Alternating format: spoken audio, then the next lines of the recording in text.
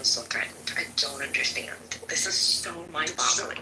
If I could dialogue on that, if we're talking about the systems of white supremacy and white colonialism no longer has the effectiveness that it once had. If I'm white and I view that as, oh shit, I'm being genocided. My whole world is being attacked and killed. What I know to be real. Shit, they're coming after me. I need somebody to defend me. Damn it, where's my Justice Department that's gonna come say, hold the hell up, I have value still too. Can't just get rid of how we got here. I think it's somewhere in that vein, and the other people that aren't really aren't in that category of white, whatever that, which was all a construct that was kind of crazy. But bottom line is, there's like everyone's watching that play out, watching like, okay, there's some people that, you know, in that boat that have benefited from colonialism on the planet, from white supremacy ideas around the planet and systemic things, and now that's losing weight. So if you have them on down here, you've got different people that have a voice, and you've got all these bring us everybody into America from around the world, and now they actually can be contributing Americans with real citizenship. You will lose the ability as white supremacy, as white supremacists, if you're subscribing, if you just believe in that, or just trying to uphold white is going to run everything of power, and that scares the hell out of people, I'm sure. I think that needs to be addressed as a planet, because it's definitely a mindset. I won't say a sickness, but it's definitely dis-ease. It's the opposite of ease. It's not a mind that's not at ease, and it can feel being attacked. And what does any living creature do, or any system, anything do, when it feels attacked? It attacks back or attacks first. And I think that's a real study. It looks like it's not going away. Yeah, I think that Sweet's partially right. I don't think the impactfulness of white supremacy has depleted it anyway. So that's not actually true. What's happened is exactly what he is saying, is that these are people who feel like they are losing their elevated position within that within that construct. They don't believe it is treating them the same way that it always has. That obviously comes from the losses of jobs to technology. They're a black president, which signifies the elevation of people who do not look like them at the highest office in the land. Excuse me, I'm sorry, I'm doing two things at once. It is a combination of a few things. So it's not just one thing, but all of those things in the appearance that it appears that they are losing their place in the construct. And that's what's and then they're also being fed propaganda simultaneously that confirms that with them, that other people feel the same way they do, which is, you know, allowing them to, which is emboldening them. Obviously, then there's a grifter at the highest office now who confirms all of these things and who panders to them, you know, based on those things. So it's a multitude of things, but ultimately, in the serving exactly what Sweet was saying, is that they feel like they're losing their privilege, and that's caused the response that we're seeing.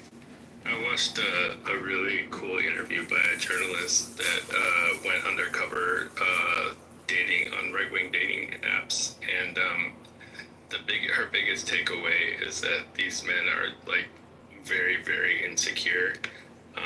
It was interesting. One of the things she talked about is this is in New York, and they all act liberal with their friends because they don't want to lose their friends, but they're very right-wing in their private thing.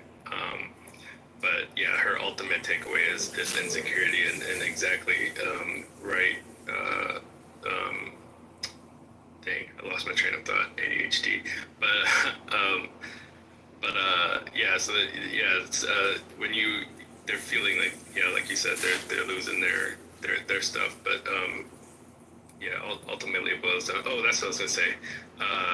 The propaganda. I watched a video of a guy who just watched thousands of TikTok videos to see how long it would take different locations to go to the right or to the left, and it was actually pretty evenly spread.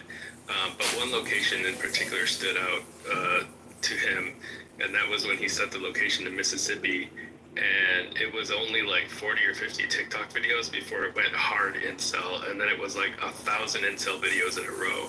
and then it went right wing. But yeah, it's there's a lot of stuff happening out there. But I think it boils down to insecurity and then feeding on that insecurity. But we all agree that it is their perception, right? Like, there is no laws that have been changed to quote unquote, like legally, or I mean, I guess the tolerance of white supremacy has still really gone down. And is that why they feel uncomfortable? Because, I mean, a white man is still as much privileged as he was before. Like, he still has a majority of privilege in this country. It's because we have. It's because we have, and this stems a lot from capitalism, but ultimately, wherever it comes from, we have a very scarcity mindset, and so if somebody else is getting something, then I'm not getting something because there's a pie, and if a piece of the pie is missing, that's my piece of the pie. So that's that scarcity mindset, and so they're thinking that if black people get rights, well then I'm losing my right. Yeah, I agree with that. There's a twofold thing. Like those that have a lot of wealth, they're watching a lot of that wealth being lost in this. I'm making it very general, but that wealth may be diminishing to some extent. Others are getting wealthier, but at the same time. But the bigger thing I think is, like he said, this idea.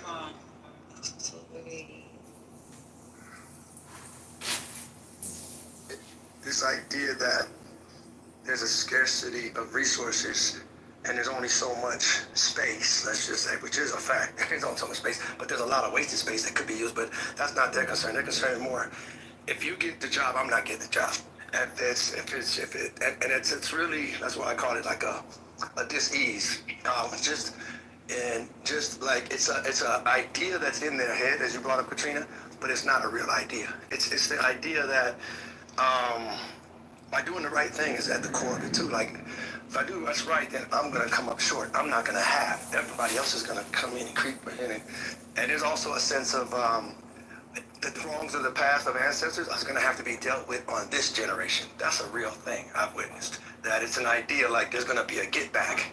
Not that I did it, but you're still mad at my grandmother, my grandfather, you're still mad at, and there's a coming to terms with the reality of just not allowing how things got to this point on a corrupt level to get it, to keep moving, and therefore, well, if you know somehow or another whether you were involved with it personally or not, the idea that you do benefit off of that, and that's no longer the play anymore across the board, then it's like, will there be enough love for me, enough tolerance for me? Will I still be able to survive? Well, can I just be a part of the whole thing and be one of the the majority in that sense? All of that is, I think, some of what will come up in a study of this phenomenon.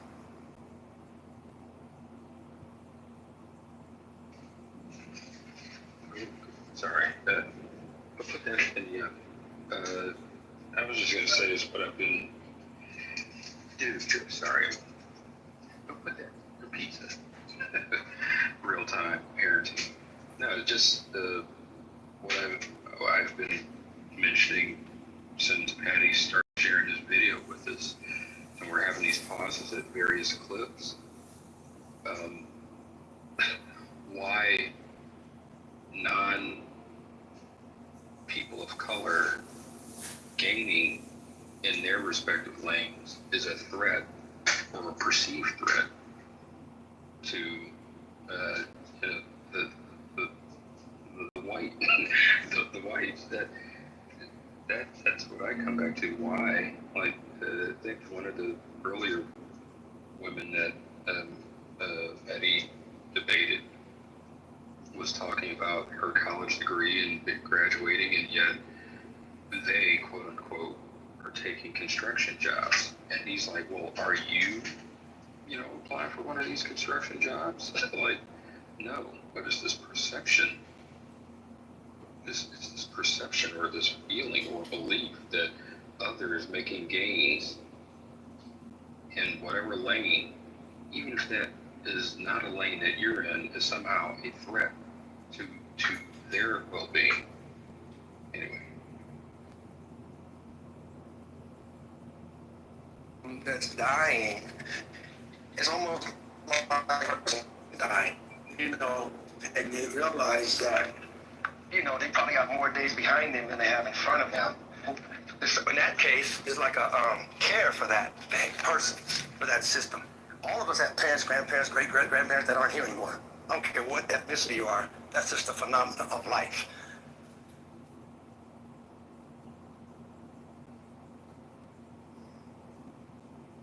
All right, Quinn, was that the end of the video or is there? To carry on. There's a little more. Okay, let's play it. See. I gotta see if I got kicked out of that thing again. Was it on YouTube? Yes. Oh, I'm on it still. Okay, cool. Yeah, it'll go right back to it if you.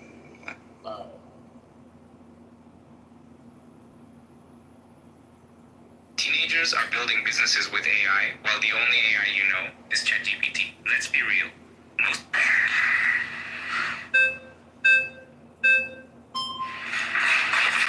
Hello. How's it going? Nice to meet you. Hello. So, I'll switch over to the Gaza thing in a second, but first off, I just wanted to touch on that. You said that you support free speech, of course, right? So, what I'm confused about is you've refused to debate people that have disagreed with you. I mean, you said that they're racist or they're fascist, right? No. If we're going to do facts, they said they were racist and fascist. Get your facts right before you speak. So isn't the whole entire point of the debate to debate people that you don't agree with? I don't debate people who don't see me as equal. No point. Or B, support democracy, because that would undermine the whole idea of the debate. If you don't support democracy, as our friend here doesn't, and support General Franco, then what is the point of a debate? The First Amendment doesn't mean you have to debate everyone. Somebody comes up to you in the street and starts talking to you. You don't have an obligation to carry on talking to them. I'm sure you go about your business. Somebody comes up to you in the subway and sits next to you and starts ranting in your face. So you're not going to touch base. Everybody knows everyone here has hygiene standards, as do you. There are people you wouldn't debate, I'm sure, as well. Okay.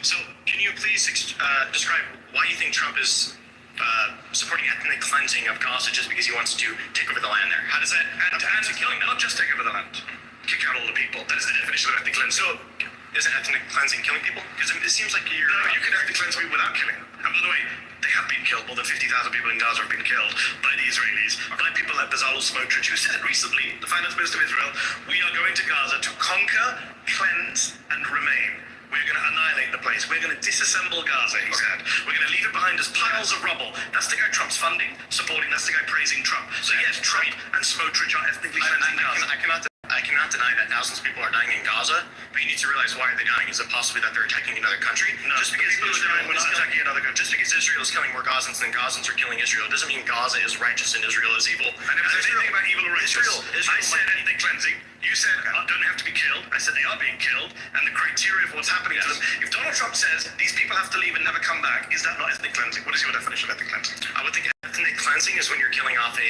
large part of an ethnic group. That's the genocide. You're confusing your terms. Ethnic cleansing is removing one ethnic group using a deliberate policy by violence or terror-inspiring means to remove another population, another ethnic group from a certain geographic area. That's the UN definition of ethnic cleansing. That is what he's doing. When he was asked Donald Trump, can they come back? He said, no, they cannot. That is ethnic. I've heard all these people talk about white genocides, and you guys are nationalists. How would you feel if somebody came, a president of France came and told you to leave your land and not come back? Would you not feel you'd be ethnically cleansed from your home? From America? Yeah. Well, because my ancestors were settlers here, not immigrants. They actually Palestinians are not immigrants in Gaza. They are indigenous people to the land. Didn't Israel just give Gaza the land like a few decades ago? No. I'm pretty sure Israel used to have that land. Pretty sure you're wrong. They withdrew from 2005 from the land, but controlled the air.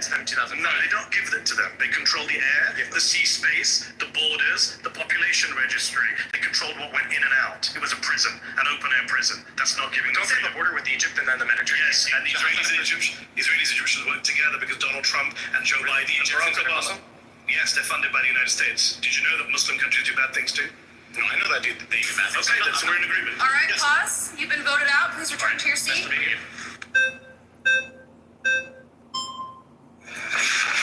Oh, great. Hello, sir. Welcome back. See you, Mehdi. All right, so I agree that Trump wants to do a cleansing, but not an ethnic one, because that area requires a lot of cleansing. Because when you have a population that was taught from early childhood age to hate Jews, Christians, and pagans, you need some serious re-education. Number one, that's not true. Number two, that's not what he's proposing. Well, I mean, most Palestinians, by polling number, do support Hamas. They support resisting Israel. Well, I mean, the thing is, what did they do in the first place that they were in this, what you call open air prison? Great question. What did they do to deserve being occupied? Well, here's the thing, because the Islamic Republic in Iran is using them as a tool. What is it As a got to tool, do with this? as a tool for their Islamic expansion. When did the Islamic... Because they don't. Hold on. When did the Islamic Republic of Iran... You're Iranian American, Yes. I believe. Yes, I am. When was the Islamic Republic of Iran founded? 1979. When was Gaza occupied by Israel? 19... Well, they were 67. 67, yeah. So, can we do the maths together? 12 years before the Islamic Republic of Iran existed, Yep. Israel was oppressing, occupying, dispossessing the people of Gaza. So your argument makes some sense. Were there any terrorist organizations at the time? The PLO was considered a terrorist organization by the entire Western world. All right, so was Hamas there? Hamas did not exist till the 1980s. Exactly. My point is, after the Islamic Republic came, it became chaotic because the Islamic Republic has started to use the so-called innocent Palestinians for their own So-called innocent Palestinians. You don't think Palestinians are innocent? Not all of them. Because What about the 17,000 children who were killed? They're doing the same. 17,000 children were killed. Were they not innocent? Were they not innocent? Who's responsible for that?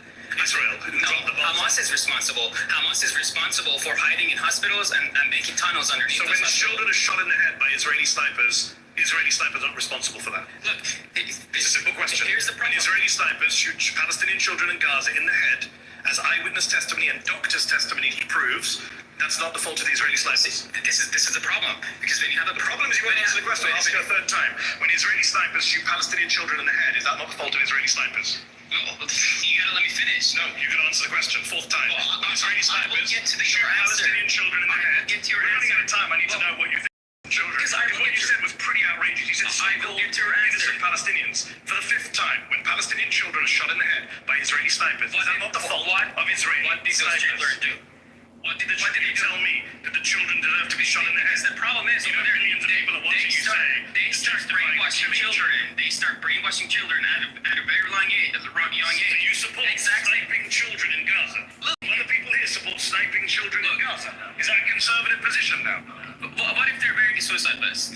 They weren't. But what if they are? They're not though. What if they are? I have friends who went there, doctors went to What Gaza, if- American doctors. They came back as we had multiple children. What if they're with gunshot hell-bent? shots. What if they're hell-bent on killing you and your family? A 10-year-old child, an 8-year-old child, a 6-year-old child. Because This is like I bad said, for you. like You're I said, sitting on they're live brainwashing television. them. There are millions of people are going to see your neighbors, your Because friends. You millions of support people, the killing of children. millions of people don't know what's going on. Even your fellow right-wingers are saying, don't go this far. Like genocide, sure, but don't support Millions of killing people kids. don't understand the brainwashing that is going on in Islamic Republic and in Palestine to create You're this obsessed with hatred. Iran so much that you're supporting the killing of Palestinian children who never harmed you or any other Israeli. That's insane. Look, And the fact that you support Trump's ethnic cleansing now doesn't I surprise me. didn't say ethnic cleansing. I said cleansing of the land. All right, Because you need to cleanse the land from all the tribal Salman tunnels. Milosevic said some of the stuff. You've been voted out. Please return to your seat. Wow, he didn't even want to shake his hand. Wow. I mean, Mehdi was disgusted. Yeah, if you see I his mean, I would face. be disgusted. Oh. If you were saying it's okay to kill children in their heads at 6, 7, 8, 10 years old, like snipering them, like I would be disgusted too. I have a 10-year-old. What do you mean? And for those that are new, join. I put the link in the chat so you guys can, watch on your own or like fast forward to where Quinn is at and just watch in the background. But yeah, he it's like he was being even remotely civil and halfway shaking his hand as he left the table. Oh my God, he's visibly, it's beyond disgusting. Like the man got up to shake his hand. He didn't even look in his direction. McD didn't look in the other guy's direction. Direction. I mean, but can we understand why? Oh, Based on the topic that was there. Why? Are you kidding me? Okay. Gwen, who was he debating? It was, I don't know, obviously the brand. It was a young guy. I think I want to say he's Israeli. I don't know. I don't know what his actual, I don't know. No, He was from Iran. He's from Iran. That was just that piece of the debate, right? That's really strange. It wasn't the whole debate. Just for those that don't know, the whole debate wasn't just that last guy, though. Just for the record. No, it wasn't. You're right. It was two different people. But the last guy. Oh, okay. Yeah, but Quinn, remember we were talking about the immigrants, right? That come here and justify white supremacy, just like the other guy who was from Persia. Was he Persian? I think. Also an immigrant. This guy's also an immigrant from Iran.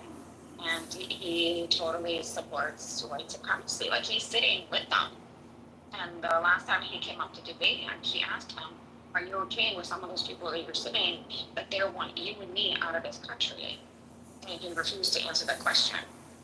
That is the most mind-boggling thing for me, is how somebody from Iran would sit there and be in line with white supremacists in the United States. It's so crazy. Is it crazy? Is it crazy because the parties have realigned? The parties are no longer racially aligned, and as I've pointed out, there's plenty of white leftists who hate the white race and call for white genocide. So I'm asking, if there are white people that openly call for white genocide and say they hate their own white skin, why does it surprise you that there's some non-white people that feel the same? Wait, just to be clear, because I'm thoroughly confused. You say that there are white liberals who hate their own race of people. That's your contention. Yeah, Quinn, if you bother to read the room chat, Quinn, I'm being respectful. Quinn, I've never once interrupted you, so don't interrupt me. Quinn, don't interrupt. Was he interrupting you? Yes, he was. It was a I actually want to know the same answer, because I'm wondering, I hate a lot of white people, but I don't want genocide to all of white people. I hate a lot of white people's superiority complex that they have. Okay. So what is your definition of white people wanting a genocide on their own white people? Okay, well, if I'm not interrupted, I actually just posted in the room chat a Clubhouse white leftist. Openly, he got a job teaching in a university, and he teaches his white students that there is a necessity for white genocide. That is to say, this white professor says because he is liberal, because he is leftist, because he is progressive, and because he's on Clubhouse, he says there should be death camps where white people are around. People in here. Okay. Yeah. Well, where is that? I don't see the link number one. It's in the. Well, respectfully, I'm about to land my plane. It's in the room chat. So go ahead and delete it now, before you say anything else. You don't want that in your room chat? No, I don't. You're not putting people's profile in here. Snoopy, what does that have to do with us, though? Like, with a person saying that, what does that have to do with us or the other white people? Delete it now, Snoopy. Absolutely. Is it the whataboutism? I don't understand. Like, why are you trying to flip? There's a white Republicans hate white We can have the Democrats. argument about whatever, but what he's not going to do is put people's profile in here for us to be trying to, for him to talk. This is crap back.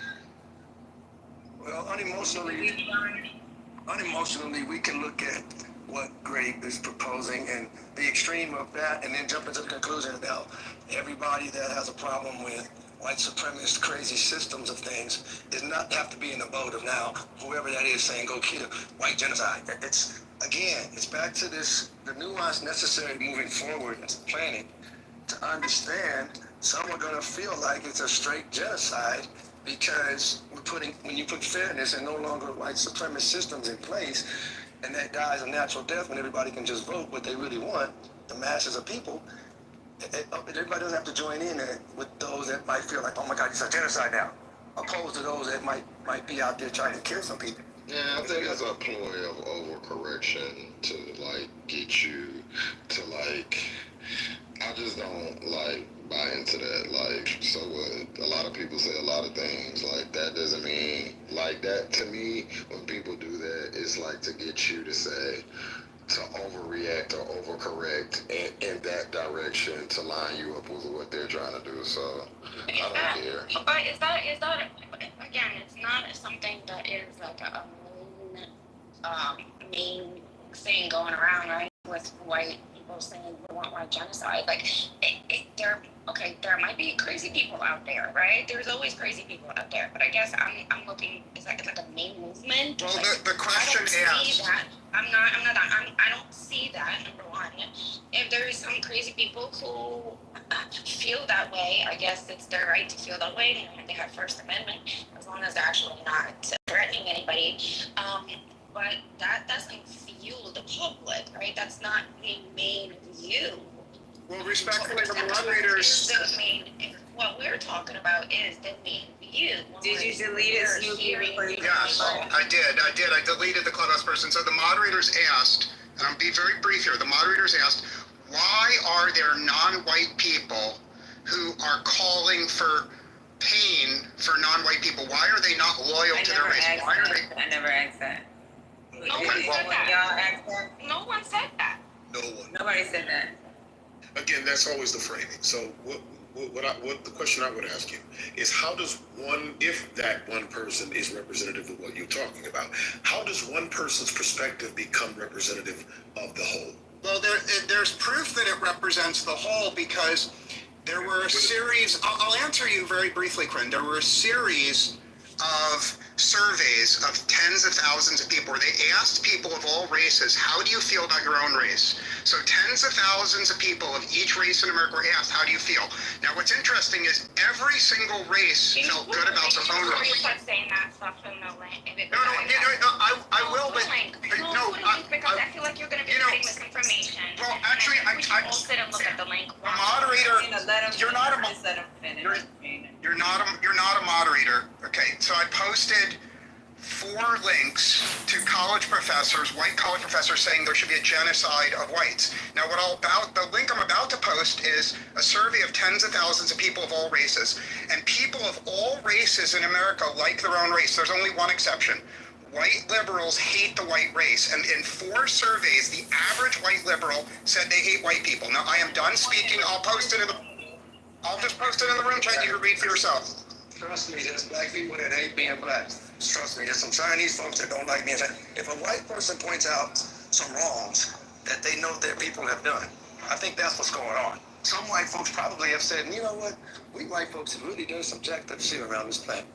If they're saying that, I'm not going to put them in the vote of now white genocide. Now, some other folks might, what they decide to do with that data, that empirical data, by the way. So there's some jacked up shit has been done around the planet. White people in the room say that they sick of white people, so I don't know that that's a. Now you want to genocide. That's not, and that's the fear part. I have said that I'm sick and tired of racist white people. That I've said, I think that they're immoral. I think those people do a lot of damage to society. I think people, but that's not calling for genocide.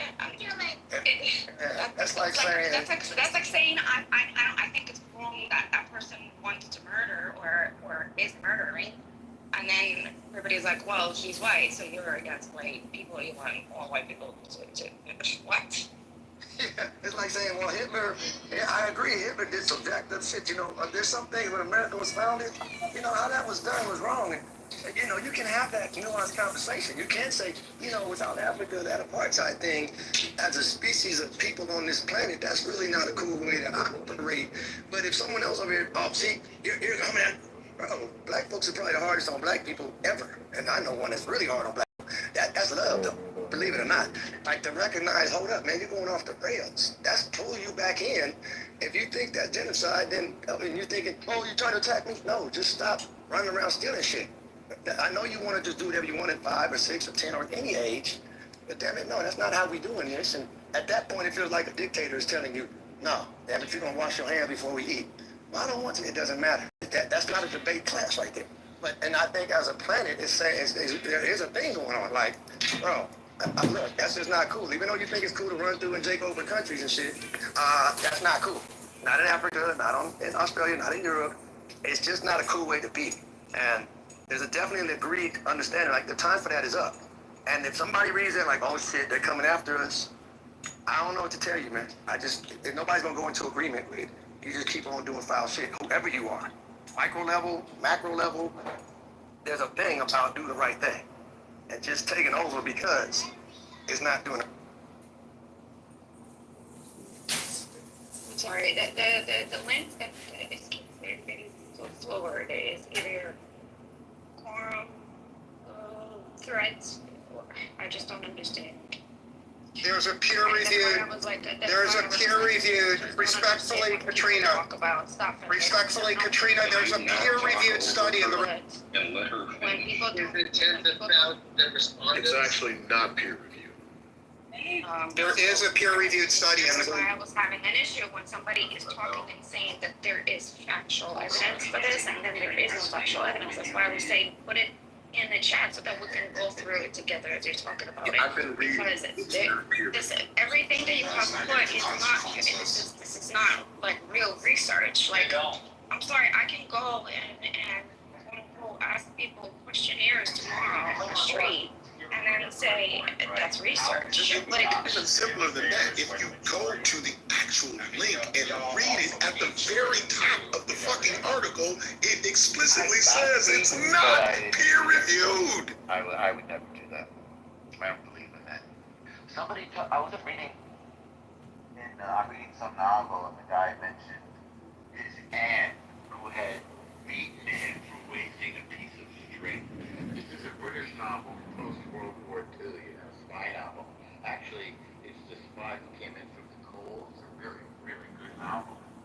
When you mentioned that his aunt hit him for wasting string. Imagine that power. Yeah, exactly. They were that broke. Everything mattered. Hell yeah. I'd beat that ass too if I was that broke. But I noticed that back then for that time they used fear to make things happen a lot. They hit you to make you submit. They tell you that this God is real and judging you and gonna send you to hell if you don't submit and do right. Like everything was so fear driven. And even today, like my parents and my grandparents and all of that generation that's older than 55, like they're so fearful. Not all of them, but a big portion of them, they're just so fearful. I don't know. You're projecting on them, Barbie. Me? You. How am I projecting, Congressman? You're saying that baby boomers are fearful, but the truth is you're fearful. I don't fear homosexuals and marijuana like they do. Oh, well, that's not the type of fear I'm thinking about. Well, that's what I'm talking about. You know, like making a child submit so they beat them. You know what I mean? Well, why do you think, young people should be using cannabis? I mean, it's a sacred herb. If you're just going to use it to look at TikTok videos and not even go to the gym and just waste all your time consuming propaganda, I mean, it's not beneficial for young people. What, marijuana? Yeah. Well, I never said that young people should smoke marijuana. Well, you said that's what the baby boomers are fearful of for these younger people. Are you not following your own conversation? I never said that. That's not at all what I said. What is it then you think baby boomers fear? Did anybody else in this room hear me say that? I claimed that you were projecting onto baby boomers your own fear. Yeah, well, I just told you that's not what I just said, so maybe pay attention. It is what you said.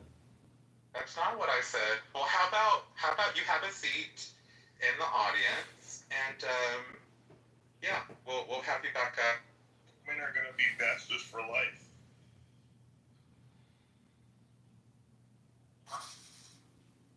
It's facts. It's two completely different things.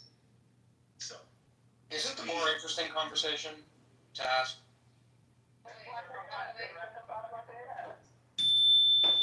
All right, take a deep breath, everybody. Just relax. Oh my god, I knew it was you. I didn't see you. Welcome back to Ultra Diogenes Radio, the #1 clubhouse extremist room. An Ashkenazi-looking Jew with a fat grocery store clerk combined create the Ultra Diogenes Radio. Hey, does he know that I found my dad and I'm not Jewish? I don't know. No, it's about your mama. No, he doesn't know. I didn't tell him. I wanted you to. That's right. He does know. It is about my mama. My mama might have been Jewish. I've seen your photo. I've got, you know how people got Gaydar? I got Ashkenazar. I do believe he's still. I mean, what a hypocrite. How does a self-hating Ashkenazi come on here and talk shit about Ashkenazis all day long? Today we haven't talked about the Jews, so. Well, now you're talking about We it. are also the Reicha. It wasn't me who brought up the Jews, it was you. I was talking about the Ashkenazis. It was you. I was talking about Ashkenazis. There's a difference. Oh, wow, you're saying Ashkenazis are not the Jews? I'm saying there's a difference. They're called different words. What?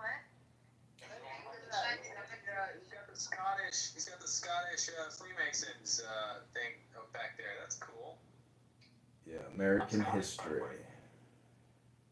Oh, that's maybe why you look Ashkenazi. Ashkenazi.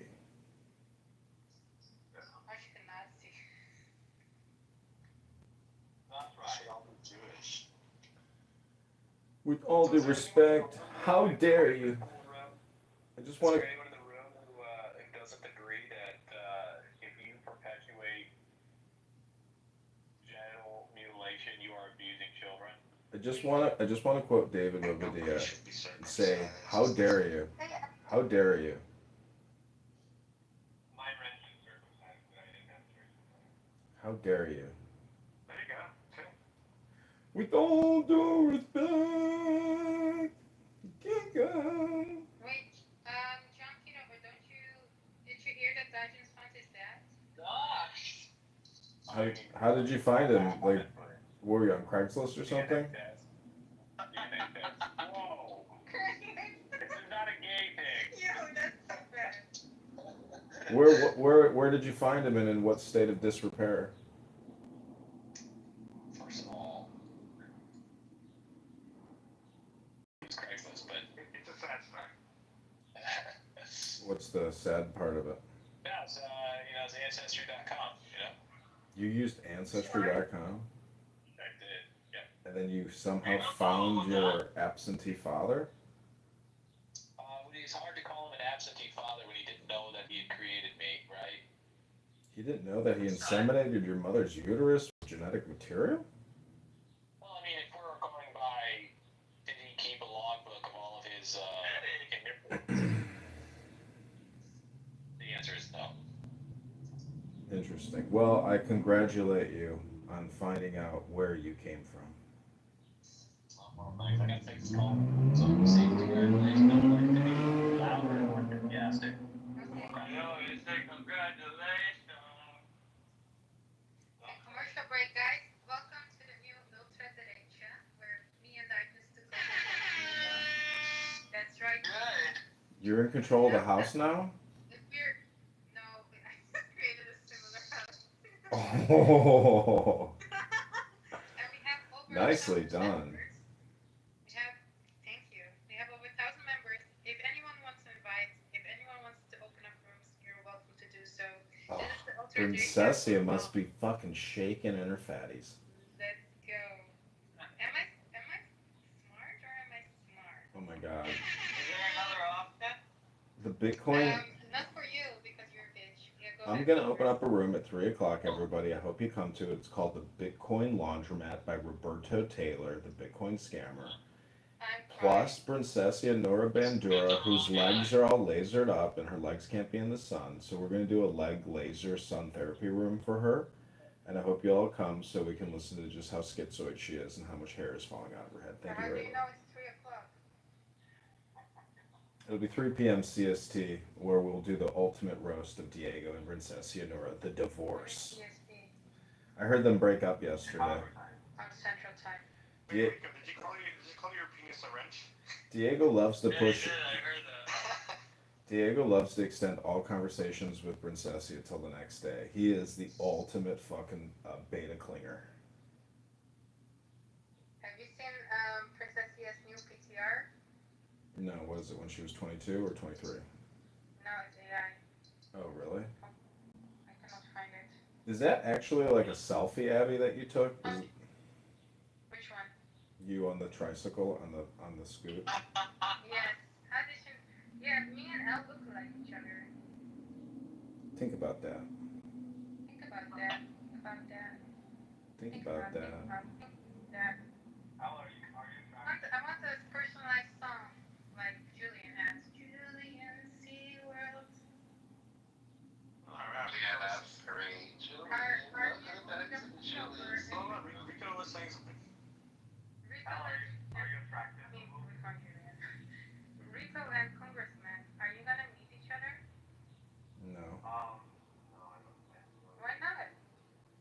I mean, if he wants to have a beer like on a Friday, Saturday night, just go to go to Russian Division or to the Dock restaurant, and I'll meet you there. Okay, I'm gonna Russian Vision. Russian I Division. was like, no. I'll meet up with anybody from Clubhouse. If I was you, I wouldn't meet up. I'll meet up with anybody for a beer. If I was you, I would meet with him.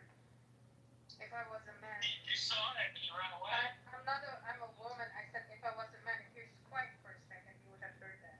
Wait, you ran away? Was that allowed? Did you run away from Diego? No, that fat ass didn't even get out of his car to shake my hand. He just sat there like a fatty. Yes, that is not coded actually. He just was lounged back in his car with his fucking gut hanging out. You're saying now he didn't get into the car, but before you were saying he had some sort of Nazi boots on. It's a jalopy, yeah. This doesn't add up. It's a joke, dumbass. I don't think he was wearing boots. I didn't even get to see his shoes. You know what happened? He stuck his head over his window and saw the boots. How about that? He thinks he's Robert De Niro from Cape Fear, but that's just the way his family lives. It's like, oh, Diego, do you have cocaine on your shoulders? Oh, hold on. That was dangerous. No, he keeps it sober. He's a fatty. That's right. No, I met him in person. He's not that fun. Are you kidding me? He was so weak, he couldn't even stand up and shake my hand and say, "Oh, hi, my name is Robert. What's your name?" I'm like, he didn't even know how to communicate. He thought he was in Clown House, talking in Clown House when he met me. Like, that's how he acted, like we were on cell phones or something, because he's a fatty. Alright, you don't need to call me fat. I will be going on a diet soon. Yeah, don't you go to McDonald's? You're disgusting. I did go to McDonald's. Thanks for telling everybody, Abby. Thank you so fucking much. Gross. Did you drink like an extra large Diet Coke? I did not tell him. I go to McDonald's and you tell everybody. I did not tell him. He just said it. No, she was talking about how fat you are and how you're going to McDonald's. How much you let her down. She actually went to McDonald's within 3 hours to keep the trend going because she wanted to be one with you. Julian, were you there? Yeah, you were there. I didn't say that. You were there. You heard that. Where was I? Did I tell You heard Abby say that. Hold on. Did I tell you that I did not to make the most of the cheese fries? I will never say that. Sweet. Are you guys technically like a functional? Oh my god. You guys are like a functional Branduro and Roberto Taylor. They copied us for the last But time. how are you guys like friendly to each other? Because they like hate each other. What do you mean they hate each other? He roasts her, she roasts him, she starts crying, then he tries to be nice. It's like a sick, disgusting relationship. Yeah, it's a total toxic relationship. When you hear her, That Rico can meet up with. I don't know. There's not many. Go to the black rooms.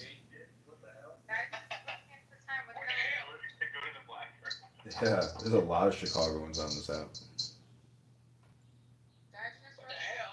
Well, I don't know if Rico wants to meet a black person. Oh, that's racist. You'd meet up with Jazzy, I'm sure, right, Rico? No, I had that opportunity. Oh God. Would it be funny if Rick showed up with Jazzy next to him? Yeah, I guess. Rick showed up with Jazzy. Yeah, I was afraid he was going to. I would get her a shot of Malort.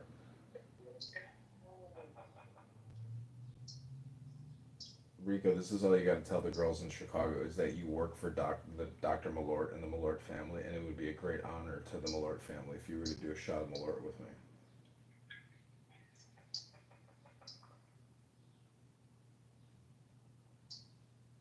I was always angry when Rico was laughing off mute. He said, "Why are you laughing off mute? Go on mute and laugh." Jokes on you, Congress. Actually, people use Rico's last name in Chicago. Mr. White? Did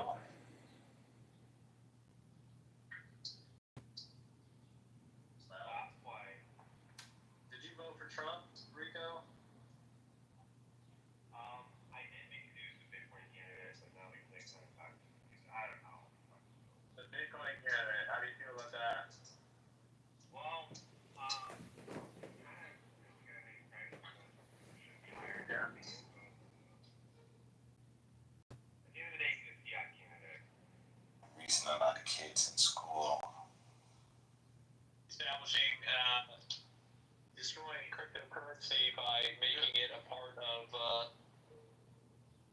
system. And you know how much easier it is to stop pretending that cash is an essential part of the money system? I mean, cash limits central banks. You know, in August Karsten's, who was the head of this, you don't though. You don't actually like free distributed money because you continue to support Bitcoin, irrespective of everything that I've told you, which is undeniably true about its centralization and the way that it is going to be utilized by the government to ensure a complete lack of anonymity and spending. I think what's going on right now is all the rich people are buying up all the Bitcoin because two things are happening. The fiat system thinks it can co-opt Bitcoin. Let me ask you a question. Bitcoin thinks it can co-opt the system, and they're kind of merging against each other.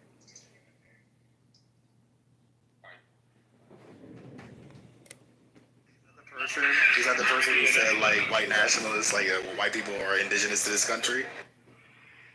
Well, no, the introduction here is that at the end of this, he's going to, so the last 10 minutes of this, he's going to debate. He's going to choose someone to debate. He chose, I don't want to think it's the first guy, but he chose someone to come up and do, I guess, open debate for 10 minutes. Thanks for that.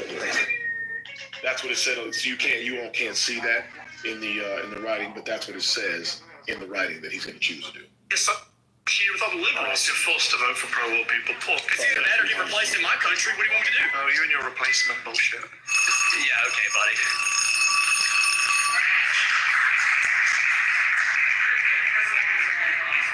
Oh, wow. There's 3 people so far. Let's keep counting. We should be nicer to you, otherwise you'll deport us. What a great argument. This is the free speech debate. It's not your country, my friend. It's our country, whether you like it or not. Or to debate for a claim of their choosing. I thought Kai he smiled, he laughed, he disagreed. I felt like it was good faith. Let's see. I appreciate it, buddy. He seemed to be in good faith. He seems kind of... Too many subscriptions? You need rocket money. Smart. And, he's one of the few people who doesn't want to deport me. Or maybe not. We're going to find out. My claim is we should get rid of birthright citizenship. Why do you want to get rid of birthright citizenship, and how, by the way? Because you know it's in the Constitution. I'm so glad you brought this up. Yes. Because it was one of my... The 14th. 14th. That means it's a bunch of your friends, and nobody wanted to engage in the 14th. Yeah. Let's talk about the 14th Amendment. Exactly. Clause, which says that if you're born here, you're a citizen of the United States. Yes. I chose this because it's an extension of the original debate and the immigration debate. Okay. I think birthright citizenship, first of all, when it was originally argued, among the people who were actually voting on the clause, right? It was argued that the birthright citizenship was not automatically extended to everybody who was just born here. And we have a long history of that as well. For example, with the Native Americans, who had particular laws that applied solely to them. Yep. What we're seeing in this country is not everybody is so similarly under the jurisdiction thereof of the United States, right? And by allowing for birthright citizenship and not interpreting the Constitution as we're legally allowed to and restrict, the automatic citizenship of anybody who's born here, we actually remove the issue, for example, of family separation, because there is no incentive of a family to come over to this country illegally and then have a child, which is contributing to the awful situation we have in America of breaking up families. This is not something that I imagine you or I agree with. No. The issue is birthright citizenship has incentivized that. So even if I were to concede that in some cases birthright citizenship has incentivized that, I don't like the phrase anchor babies, but I'm not naive enough to pretend that there are not immigrants who come here and time the pregnancy in order to get... Of course, you and I can agree on that. Yeah. But that doesn't mean you then rip up a constitutional principle that goes back centuries. It goes back before the 14th Amendment. 14th Amendment came about, I think, in 1868, if memory serves me correctly. But the principle underlying it is actually from another country, the UK, ancient English common law, right? So this was always the case. The 14th Amendment, as you know, because you seem well read, came along and codified what was already a principle in American and English law, that if you're born in the country, you are a citizen. Now, you mentioned the point about jurisdiction. There is that little bit in there where it says subject to the jurisdiction thereof. That, in the debate, if you go back and read the debate that the senators had at the time, they were very explicit that that was to do with foreign ministers and foreign ambassadors. Diplomats living in embassies, their kids shouldn't be citizens. Obviously, they're here on their own. The Argentine embassy in D.C. is Argentine soil. So we accept all that. Absolutamente, amigo. But when they were asked about Chinese immigrants, Senator Trumbull, who was, I think, the chair of the Judiciary Committee back in the 1860s during this debate, he said at the time, Chinese immigrants' children, they are citizens. In fact, 1898, as you well know, we get Wong Kim Ark, Supreme Court case, Wong Kim Ark versus the United States. And the Supreme Court says, yes, even the child of undocumented Chinese immigrants is an American citizen. So this is a principle going back centuries. So while I can agree with you that there are cases that abuse the 14th Amendment, that there are issues of family separation, I'm not going to rip up a constitutional principle that goes back centuries and is backed by a 127-year-old Supreme Court precedent because Donald Trump is looking for ways to cut the number of brown and black people in the United States. If you don't mind me interrupting, this is where I think it's important as well to go back to what we talked about with the Constitution.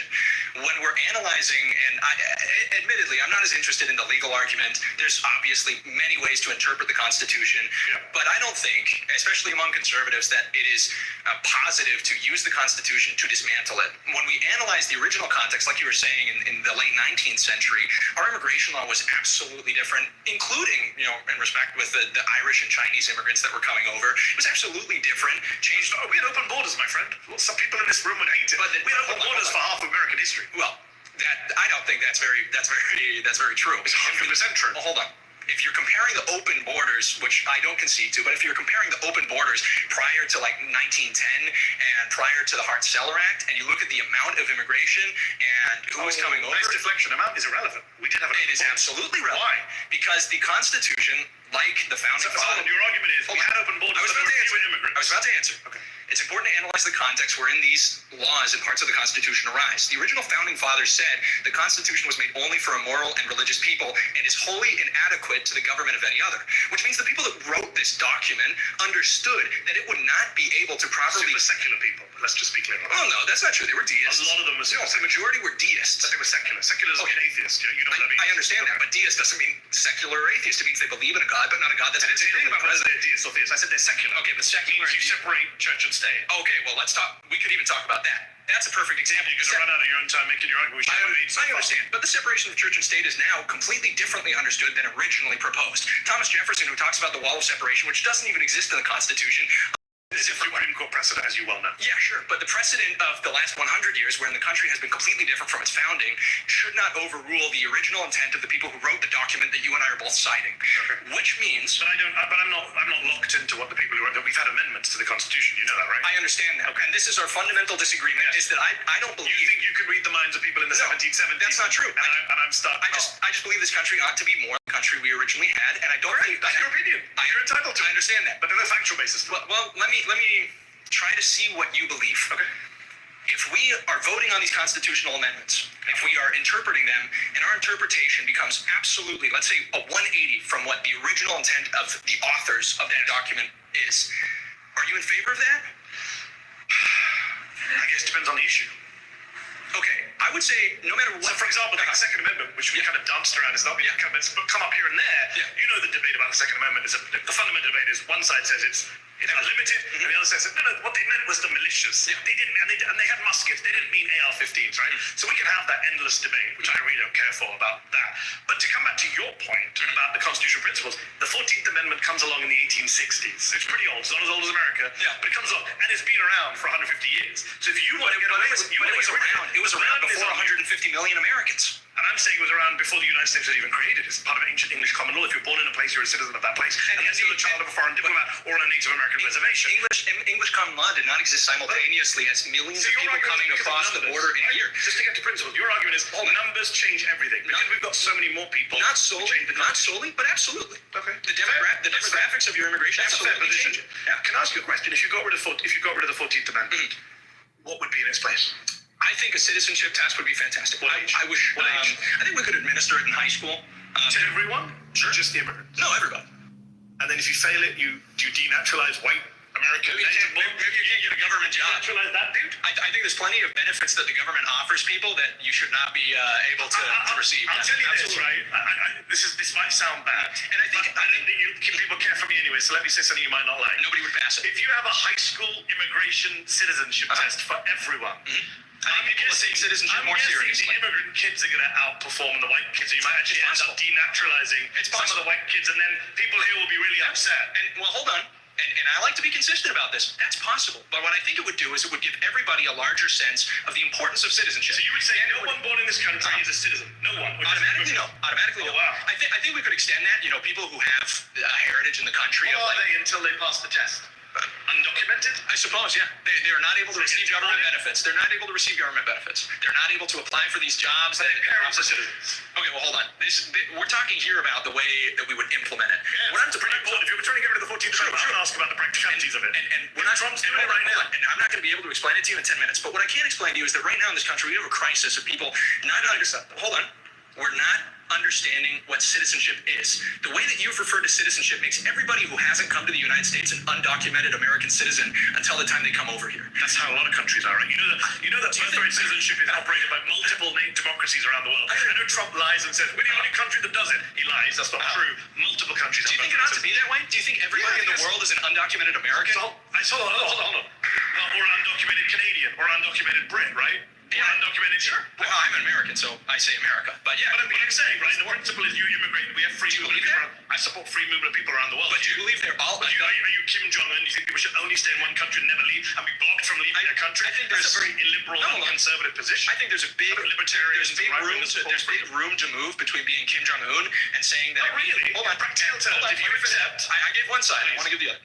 There's a big room to move between being Kim Jong-un and saying that everybody in the world is an American. Not on our soil yet.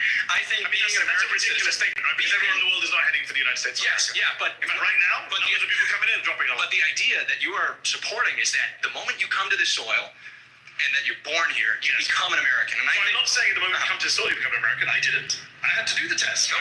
I had to do the naturalization process, which is guaranteed by the 14th Amendment. But the 14th Amendment also says if you're born here, then you automatically get it. I'm not saying the problem we have. It's a hill I'm going to die on. The problem we have is we don't appreciate citizenship.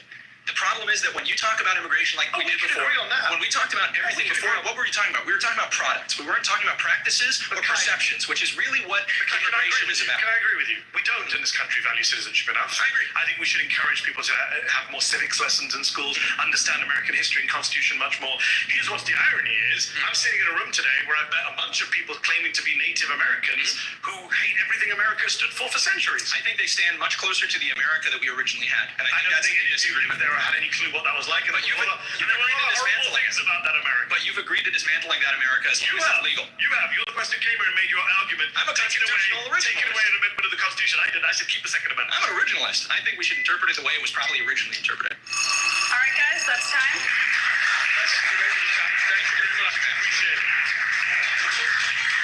I thought it would be an interesting exercise in trying to understand what genuine far-right conservative folks think, and it was kind of disturbing to see that they think what I thought they think, and they were happy to say it out loud. I am disappointed that I had to sit across from people who believe in white genocide, who believe I'm not a citizen. Multiple people here said I should be deported. One of them was even the child of immigrants, which I found bizarre. Obviously, we were way outclassed. Like, we're not professional debaters. I don't think anyone in this room was, maybe one or two people. And clearly, Manny, he does this for a living, right? He's a journalist, so he's really good at what he does. Mehdi Hassan was pretty good at, taking cheap shots, trying to, derail people from their arguments, trying to, pit me against, some of the people that wouldn't like people of my color to be in the United States, which is irrelevant. I think one person said as he walked off, you'll be the first to go, which is ominous and racist. I think that was disheartening and particularly discouraging because it just felt like it was fitting into a stereotype that we're trying to fight against, which is we actually have arguments, we can provide good reason, and Don Rhodes just pushes that far away. I am, I guess, a far-right Republican, but as I learned today, not as far right as I thought I was.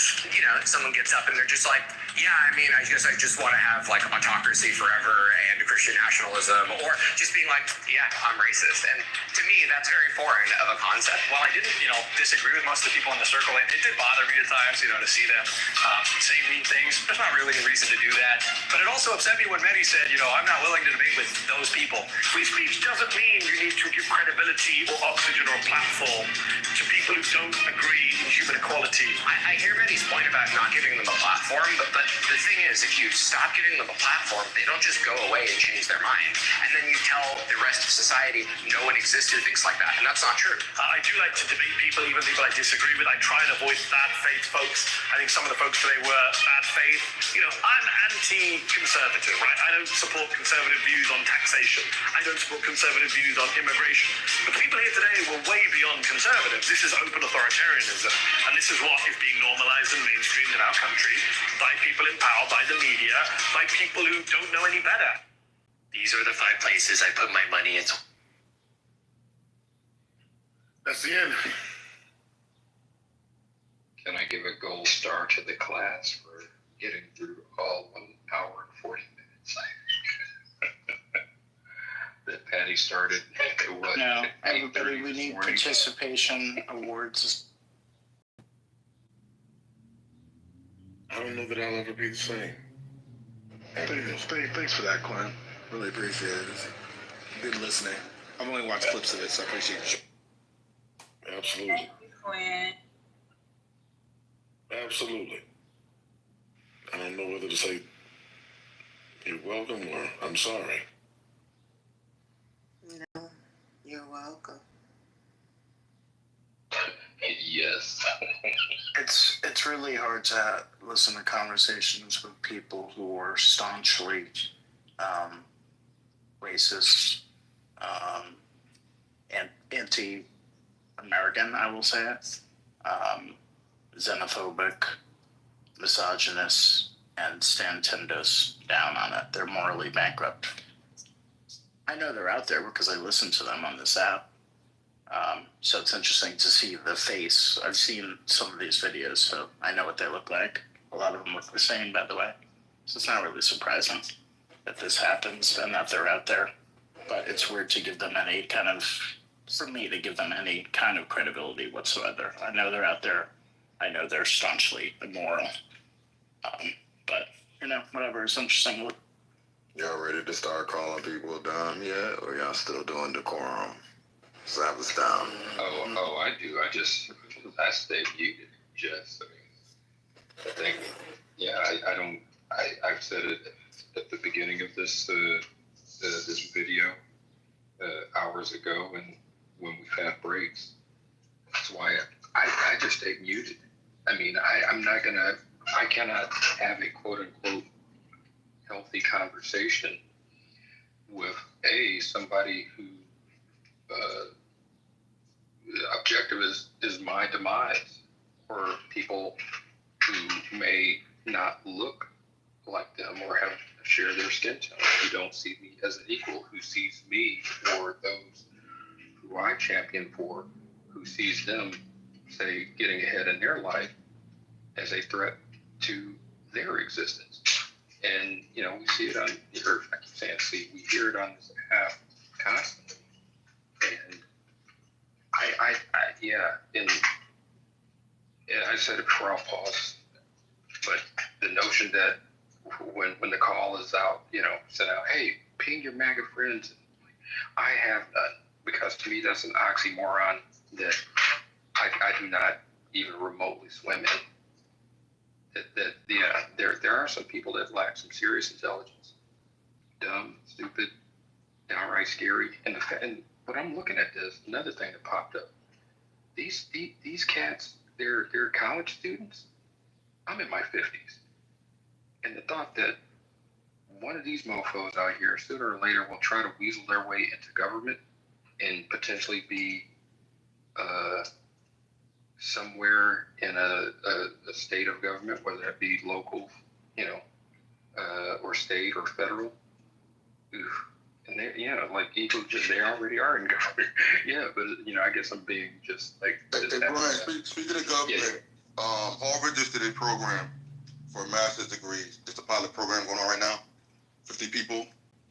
They're doing 25 veterans and 25 basically federal employees who got fucked by Trump. And the degree is gonna be a policy degree. So if y'all interested, let me know. It's $100,000 fellowship for the year that they I have a question, Haitian. So, what about the people who got fucked by Trump? What? You have to work for the government, No, so not Harvard. the rest of us? Hey, well, I don't know. That's up to you. But if you want to do That's the the program, whole. it's a free degree, so. Yeah, so I'm talking about who can apply to do this program. Federal, I'm trying to see. yeah, federal employees and military. Oh, okay, gotcha. Yeah. So the rest of us that got fucked, that's getting fucked by Trump, we just out here, out here. According to Trump and his MAGAs, like, MAG, y'all not getting fucked. Because us federal employees, we were scumbags and didn't do any work, so. Oh, my bad. I'm mistaken. But back to the dumb thing, I just feel like it's important that we stop pretending like these people not knowing or not understanding. That's a thing of the past. They get it, they're with it, and they actually want to push it further. So like, I just really think that, naming that is very important, because a lot of times I feel like we be trying to explain. These people understand exactly what the fuck is going on. They know exactly what they fucking want. So I agree with you. I agree with you on, like, when you have these grown ass adults, right? But to the question about the college age students, I have a little more grace for them, because they are in the process of learning and figuring out, and there is that period where, now some of them, they'll go out into the world and they will be these people, but some of them, given information, given critical engagement, and having them learn the process of how to evaluate and to come to their own decisions, that's, I have grace for that process. But I do agree with you that some of these people are just wholesale done. But why have grace when high school kids are seeing how fucked up things are? Right. But why have grace when these kids, whether they're in college or not? It's not like times before where, okay, something might happen to an adult and you don't feel the consequences of it. These kids are seeing the consequences of what's happening right in front of them. Right, Haitian, but a lot of times, when a lot of times it depends on where you come from, right? What your socialization has been. And oftentimes, people who are early voters, very rarely, we see it a little more now than in times past, but very rarely do these people go against what their parents' political philosophy is. So when you talk to them about their politics, like, and I'm just speaking like college people, and you talk to a lot of them about their political ideas, they're the political ideas of the people around them. So when they become exposed to other people, they can open up, is what I'm saying. Like, there is a possibility for some sort of change or enlightenment or moderation. That's what I'm talking about. Now, there are some people who they're gonna be what they're gonna be. You know what I'm saying? Yeah, no, I feel you. But for me, I give the college age students a little more grace. And full disclosure, that may be a personal, not personal, but that may be like that may be a professional disability. So Yeah, because I own that part too. There's a moral thing, even if you're a kid. Like you like, it's plenty of people. Even Kellyanne Conway's daughter went the other way. So I feel like you could like maybe run up your credit she card. Got her daddy though. She got her daddy. But hold on, but you could run up a credit card. Maybe you crashed your car. You drive too fast, you curse too much, things like that. But you're deciding, if is it okay if people get, trafficked across the country? Then you have a moral problem. Like, and you're like, I don't really have anything for you. And it's because it's nothing that, like, you're a bad person. You know what I'm saying? Like you're morally corrupt. And I just feel like that. At first, maybe I thought, like, okay, maybe they don't get it. They don't get but these people understand. They get it. Young, old, and in between. If you still saying go, like, at this point, then, yeah. Yeah, but are you guys, I have this, I don't know, it's just a theory. would you guys agree that people like Trey, who has been doing tons and tons of these one-on-one events in college, particularly giving that space to the white, quote unquote, conservative men, right, and showing the conservative masculinity a safe place, as he says. I think that contributes a lot to them not learning or changing, because here's somebody who comes in and validates what you're maybe still considering. Maybe it's not 100% ingrained in you, and then they give you that commodity. They give you that group support, and you belong. And then I think at that point, it's already completely ingrained in you.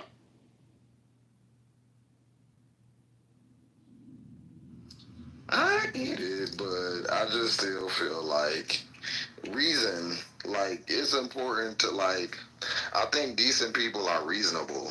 You know, you can be reasoned with. And a lot of these people, it's one thing to be a troll and to stir the pot. That's one thing. These people are like little, like, terrorists. Like, the stuff that they're saying as jokes, it's not a joke no more. Like, it's not funny. I agree.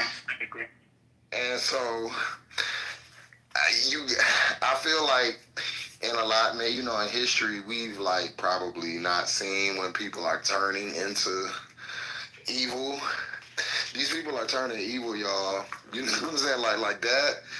Those was young. Weren't those young people mostly? Yeah, they were young people. But let me be very clear. You might call them. Hold on, real quick. Hold on, real quick. Let me just finish. Go ahead. I just want to finish real quick. So I just feel like those people are like these are like crazy situations that they want. They want, like, they're talking about shit that we haven't heard in 200 or 300 years. And we have to be like we can't be like, oh yeah, this is masculine. This is beyond that shit. Go ahead. Thank you. Yeah, let me just say this, and I'll be very clear. These people are the enemy. These are the mortal enemies that a lot of us who are decent, moral people, who are humanists, have. These are the fucking enemy. They're not, some wayward teen who kind of lost his way. These people are beyond morally bankrupt. These are the people who want to see us as second, third class citizens, as locked up, as kicked out of the country. These are the enemy. There's no other way to look at it. It's not just they have, strictly conservative parents. These people have gone way too far, and they are the mortal enemy. They want me dead. They want everybody in this room dead, whether they are white or not, because of their beliefs as well. So let's remember that. These are the fucking mortal enemies, the people who think like this. They don't get grace, in my opinion. You might call them filth. I agree with Scotty. I mean, I think that, after a while, once I determine, right, that somebody or entities are enemies, there's nothing to do but defeat them. And in this case, the defeat should be largely political. In some other cases, very well may be physical. But the point is that we have to just see things for what they are, and you just have to defeat them. It's a battle. It's a real life battle. Dr. E.G., I could agree with you on that some of those people might be very ignorant, or they were raised in that environment, so they don't know any better. And I think it's kind of like, if you look at these people as like cult members, right? I personally grew up in a cult, so I know that it is hard to deprogram yourself, and you grew up in these beliefs that it just becomes you as an individual, like it becomes part of you. So it's really hard to kind of just get rid of it on your own, or even realize that like that's wrong. But I think there's a big difference between having beliefs that like abortion is bad and that there should be less abortion. And that could be your own personal belief and, quote unquote, the environment that you were raised in, compared to, we're going to force women to have children, and they're going to be breeding machines. because some of these guys that spoke, that debated, they are fans of Nick Fuentes. And I just think it's a completely different, it's a completely different level. Like these people have psychological issues. There's something really, they're very sick psychologically. If they think that Nick Fuentes is like, they're, I don't know, like they think he's God. It's something else. Yeah, Katrina, I'll just say first, I don't say the whole thing, like, quote unquote, they don't know any better.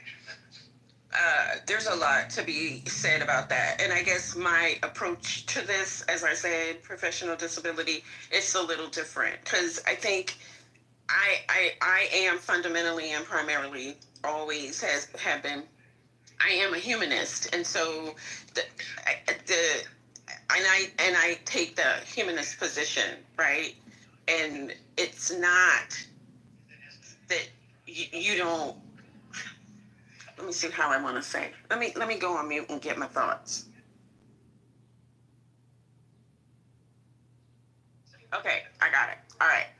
So I'm not saying that every person who holds these, I don't believe every person who holds these beliefs, like, I don't think like they're like in a cult or whatever, because I have heard people who are very articulate in their position that people who hold leftist views are in a cult, right? My comment was strictly about engaging with people in the college environment and how many of these people, they come with these views, and then when they engage, they can moderate them. That's not to say, people go out here and do conversion, because I'm not into conversion.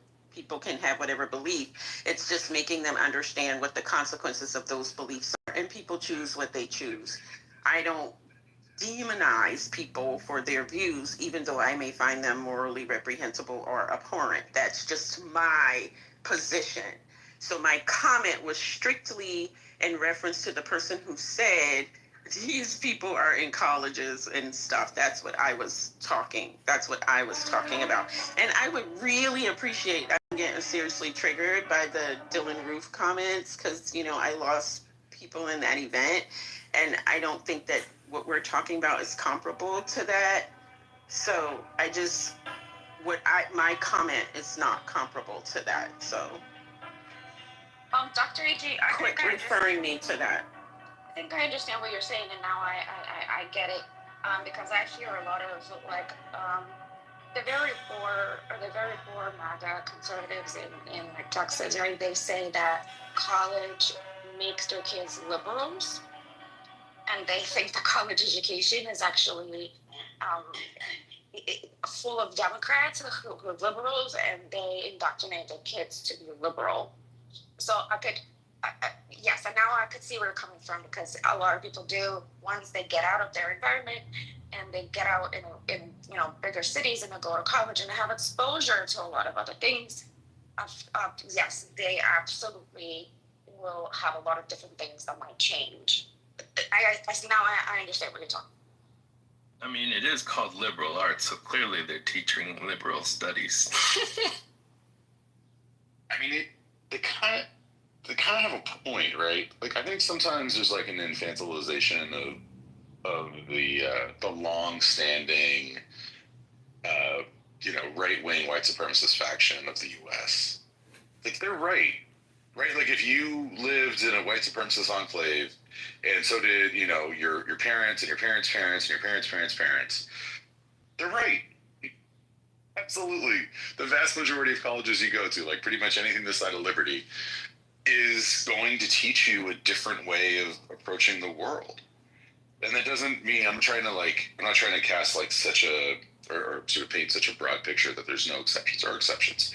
But there's a lot of parts of this country that were really explicit in what they thought was right.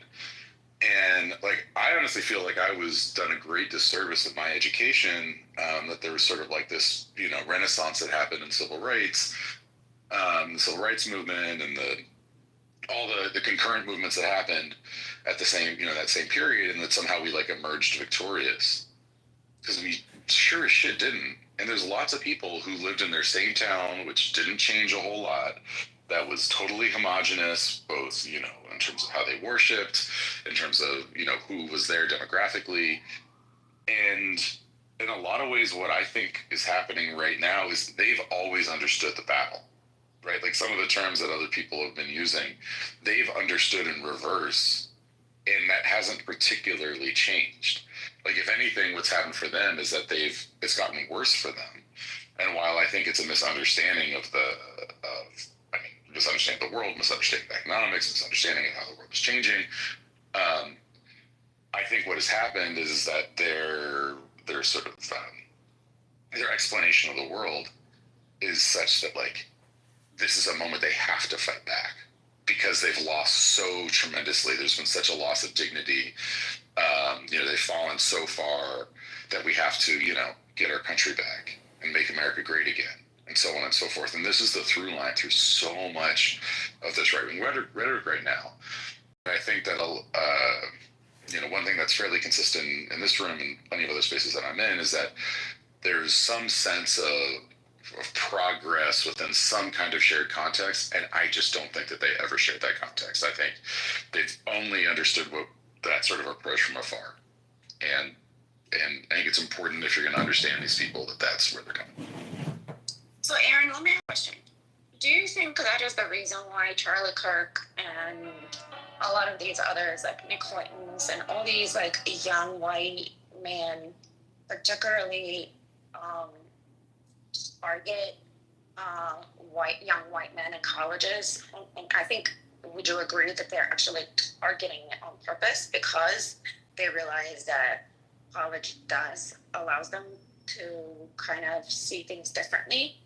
And I feel it's that identitarian politics, just like any other identitarian politics. It's the same. They're looking out for their people. But I'm asking, do you agree that it's happening right now heavily, a lot more, especially with online and everything else, like you were saying, people move more, right? What I'm saying is that it never changed, that you can draw a straight line through all kinds of historical efforts of this type, and it never stopped. It just like changed who the people were. Like, Charlie Kirk, you can draw a straight line from like John Birch to Charlie Kirk. Like, I don't think that there's that. I mean, there's like an intellectualism, or like maybe a faux intellectualism with John Birch. It was a little bit different, but like they're all coming from the same place broadly. So yeah, they're going after them just like they always have. I just don't believe that it's new. I think there was just like a mythology that was created where, like lots of people rightfully, make fun of or deride the sort of, Barack Obama won and now we've transcended race nonsense. I think that there was a mythology that lots of people who live in cities, who live pretty cosmopolitan lives, who are used to having food from all around the world be part of their diet, and are used to people speaking other languages and engaging with other cultures in a whole variety of ways. Those of us who live that way are actually the weirdos who have changed the most, because that wasn't normal. Like, that wasn't even normal in the places where we lived not that long ago. And meanwhile, particularly the people who have been living in like other places that haven't changed as much, they're still doing the same shit they've always done. No, I get it. I guess my question was not that this is something new. Charlie Kirk and Fortney's and Bad Boys and everything else. My question would be, I feel, and if you agree with me or not, that they have found with social media and everything else, they actually found a way to be more successful at it, especially creating that environment for those young men where they feel like they belong and they're heard and everything else, and that conservative, But I feel like this is very effective, maybe compared to the past. That's what I'm saying. But what I'm saying is, well, the only thing that I disagree with is that it's new. Like, I don't think there's a whole lot of difference between this moment and, say, like Rush Limbaugh in the late 80s, where he had, they had a theory of the case that, like, right-wing radio was a good idea, and it was well funded, and it started to work, and Rush had built, a lot of power by the late 80s. I just think this is kind of a different medium, but like the same playbook. I mean, it's got its particular differences because social media is different than radio, but in terms of its sort of institutional role, I don't know, it feels kind of the same to me. And we can go back to, different mediums in between and before and see the exact same patterns play out. But I'm not gonna go in a circle. I wasn't saying that it's new. I was asking, do you guys feel that they found a way to target better and be more successful? It's new media. It's not that difficult to understand. It's new media. All of these ways to get into people's brains, whether it's YouTube, whether it's social media, TikTok, whatever. This is nothing new. What's been going on, but the way we are exposed to it and kids are vulnerable to it, that is what has multiplied greatly. That's it. But exploring the psychology of this and trying to understand these people, I just think I don't think it's fruitful, and I think we do understand, but I just want to know, are people on this side or any type of disenfranchised people given this same grace when, they do the slightest? These people are saying wow shit, and we're trying to break down their psychology. Wow, I get it for Dr. AG because of her. It's like when a animal conservationist goes and sees like a dog fighting ring. It's like, oh my God, I have to save them. But truthfully, they would maul you, ma'am, if they could. That's literally, and they're too far gone. So I get it. But for the rest of us normies, like, we need to understand, like, these are the people that are going to continue with doing like school shootings, and because they're telling us. And I don't want us to get down the road 2 years and be like, oh my God. And they told us. They do this all the time. They tell us what's coming, and then when it comes, we surprise. But they're telling us now. I'm just letting y'all know they're telling us. These are young kids with this stuff, and we're trying to break down their psychology instead of acting.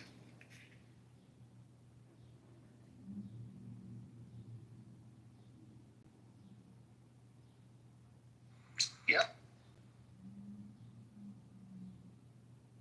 I just noticed that this popular thing with this particular I found a whole new social media where I haven't never seen this before.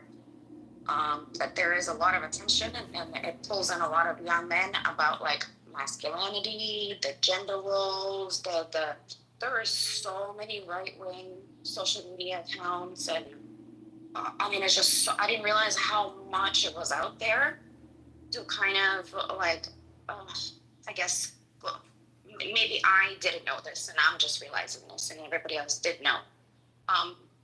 But this effort of a young white man to be conservative and what is masculinity and all this other stuff, it seems like it's just all over.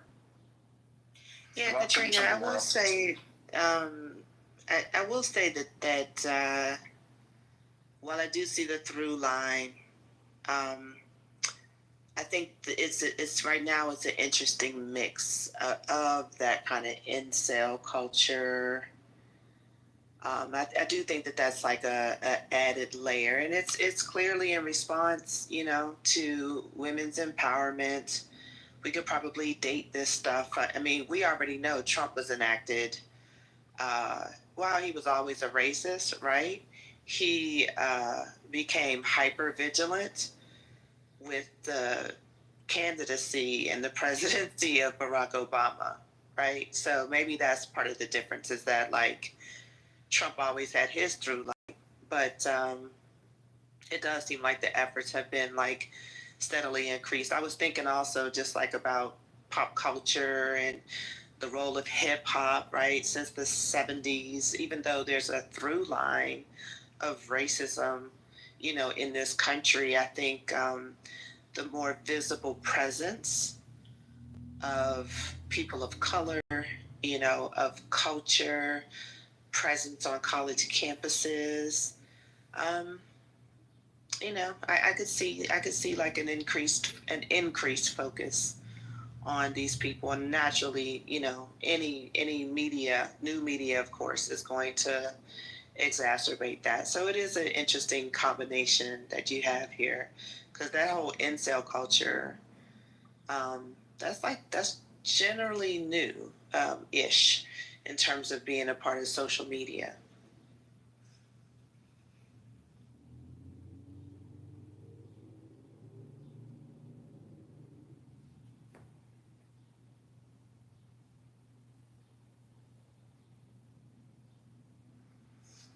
And yes, it is at least 10 years old, Chris. I remember the incel culture, um, even on Twitter.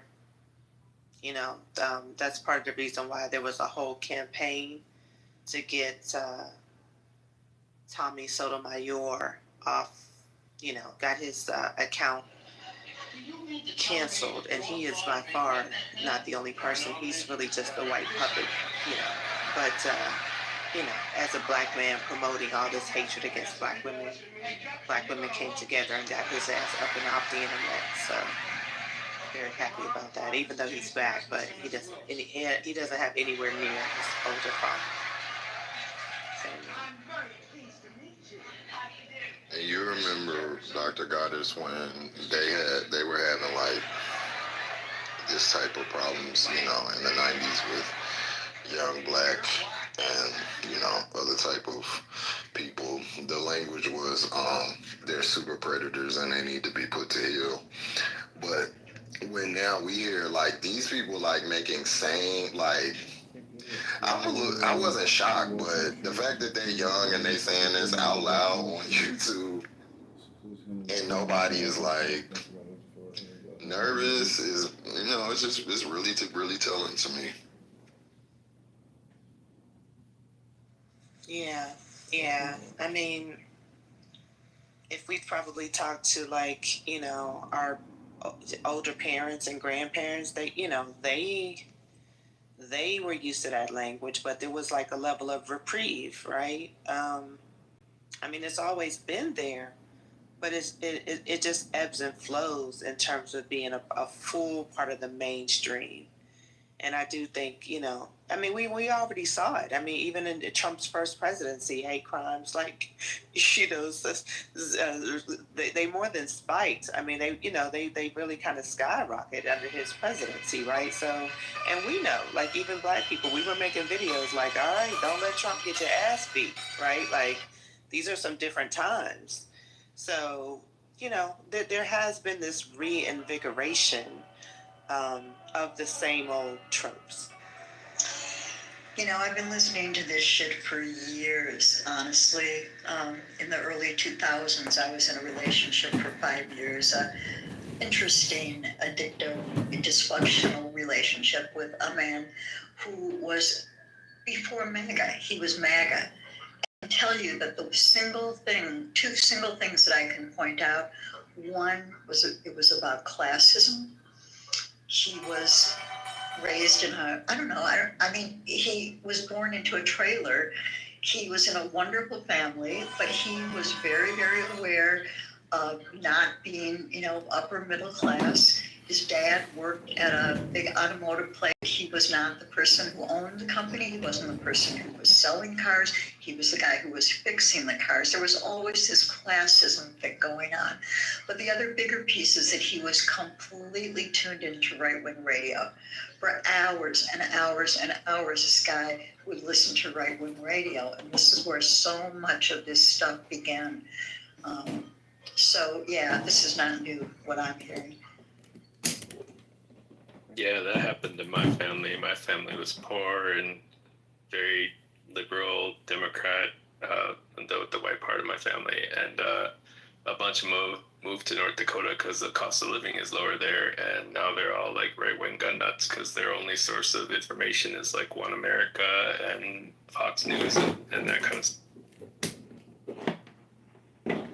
And when was Fox News created? I forget the year. 2000. Yeah, I mean, like that, like, yeah. I mean, that's when they switched their campaign. The Republicans have always had like a strong, like, on the ground, because they had Rush Limbaugh, And that was really there was no Democratic equivalent. So I remember like a lot of people that I knew that were older that would just listen to him because they wanted to hear like political radio. They didn't necessarily agree with him, but he was one of the like pioneers. But in 2000 when they got Fox, I mean they just kind of like up there like they game, and so they reach the older people. People have that shit on in their house in a loop, and I guess and it's like you can see from 2000 to now how it's created a whole like different culture of Republicans. I should also add that the guy I'm talking about was a bit of a survivalist. He was also, more importantly, a Vietnam vet. And he had major trauma over he grew up watching John Wayne. I guess both of his parents were military.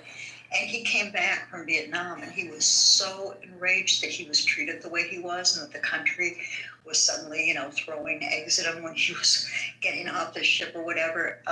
So there was that trauma was another ingredient, another piece of his psychology.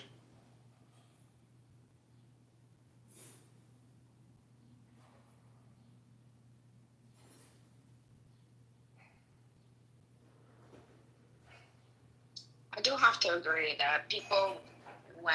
Oh, my bad. It was 1996. I'm sorry. Go ahead. Not 2000. Can you guys hear me? Yeah, I just wanted to correct that. Oh, no. I think okay, there you go. That's stuck, frozen. My screen was frozen. I do agree that if you take somebody out of the environment, put them in a completely different environment, and they live there for a very, very long time, only exposed to certain things. My father-in-law, who is like a New Yorker, always was very, I wouldn't say liberal, but I can't even, I don't know, I guess just being decent and human and having morals now is liberal. That's what it sounds to me by how MAGA reacts. Moved to Texas like 30 years ago. And now it's like, oh, but I saw this on Fox News, but I saw this on Fox News, but I saw this on Fox News. And it's like, well, why are you even sitting and watching Fox News? But I could see how that could definitely affect somebody. He's also old. He's getting, I think the age is also a big thing too. But it's, I don't know. We moved from New York to Texas only because of financial, financially it was better for us here. I just don't see how I could ever change my views. And I fight these people every single day in my community, in my environments. And it's like, I see them. I just don't understand. No matter how long I live here, I've been here already for almost 8 years. How can I don't know. I don't understand how I can change my views. But some people do. And maybe they weren't 100%, confident in their views. But I don't know. I really see the big difference growing up in Democratic states and living in Democratic states most of my life, and then moving to Texas. I guess I'm more exposed to that open discrimination and open racism. And I didn't see it that way before in other states and other places that I have lived. So for me, it is very shocking to just have people just so wide open and so racist and white supremacists and Nazis too. There's actually Nazis. And it seems like it's okay. It's great.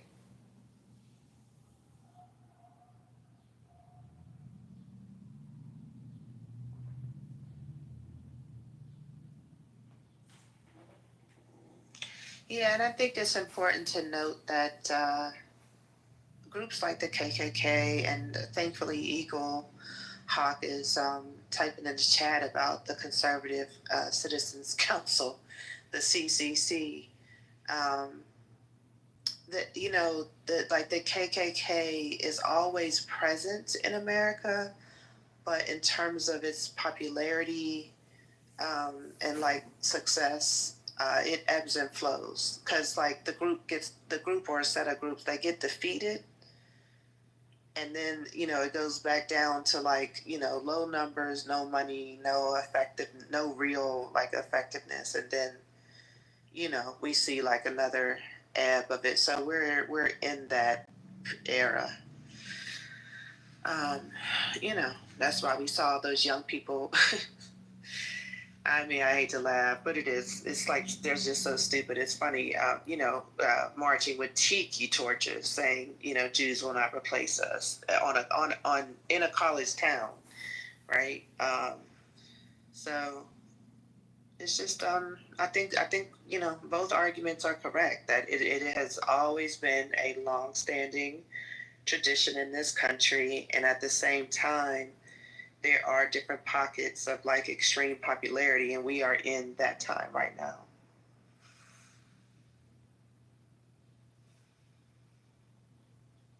And I'll just repeat that, I'm not trying to convince anybody.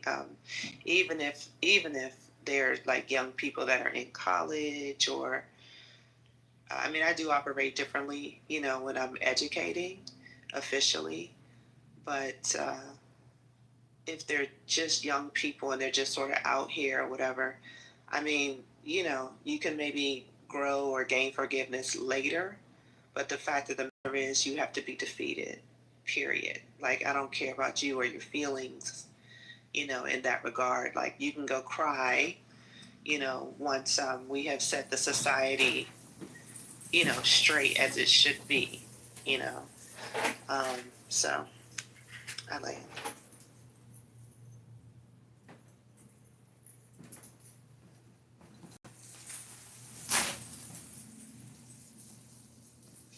And yeah, for the record, that's, I try to make myself clear when I'm speaking, but I said that the KKK is never defeated. They're always there, but there is an ebb and a flow. So case in point, one of the eras in which they were defeated is when the head of the KKK, who at this time, like the headquarters, or at least the head was based in Indiana.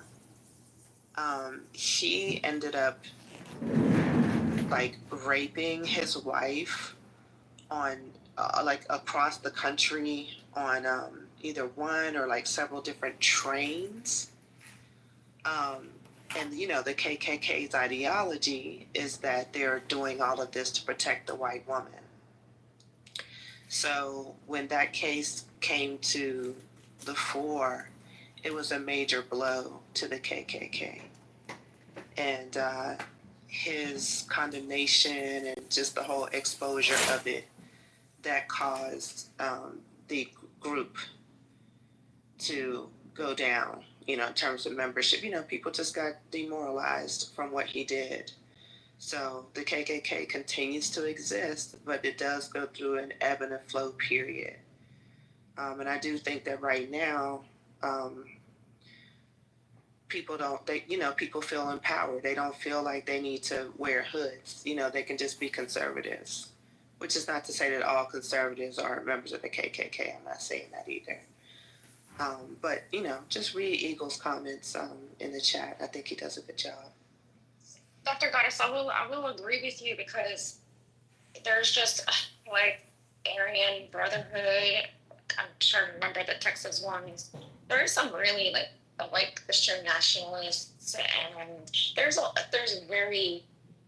so many other groups, and I think the KKK, as far as I remember, the stats of KKK haven't really grown, but it got this new image, right, by Groypers and Proud Boys and the Aryan Brotherhood, and if you look at the statistics of those groups, like I remember there was an article in Texas Tribune that those groups have like tripled its membership, and since the first Donald Trump's presidency, particularly in Texas, like the far right is like breeding in Texas pretty bad.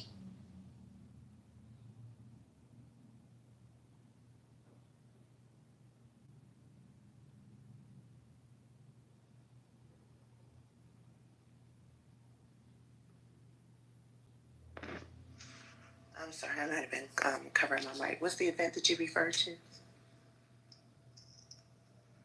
Yeah, I was saying that in Texas, and since I was looking up recently, I read an article on Texas Tribune, and there were basically showing statistics of the far right groups that kind of pretty much the same as KKK, their beliefs are, but basically rebranded themselves, right, as like militia and Christians and the Aryan Brotherhood is like grown, and all of these groups have actually grown 3x since the first presidency of Trump in Texas. Like it's a breeding ground for these far right fascists, Nazis in Texas.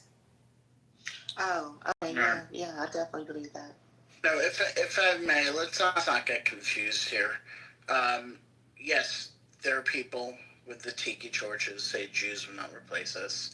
Yes, there's more KKK members and other white nationalist groups and all of that are very explicit, and we can see them, and they march and they say those things.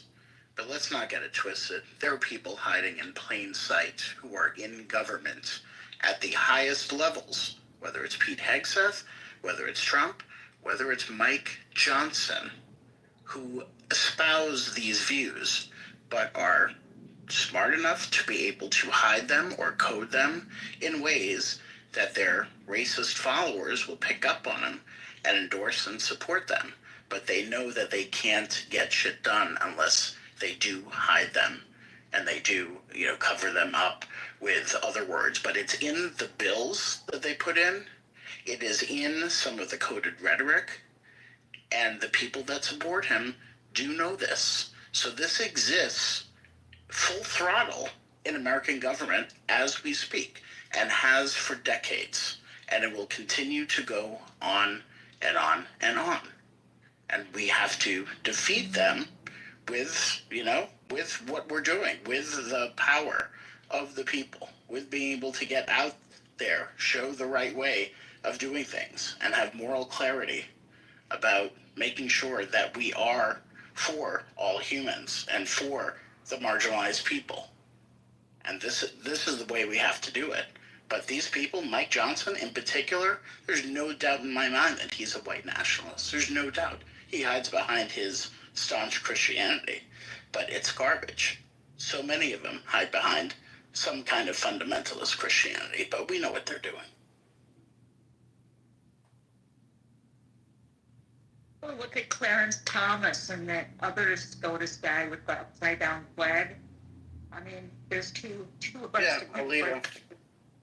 Yeah, Alito and Clarence Thomas. I mean, what else do you need to know?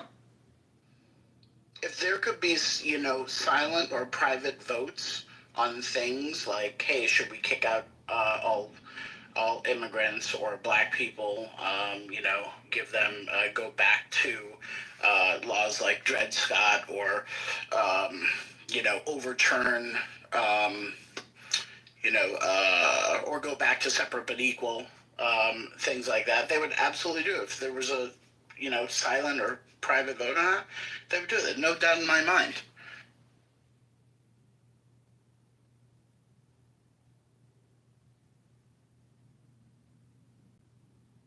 Yeah, that's an interesting challenge, Scotty. I mean, I agree with you in terms of what would pass, which ultimately is more important. And what we would lose is the accountability. But I think that the former is really more critical in terms of salvaging and turning all of this around.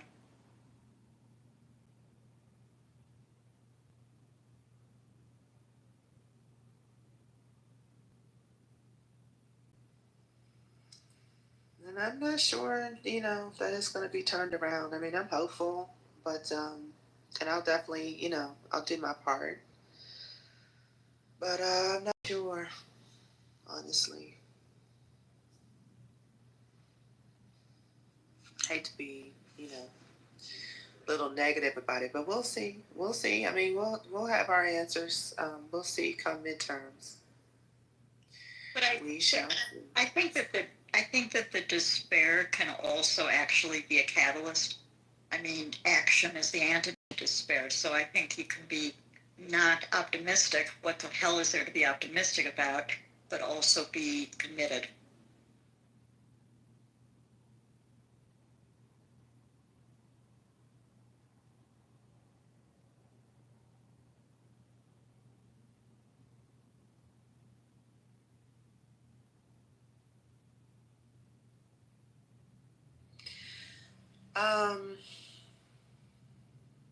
Well, I'll address something I saw in the chat, but does anybody else want to say anything about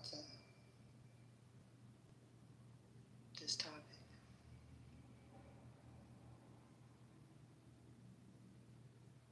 All right. So I just want to stress that, we, the Democrats, at least the new ones anyway, did and do have a plan. And, that's why we were pushing forward Civil Rights Act, women's empowerment, disability rights, um,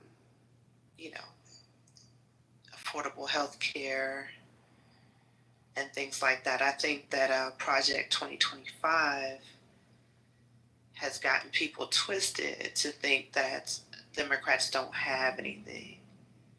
And that's just not true. I mean, the Heritage Foundation was created to completely dismantle civil rights, and specifically the Civil Rights Acts. They've been very upset about it. That they've been planning this for a long time. So I think that a part of what we see right now, because the code word with these CCC conservative members is always about quote unquote taxes, right? The hypocritical behavior that we see where you claim that you care about fiscal conservatism, and then you you rack up the bill literally in the one big beautiful bill. This is all to reverse the civil rights movement and the women's rights movement and the LGBTQ movement. It's any of this sort of progressive ideas of freedom and human rights. That is what Democrats stand for. To take the rest of the society is what these Republicans stand for. It's a full-on battle. This is a full-on battle. Everybody got to, armor up. Armor up, figuratively speaking.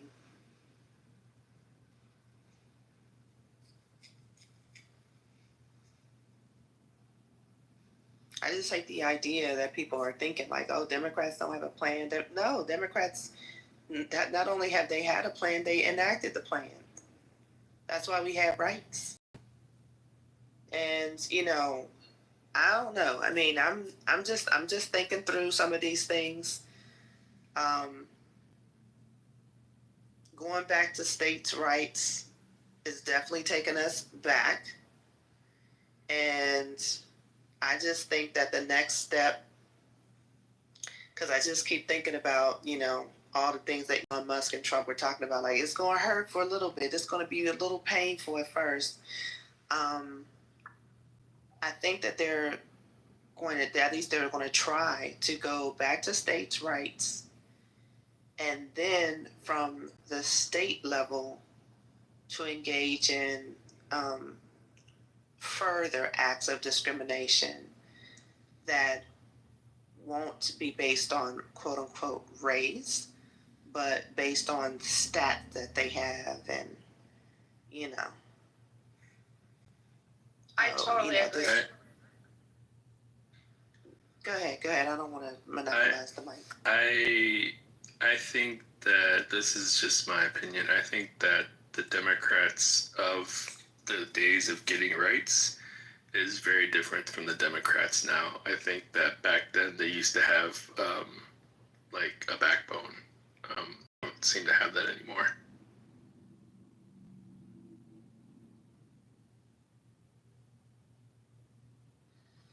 What are you basing that on, Michael? Oh, oh man, all kinds of stuff like capitulating before there's even a battle. Like back when Republicans wanted to take away healthcare from kids. This is a long time ago, but a lot of times they would give up if they didn't. The whole view of you need 60 votes to pass the Senate. You need 60 votes to stop discussion. They would never even bring a bill forward if it didn't have 60 votes. And in my opinion, I think that's wrong because they never got the Republicans on the table saying I'm against child care for kids because they never brought the bill forward. They need to. Well, I mean that's their whole. They have a lot of messaging issues, but a lot of times in the fight, they give up before the fight starts. Yeah, but Michael, I mean, I guess we can all sit here and criticize the Democratic Party, and yes, there has been some things that we all feel that they should have done better. Messaging is one of them, but I actually think it's not them who doesn't have a backbone anymore. Honestly, I think it's the quasi MAGA Republicans that don't have morals anymore. Because the reason why they were able to pass, if you look at all these bills, right, that gave rights and expanded the rights of people, they were passed with a lot of Republicans. Some were Republicans that are initiated. Wasn't Social Security initiated by a Republican? Now it's just, we can't agree that murder is bad. I don't know how much of a backbone you can have when your opponent is saying, no, murder is good, and you're going, no, murder is bad. It's I don't know. I see the big shift in the other side, not this side. I bring this example all the time, and if if you've never seen it, go to Times on YouTube, the Times, and type in Bush and Reagan Republican debate in Texas, a presidential debate. And I mean, that was 1980. And what they were talking about immigration and the border, I mean, what they said, they sound like nowadays the middle ground, independence. That's what they sound. Nowadays, if these MAGA people listen to them, they will say, oh, that's a liberal lefty thing. So I don't know if Democrats changed. Again, we can bash whatever for a reason. There's things they could have done better. We cannot just keep saying, this side is not doing a good job when the other side is just not calling out the other side. And the issue is with the other side. I mean, you can have both things be true at the same time. Yeah, both can be true, but the Democrat bash, no, we're going to focus on Republican cruelty. That's the topic of the day. That's the topic until they change. Republican cruelty all the way. What the Democrats aren't doing, yeah, whisper about that, but we talking out loud on megaphones about Republican cruelty. I know there's some legal people in here, and I have a question, or if anybody could answer. How is it legally that there is this hate group that's called a Constitutional Sheriffs and Peace Officer Association. So basically, it's police officers and sheriffs who belong to this hate group, actually. How is it legally that they're allowed to stay on their job? Wouldn't that disqualify them? I mean, the Constitution guarantees freedom of assembly and association. So as long as they're not violating the terms of their jobs, you can't tell people what kind of groups they can belong to, I don't think. I mean, that's unconstitutional. That's their First Amendment. Oh, yeah, Dr. J, I understand if they were doing that on their own time, but they come in uniform and they have police officers and sheriffs in uniform So they're acting from their job. They're representing this group, in like as they're on a job from the viewpoint of, you know what I mean? No, I'm sorry. Say it one more time. I don't know. I don't understand. So like they would have like these assemblies, right, and conferences, and the police officers and peace officers and sheriffs, they all attend in their uniform. So they're participating in this and they promote it as this is part of our job type of thing. It's one thing if you're like a police officer, but you're Christian or whatever, and you go off your own time, right? Do your own thing.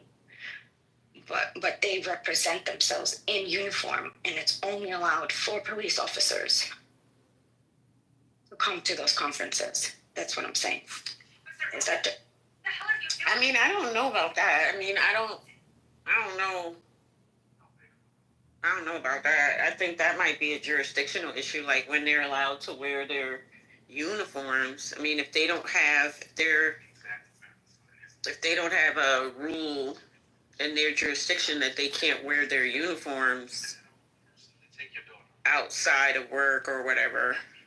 I mean, I don't know. I still think that if that's not something that's prescribed by their work, because the uniform belongs sort of to the organization, then I don't see how I don't see how that's against the law. They could use it whenever he wanted, but this was years ago. For example, I'm in an organization that has a very distinctive uniform. We have the uniform, and we're not allowed to wear the uniform. We're not allowed to wear the organization's emblems, symbology, any of that in certain environments. And that's prescribed by the organization. So when I agreed to be a part of the organization, I accepted that this was a requirement. I can still, do whatever, but not wearing the uniform. So if their jurisdiction doesn't say, as a police officer, you're not allowed to wear your uniform off duty in strip clubs, and they go in their uniform in a strip club, they can't be fired because that's not, you know what I'm saying? So that's the way that I'm thinking about it. Yeah, because you have the right to be a member of any organization you want to be a member of, as long as, it doesn't affect your ability to do your job. My schedule changed.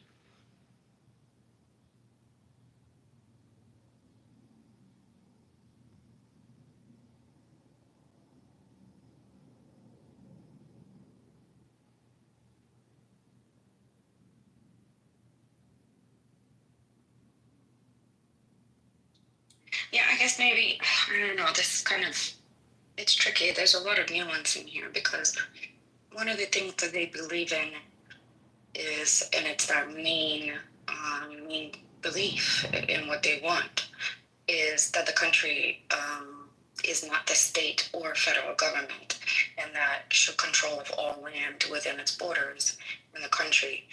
Sheriffs should be the ultimate law enforcing authority in the U.S. And that just goes completely against your job, isn't it?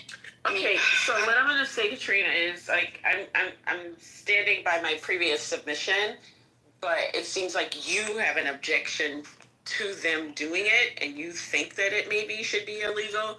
But I mean, from what you're saying, that doesn't matter.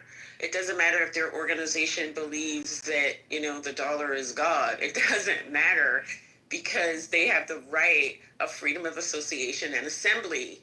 Once that association and assembly becomes detrimental or starts to conflict with how they are performing on their job, right? Then it becomes an issue. But the mere fact that they're a member of this group, I don't think that's grounds for them to be fired if their jurisdiction doesn't have regulations against that. You can have like a moral objection, philosophical objection all day long, but that's what they're doing isn't thus illegal. I mean, it just doesn't. Dr. J, I was asking because it was it just seemed it, yeah, and I was bringing up the other point, like their main belief. That's why I was asking.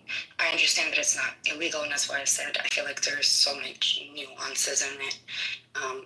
But I mean, I don't know. I just feel like it's definitely immoral when you have a police officer who believes in white supremacy. I don't know. Maybe we should make it illegal in this country.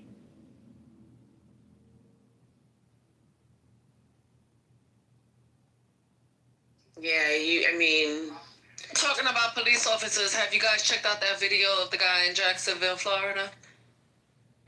Yes, it's a hot wreck. Yeah, that was fucking disgusting. And the fact that there was a black officer standing right there, that was even more disgusting. But, yeah. I didn't see that part. Where was the black officer at? Oh, he was right there with the two white officers. I'll put the link up on top. And you guys can check it out and tell me what you think. Look kind of reluctant to do anything though. Like I felt like he could tell that. Oh, that's the wrong one. Hold on, that's a Maryland flood. Let me get the right link. Hold on. Not you having multiple links. Oh yeah, because I was just looking at there was a Maryland. I didn't know there was a flood in Maryland. The cars are sinking. That was July 19th. Hold on. Let me get my stuff together.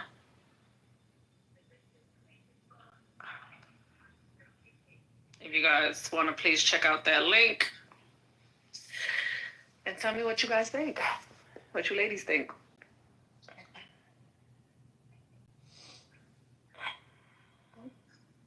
You know, he's lucky to be alive, but at the end of the day, him getting punched in the face, that whole thing situation, not cool.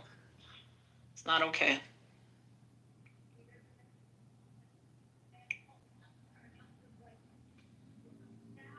I hope he sues. I hope so too. No, he got Ben Crump as an attorney. The Jacksonville thing, the incident from the traffic stop, was that like earlier this summer? I'm not sure when it was, but No, it just came out. Earlier this. It just came out yesterday. It just came out yesterday. Yeah, the video. The stop was in February, apparently. Okay, yeah, it's the same one. He has a lawyer. Ben Crump is his lawyer.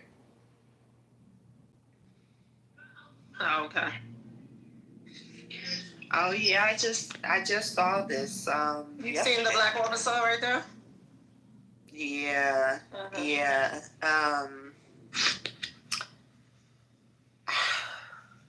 Yeah, I read about that earlier in the summer. He got a He's definitely gonna win. He's definitely gonna win his lawsuit. But just in terms of the dynamics of the video,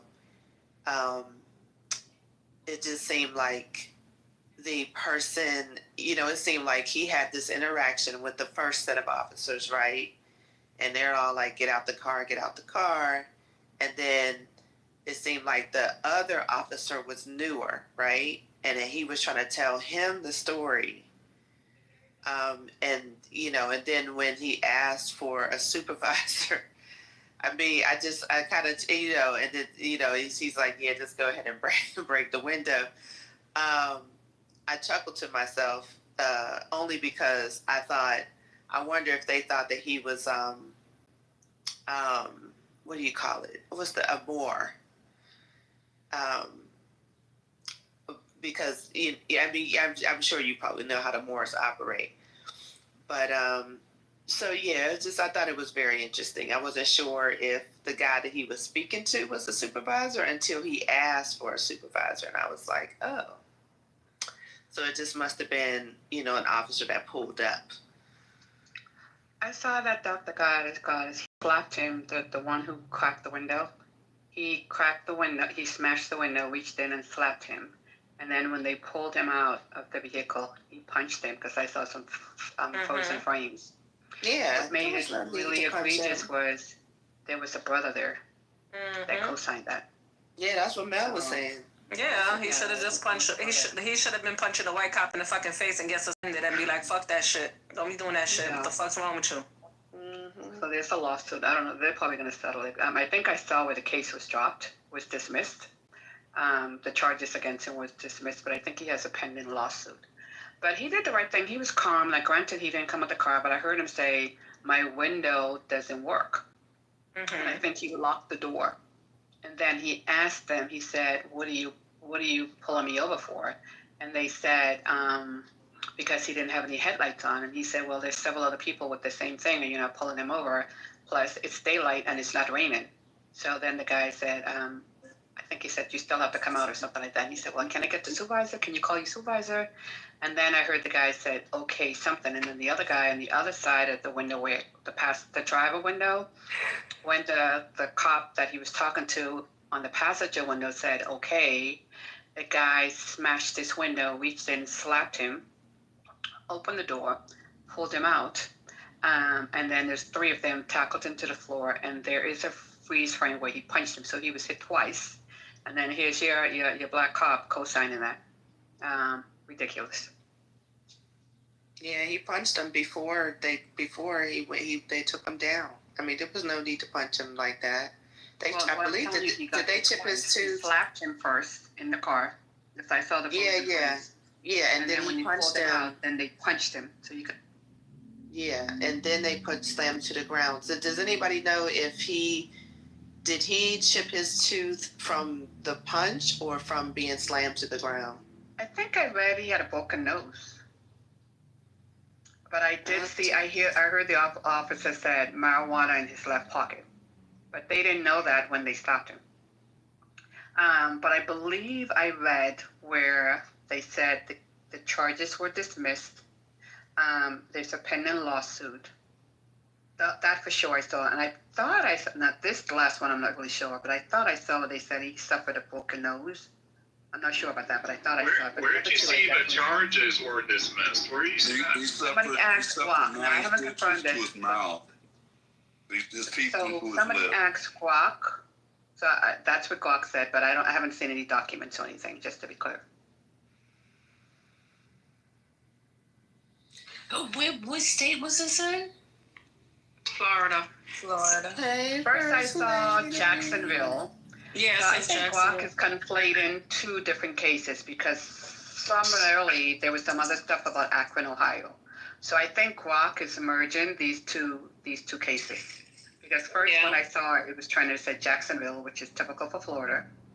And then I saw something where they were attaching Akron, Ohio. So I think they're conflating two different cases. Yeah, the one I'm reading just says officers in Jacksonville, Florida. So Guac is conflated.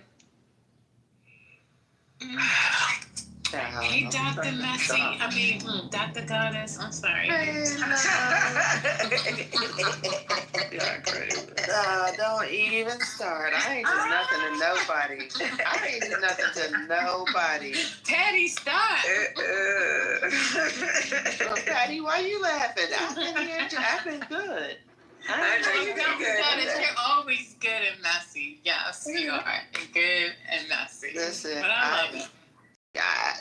Y'all you can tell me openly or in the back channel what I have done, because I literally I'm not saying that you did anything. I'm just saying, you got all the tea. That's what I mean. Well, yes. I got earlier this morning that Patty wanted to save it for Lisa's 3:00 one. Oh, yeah. Lisa was supposed to have a 3 o'clock room. Let me find out what's going on. Because we wanted to talk about it, but we can't because we got to save that for her. We just gave her a quick message. There's a message from the Jacksonville Sheriff Office, and it said, "We are aware of a video circulating on social media showing a traffic stop on February 19th. We've launched an internal investigation into it and circumstances surrounding this incident. We hold our officers to the highest standard and are committed to thoroughly determining exactly what occurred." So the investigation is happening now. Yeah, I mean, come on, y'all. Like, you cannot. I mean, Grok is literally Elon's bullshit. Like, you can only take Grok with a grain of salt. Sometimes, they have some accurate information, but like, just take it with a grain of salt. Well, I mean, and also, in fairness to what Grok's trying to do, is it gets information from tweets, right? As well. It doesn't only follow news, it follows tweets. So it takes it time to work out what's real and what's not. Yeah, I think and in the what meantime, happened it puts is out misinformation. I'm sorry.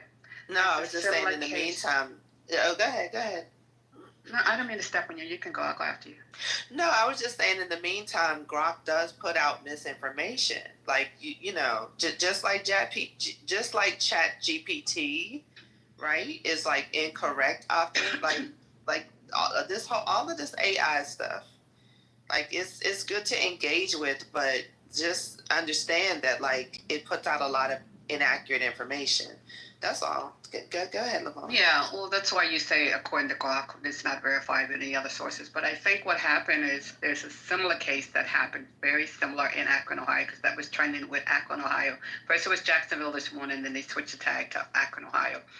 Very, very similar case to that. And I think Glock, what they do, they accumulate all the information that's in the ether from different sources. And I think what happened with that is they conflated it because there was very similar cases.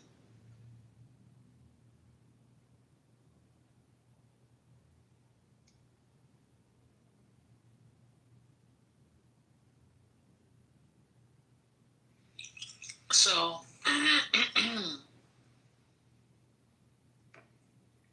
R.I.P. Jamal Warner. That's all I gotta say.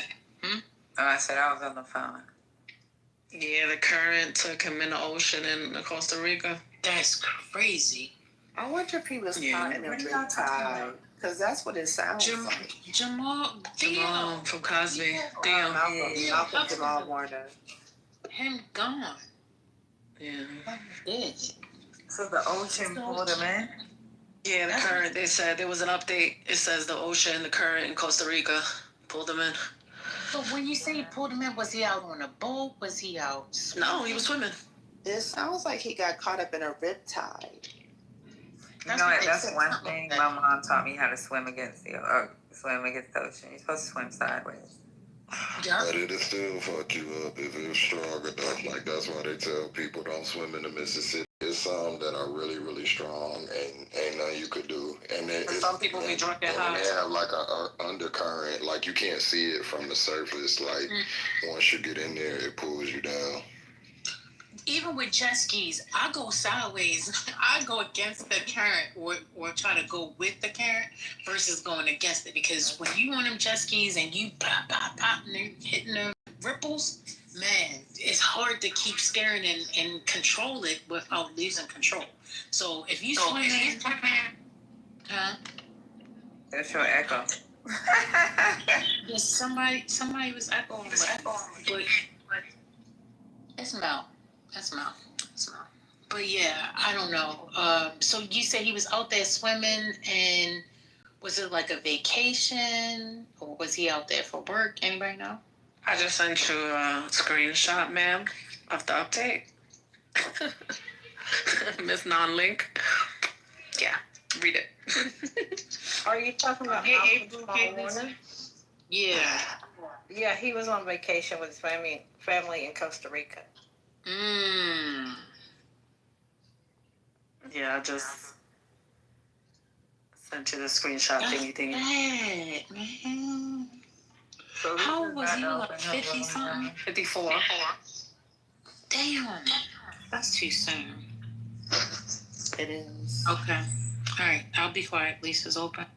No, she's not. She's gonna open in about 20 minutes. She just got home, so. Hey guys, I just got back from the doctor. I'll be open in a minute. Just trying to get out my clothes. Hey everybody. Hey Stage. Sister Wife. Sister Wife. Everybody. And you just said something about Malcolm died? Yeah, Malcolm Jamal Warner. Yeah, him did. The Malcolm Jamal Warner from Theo Huff. Yeah. Wait, that's crazy. Theo He drowned, Huxtable is love. He dead. drowned on vacation. Huh? Yes. It says Wow. tragically Warner drowned off the coast of Costa Rica on Sunday, as confirmed by the Costa Rican National Police to ABC News. The police reported that the official's cause of death was asphyxia, and he was caught by a strong current while swimming near Cocos, a beach in Limon, Costa Rica. His body was discovered on Sunday afternoon. Oh my goodness. Warner was formally identified by the National Police. He graced our screens as Theo Huxtable throughout all 8 seasons of The Cosby Show, which aired from 1985 to 1992, earning Emmy nominations for his heartfelt performances. I can't leave for a few days. You're leaving tomorrow. Wow. I can't even believe that. And I didn't know he was 54. I don't know. I'm so used to seeing him as a young person. And my mind can't even age him. Wow. He looked good. He aged well. The picture they used in one release was from 2023. He looked really well. He didn't look. I'm 58, so he's in my age range there, and he had aged very well. He always was an adult. I mean, I thought he was wasn't he a teenager? Mm-hmm.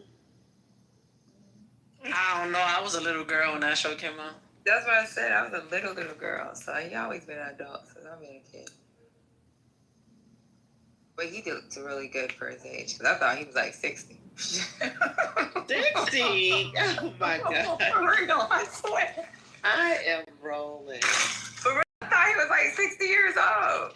No. I know. Like, you gotta remember did Cosby Show come out in the late 80s? 85. Okay, so my dad was still in college. Wow. You know what I'm saying? Shit, Kamala Harris was graduating from college, wasn't she?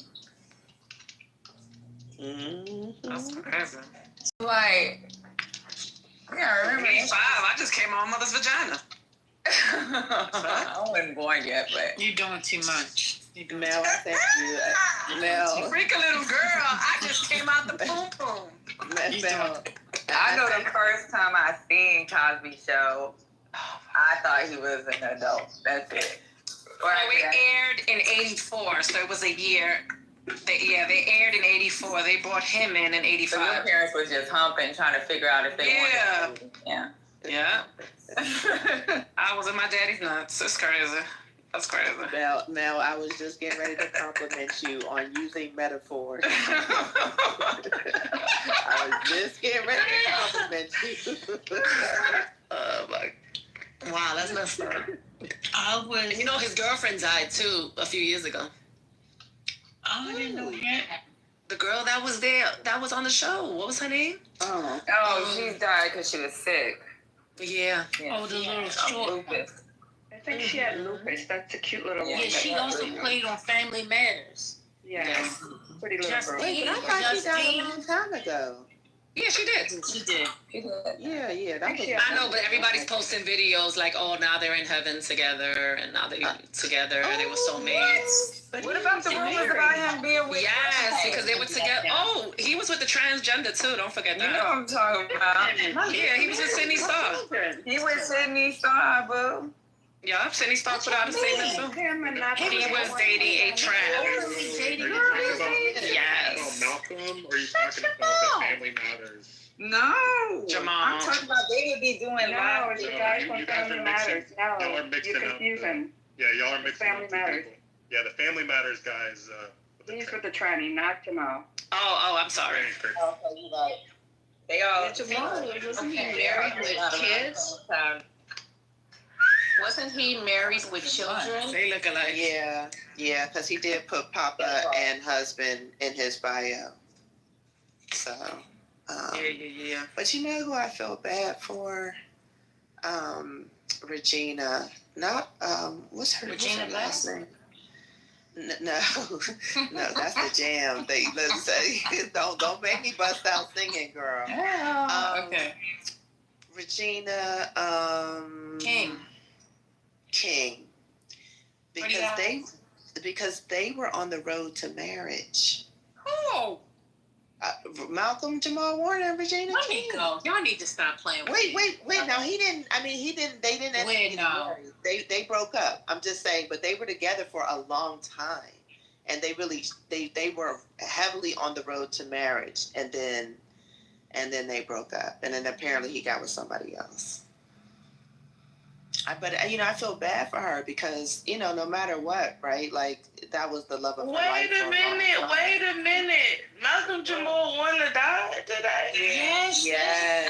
What the fuck for? How? And why? He drowned though. Sleep. What's going on? What? I've been working, and I've been in and out listening to y'all, but not really. Yeah, he drowned. Drowned where? In Costa Rica. Oh, shit. What the fuck? It's always something. Yes, girl. Yeah. I know. I feel bad for Regina King. Her son committed suicide too. Yes, that's what I'm thinking about. Like you're never going to forget somebody that you deeply loved. Even if it didn't work out. Damn, he just got on that show. That show. The Resident. No, not The Resident. He just got on this new show on Fox. I forgot the name of it. It's like where they find the missing people. I forgot the name of it, but he literally just started last season. Oh, damn, that's fucked up. And Malcolm was very talented. Like a lot of people know him as Theo and as an actor, but he was also a poet and a musician. Mm-hmm. Hey, brother. Yeah. Hey, Disingenuous. Haven't seen you in a while. Hope all is well. Yeah, that's crazy, man. Listen, life is not promised. So the next time y'all want to get the argument on Clubhouse, just remember.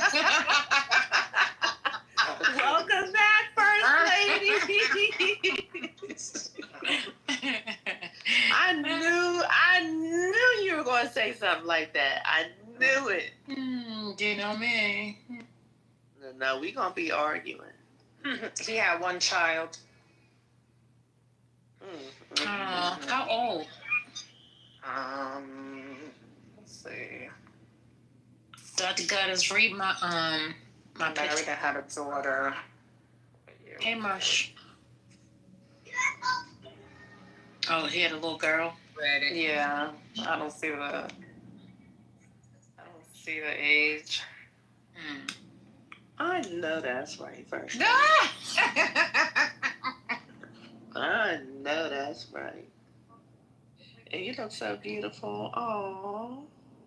Thank you. I just want to focus on the words. That's the words. Vacation has been good. Well, I mean, I did read the words, but then my eyes scrolled up. Child.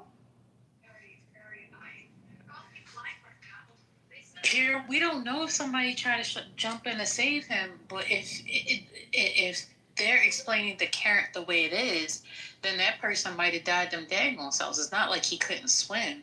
It's just that Just, are you here? Are you able to speak to it? I don't know. I've never been in whatever y'all talking about. What's it called? Yeah, I don't do beaches. I do sand. Yeah, so they have like these things called it's different types. So just imagine like there's riptides, but just imagine like the water looking calm on top, and then but like under the surface is like a toilet, like how when you flush the toilet it swirls around, but it's like strong, very very strong, but you can't see it, so you could just jump in, and as soon as you jump in, it'll suck you in. There's no swimming against that. So it happens to a lot of people. It's very current. I said it sucks you right under, right? Mm-hmm. It's real. Like they have it bad in like parts of the Mississippi River, and it happens a lot near the coast too. So. Isn't it advisory not to jump in and save somebody because you are signing your death as well? Because you need it. That's what I'm saying. Yeah, that's what I think. But I don't think somebody's saying they still would have jumped in to save him. I don't think that they watched it. According to the way I just read that, they said they found the body. So did they watch it go under, or was this something like they knew he went out for a swim and then he didn't show up until they actually found him? Which one is it? I don't know, but I'm curious too. Yeah, the story's still unfolding, so. Yeah, if y'all look up. His daughter was only 7 years old. Oh, Oh. Yeah, they said she was born 2017. Oh no. Yeah, he had the baby after him and Regina King broke up. I think he had the baby by like an Asian woman or something like that. She was like Asian. Oh no! I mean, This sorry, is but you know. Ain't nothing wrong with Blasian babies. Look that. Ain't nothing wrong with Blasian babies. Ain't nothing I'm on the talking Asians, about but the I'm fact just like, that she had her father, at a late age, and she's losing him at an early age. That's what I'm shocked about. Yeah. And my heart hurts for that. Oh my God. Like, No. he's 54, so that baby was definitely a blessing to him to have a child at such a late age. And now she has to live the rest of her life without her dad. That's what I was focusing on. I'm not focusing on her race at all. Yeah, I did just because I had an image in my head. I didn't think of a Blasian. ADSSY. What'd you say? you know what's crazy? I see something else that says Oh, he shared. I'm going on There's another. I don't know if he had a second daughter or if they didn't have the year correct, but it says he shared some social media updates where he mentions his daughter, indicating she was 3 years old. Huh? Who was 3? So one article is saying that his daughter's 7. The other article is saying that the daughter's 3 years old, according to an update that he posts of the daughter. Either Saying or, that she's still, yeah. So whether she's 3, whether she's 7, she's still under the age of 18. My. Down. I love the ocean. Oh my God. Me too, but I did get completely knocked over by a wave one time, and I mean, I was playing too much. You're never supposed to turn your back, right? And I turned my back, and I mean, it basically slammed me to the ground, and I got dragged. I ended up with a whole bunch of sand in my swimming suit in the front, all places.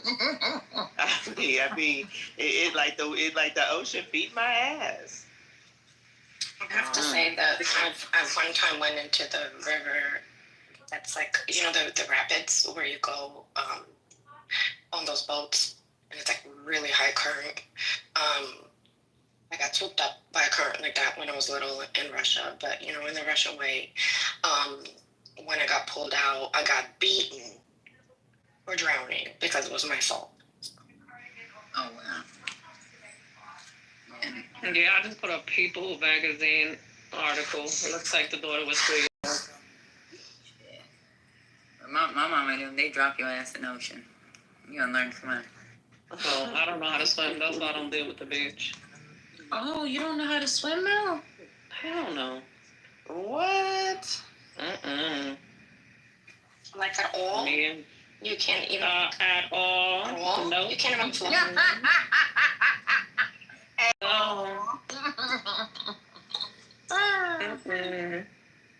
I don't do beaches. I barely do pools. I just put my foot in.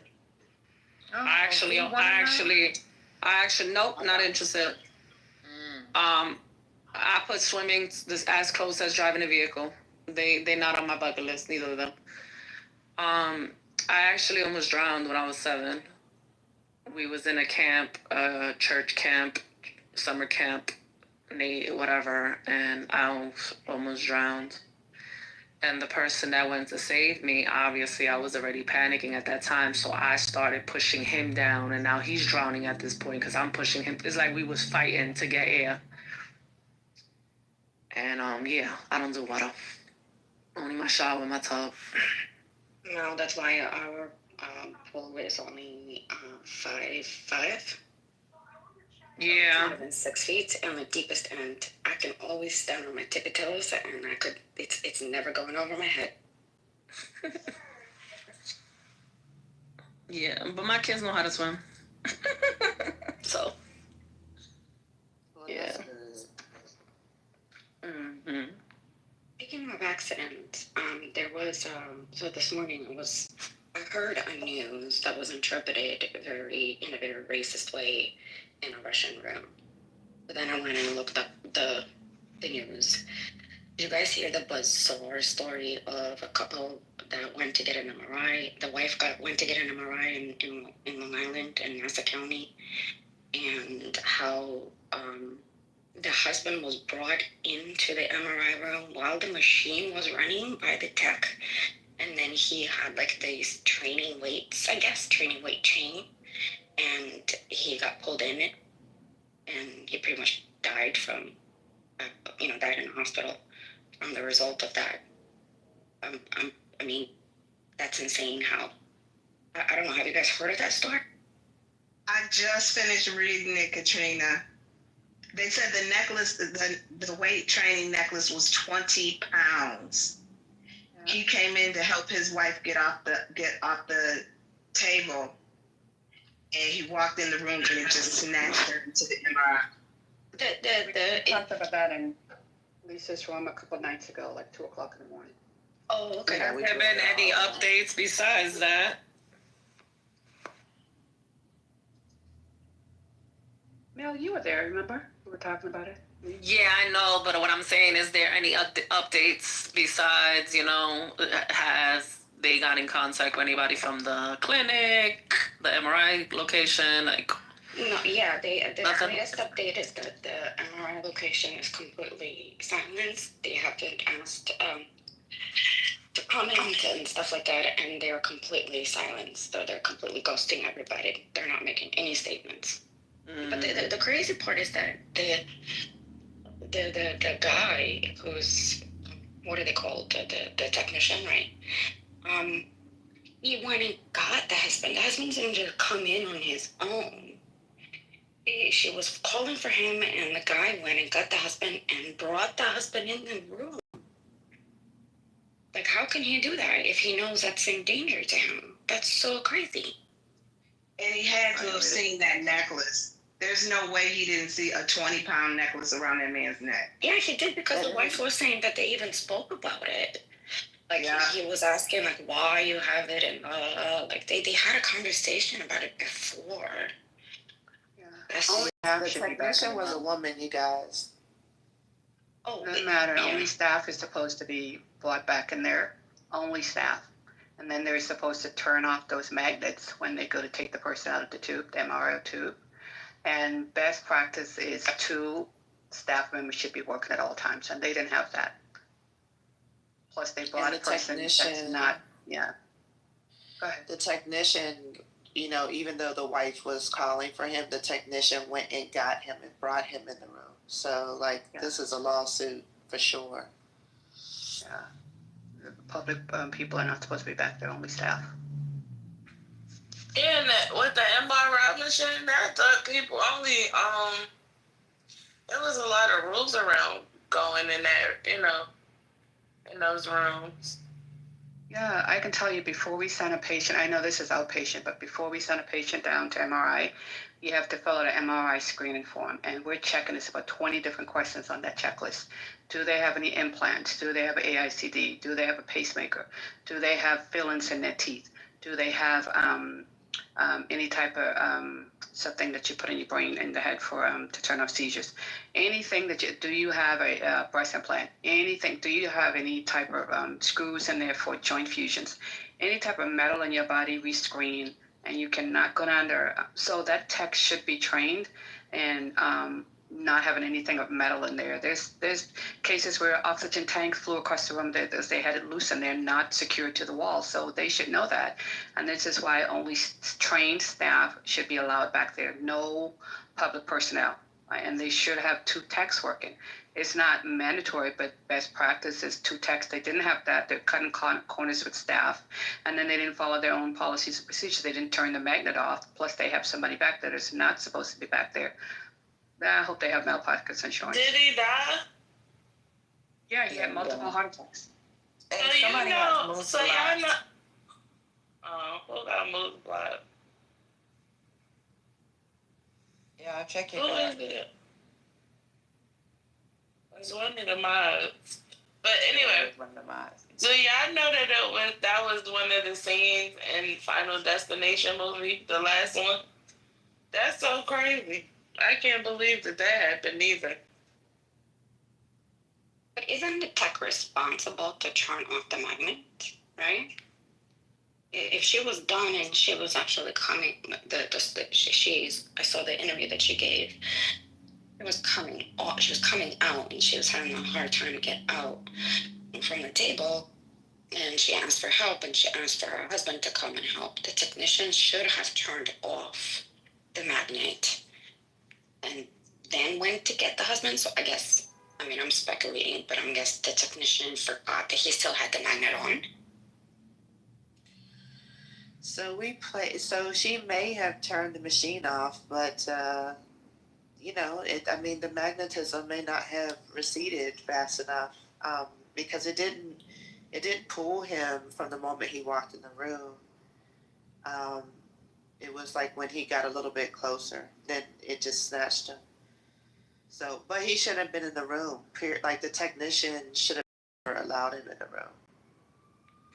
So I don't even know. But I don't know, because I put it in the chat. I went in an MRI with my student before. So they do allow people in there. Did you have on metal? I can't remember. They probably asked me about my jewelry, but I don't remember that. I remember that specifically, like them saying remove your jewelry or anything. No, but she was in the MRI machine, and and her hands were out of the machine because I was holding her hands out of the machine while she was in there. And it was like maybe she was doing the BRCA1 or whatever, the screening, the MRI they do for that. So maybe it has something to do with what the woman was having done by the MRI machine, like how strong it was. I don't know. Dr. MRI is turned off. The magnetic field is still powerful. But I'm just saying, like, I've been in the room when somebody was getting an MRI before. So they do allow people. Yeah, they allow people in, but you just not with you know what I mean? You're supposed to be you're supposed to be warned, repeatedly, and to take off, any metal. And he was wearing a 20-pound metal chain. Like, that seems like kind of ridiculous, Somebody put because we actually listened to clips and stuff like that, and news reports, and watched it together in Lisa's room.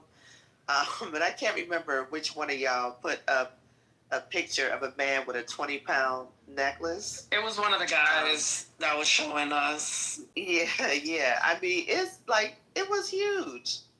It was huge. It's like It has a big lock on it too, Dr. Goddess. Yeah, it's almost unbelievable. Like, it's almost like, you know what I mean? It's like, is this real? Like, why would you not only did he have on metal, he had on like a gigantic piece of metal. Did the necklace weigh 20 pounds? Yeah.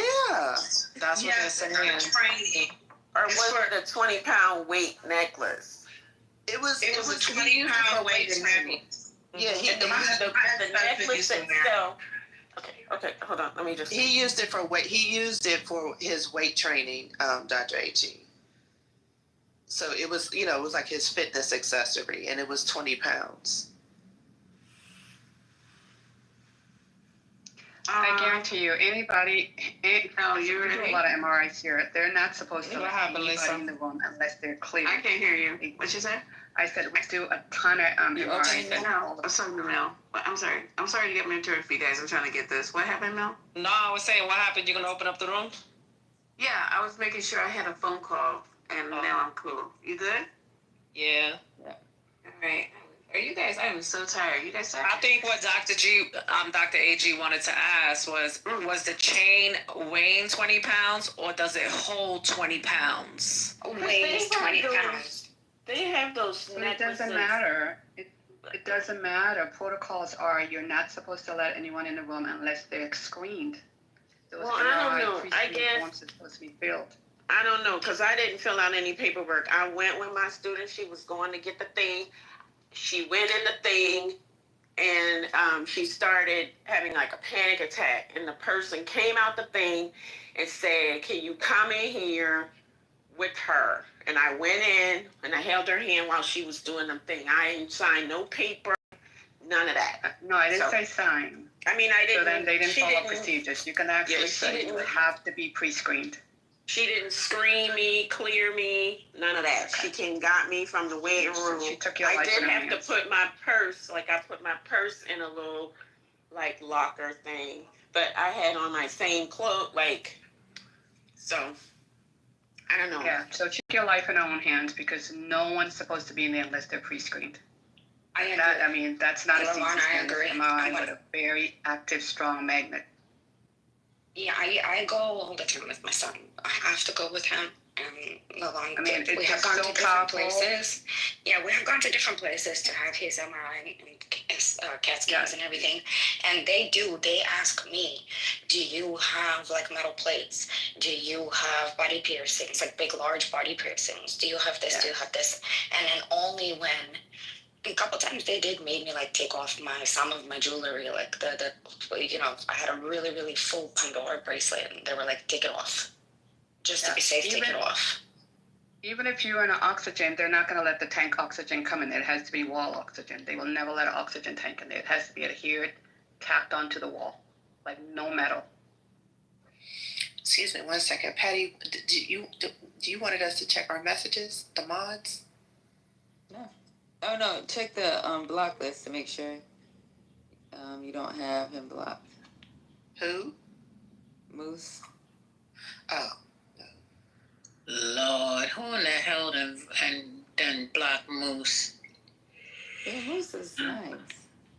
Sometimes. That's me. I don't know why I haven't blocked. I don't have anybody blocked except this one guy. I have no idea why I blocked him. Let me come up. It might have been an accident. He must have been acting a fool one day. I'll come down. Did an accident fool? I don't block anybody. He's the only one I have blocked. Yeah, I be on that. Yeah, I be hitting that button accidentally. It's crazy. There is no accident. No, I don't know. No, my finger slipped in the hole when it blocked you, and yeah.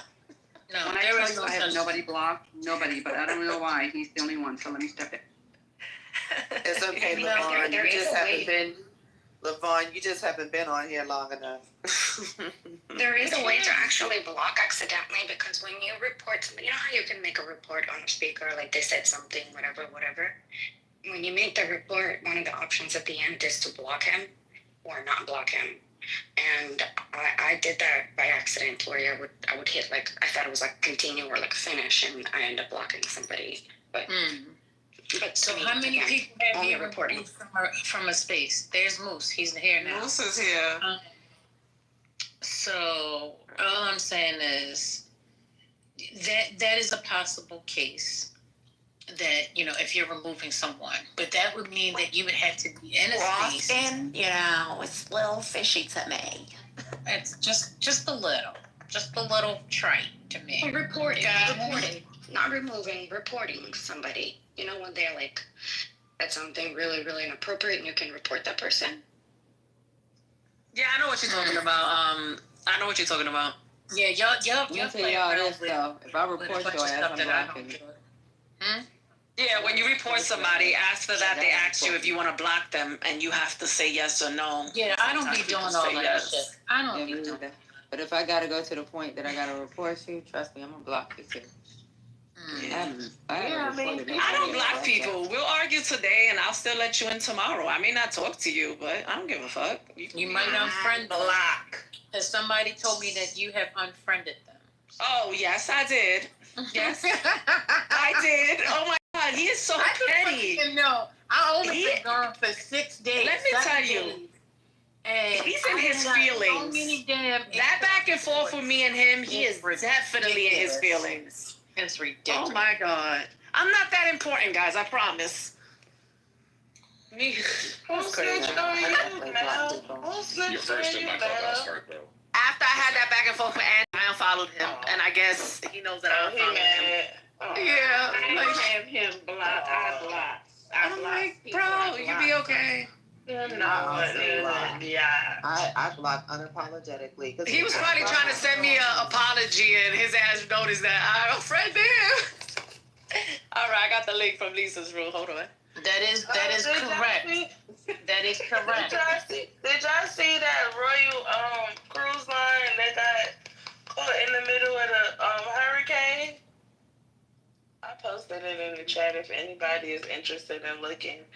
It looked like a scene out of the Titanic. That was what he was trying to do. Oh, First Lady left. I knew that's what he was trying to do. You don't fucking. When I saw it, I was very devastated because I don't do them. I would go on. Thank you. Royal Caribbean. It's Royal Caribbean, right? I was like, damn. All right, that's the link up on top, guys. Norwegian cruise line. Everybody. But that shit's scary as hell. See, that's why I don't want to go on the cruise. I just told my cousins. Hey, everybody, click the link. I don't want to go. Click the link. We're closing this room. That's the only. Oh my God. Click the link, everybody in the group. We're closing down the room.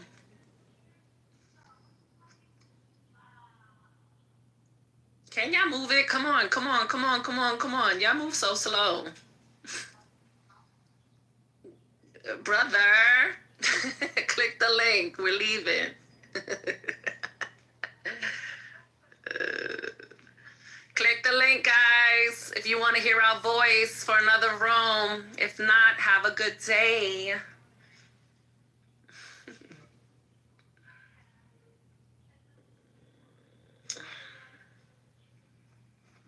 F grade, come on. Damn, Drew, click the link. Come on, Michelle. Brother, what happened? Why you came back? All right, I'm closing down. Click the link one more time. Bye-bye. So to love y'all, we only got to fuck with you. That's right. That's some crazy shit, right? I heard that the niggas who fuck with white girls is gay. I ain't put that label on y'all. That's a wild accusation. I know, right? So why y'all not fully for the sisters, though, is what I'm asking. See how uncomfortable they feel? Didn't I just say that? Like, idea for a black person to only be with other black people is crazy. They actually think that nowadays. Like, it's crazy. It's crazy. I only want to be with you. Mace, that's not true because you usually said. You was a panda, nigga. You always lying. Get on my nerves. No, it's crazy to think that you live in a melting pot that America is with many different races, and you only gonna fuck with one race. Like, yes, your own. What's so crazy about that, though? Can you imagine thinking that's crazy? No. I mean, I can't imagine, but it does sound crazy when it comes out of people's mouths. Like, it's not crazy to be with your own people. That's what people do. I'm just saying, to love you, I gotta only fuck with you. There's a thing called self-preservation. The fact that you are, I know you're not going to see it, but that's a upbringing problem. To only want to be with your own people is not something that is some new concept. Many people practice this.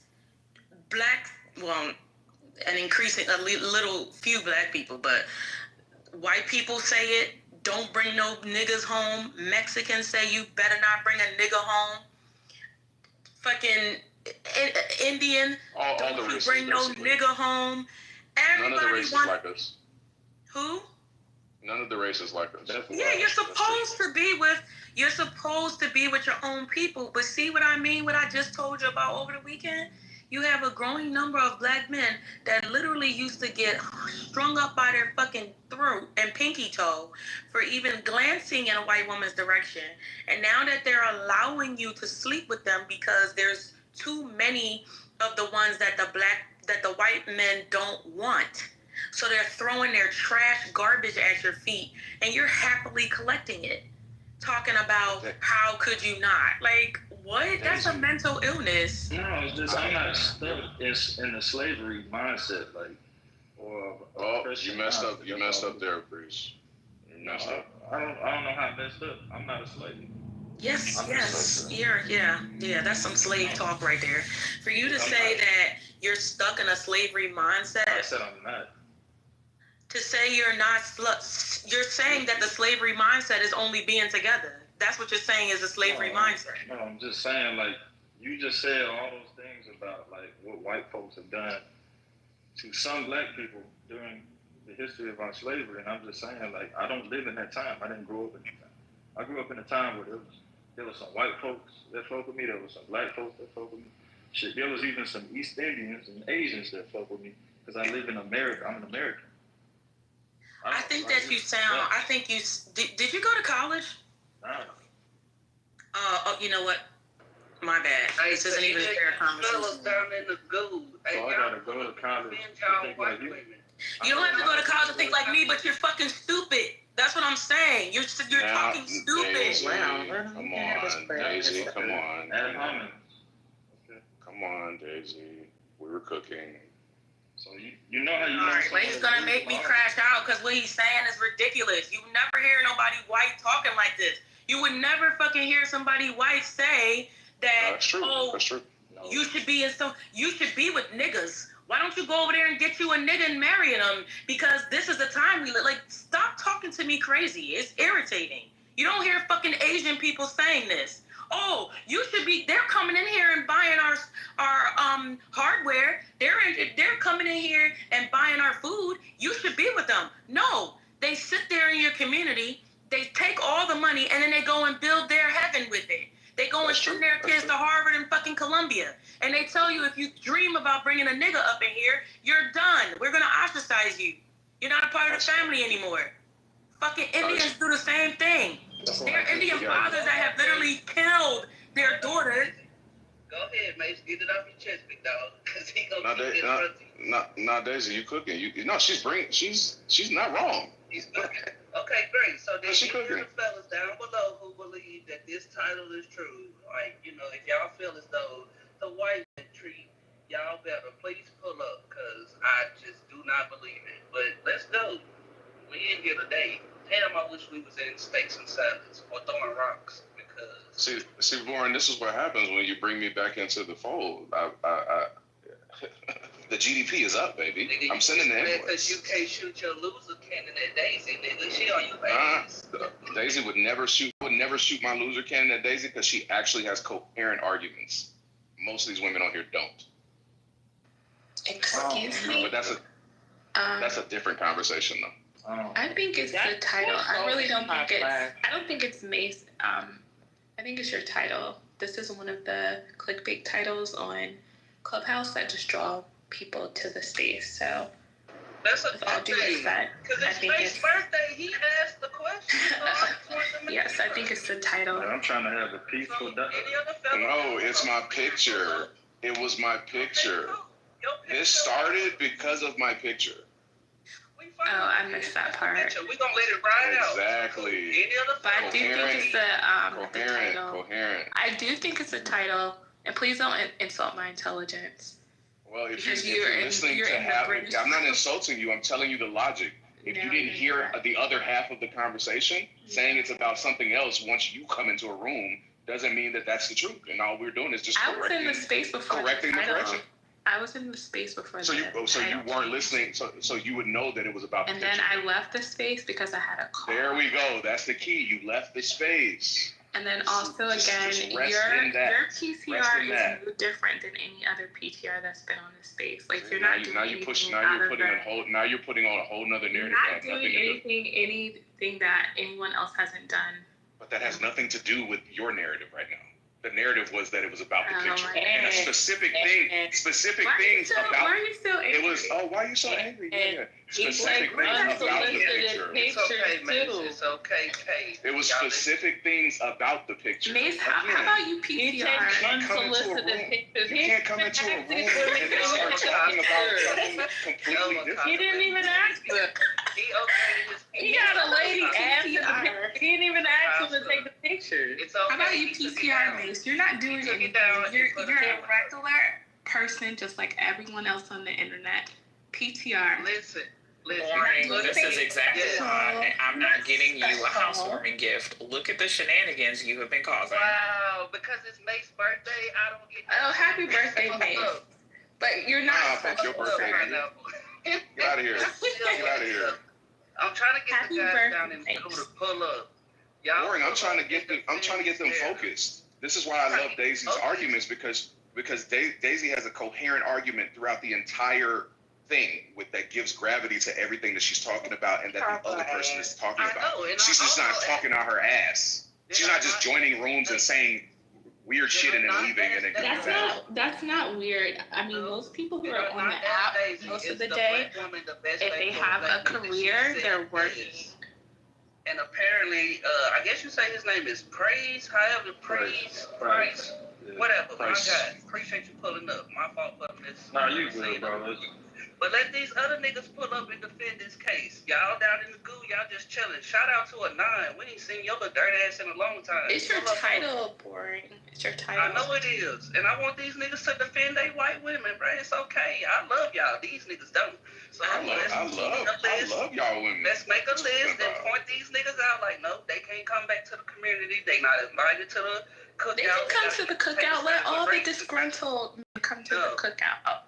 Hell no. That man said come back. They put racism. That's why they can't like niggas just get excommunicated by every black person.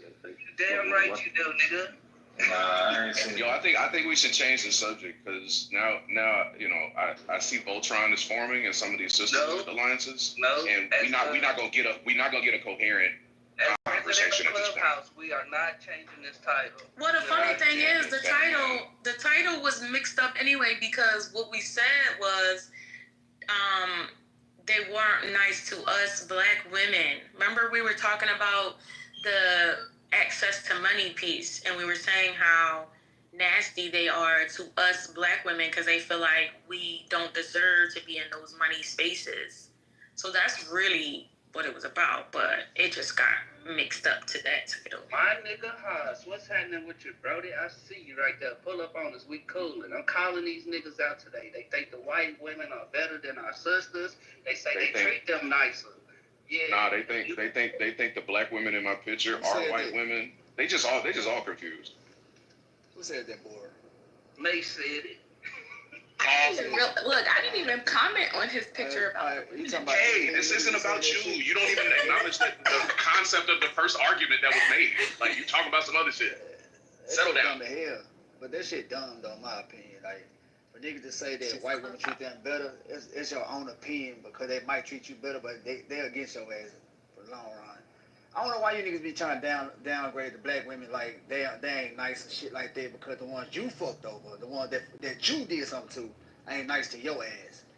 Yeah, I ain't no black woman I ran across in my lifetime. I'm 40 years old. I ran across in my lifetime. They ever treated me bad. They ever disrespected me. They didn't tell me good morning. They ever tell me they love me or shit like that. Say you should die. So whatever you niggas got against black women, y'all some piece of pathetic ass motherfuckers to say white women, a motherfucker that their ancestor killed your ancestors, ate your ancestors, hung your ancestors. See, y'all niggas is fucked up and cruel. I think Kitover got these niggas in a chokehold and he's already gone. Because white women don't give a fuck about no black man. They don't give a fuck about you at all. They won't even take you home to see their fucking daddy. So they only gonna do is Hold suck on, your dick or get some pussy. I've definitely met Well, not white daddy. fathers. Let me say not daddy. Grandparents. Let me say great grandparents. Shit like that, because they racist. They great grandparents racist as fuck. So they ain't taking you to see them motherfuckers. I'm interracial. So don't tell them that, Haas. That will hurt I'm not. I'm I know interracial her feel. They have never seen that movie. That movie. That what the fuck that movie called? That black boy went over there white folks' house. Yeah. I love Rosewood. Yeah, not Rosewood. It's a movie that came out that the black boy was going. Get Out. You want to think that shit for real? Go to here. Come down here to where Mississippi at. I'm gonna take you to a sundown, one of them sundown hippie ass town. Put you in that mama, drop you off, and let you walk through that bitch by yourself. See if you gonna come about that. So get you a white girl and walk through that bitch. That bitch gonna set your ass up and get you killed. Like I don't know why y'all trying to downgrade black women. Black women are nice as fuck. Good pussy. They got good head. Hold on. That motherfucker can treat you good. That motherfucker got your back. They pay your bills. They feed you. Pay your bills is where I draw the line. Hey, I'm just being honest though. The women out here like that though. You want me to lie? You want me to tell the truth? Which one you want me to do? Hush. You and Kay are on the same. Y'all about to get this loser candidate. That wasn't even what we were talking about. We didn't never say that we don't like black men. I mean, we didn't never say that we don't like black women. We're having the space. You said that white women treat you better than black women. That's a damn lie. That's crazy. You had even assumed that stupid ass shit. We didn't say that at all. You and Kay this conversation. Boy, I always do that shit like a motherfucker. Damn, boy. Hey, man, no, bro, they ain't got shit on my sister, bro. They don't got no motherfucker. White hoe got flat ass booties, nigga. The fuck we talking about? Hey, now look, we don't fuck with them, but I ain't gonna lie. Some of them got some flat booties. That's not true. Hey, you talking about a small percentage of white women that got some ass now. A small percentage. You better know if it's fake or not. All black women got the most baddest body in the fucking world that everybody wants. That's 100%. The only black women that get BBLs are majority of them bitches are strippers. That's who get BBLs, and they're not black American women. So what the fuck we talking about?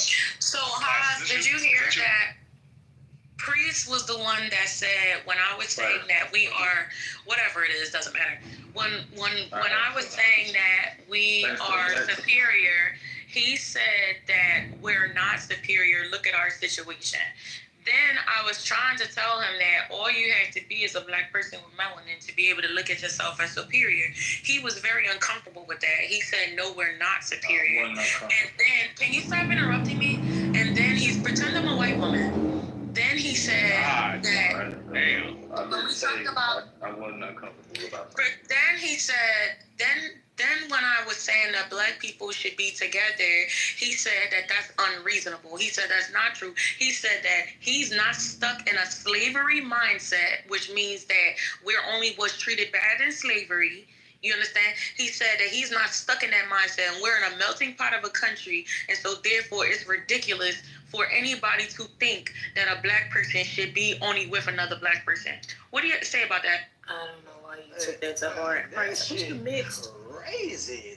Bryce, aren't you mixed? Is your mom white? Yeah. Okay, so what? I mean, his value to the conversation is different. Whose mother is white? Hold on. Cause his mama white don't mean he white. Who white? We're not gonna do that. These are clubhouse talking points. Let's be realistic. It's clubhouse talking points, y'all. Y'all going to these clubhouse talking points. Whatever your daddy is, you are. Don't say them now. Let them talk their piece. Man, that shit crazy. Clubhouse talking points is crazy. I've been here, yes. Man, clubhouse talking points is insane to me, man. Y'all ain't making up shit on clubhouse that don't make no fucking logical sense at all. Can I ask a question? Wait a minute. So his mom is white. So let me ask you this, which I did not know. I wouldn't have wasted my breath. I would have even responded to him. So I'm mad that y'all didn't tell me his mother was white. Okay, I thought I didn't know. I thought I was talking to black people. But let me say this really fast. How come with these mixed people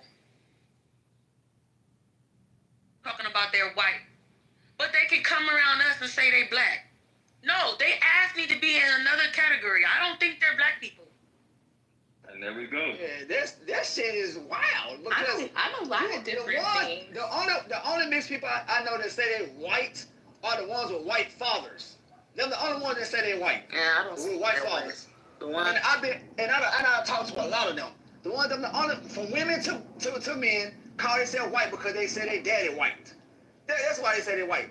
But a man a white woman, all y'all do is carry. All women do is carry eggs. I want y'all to know that shit.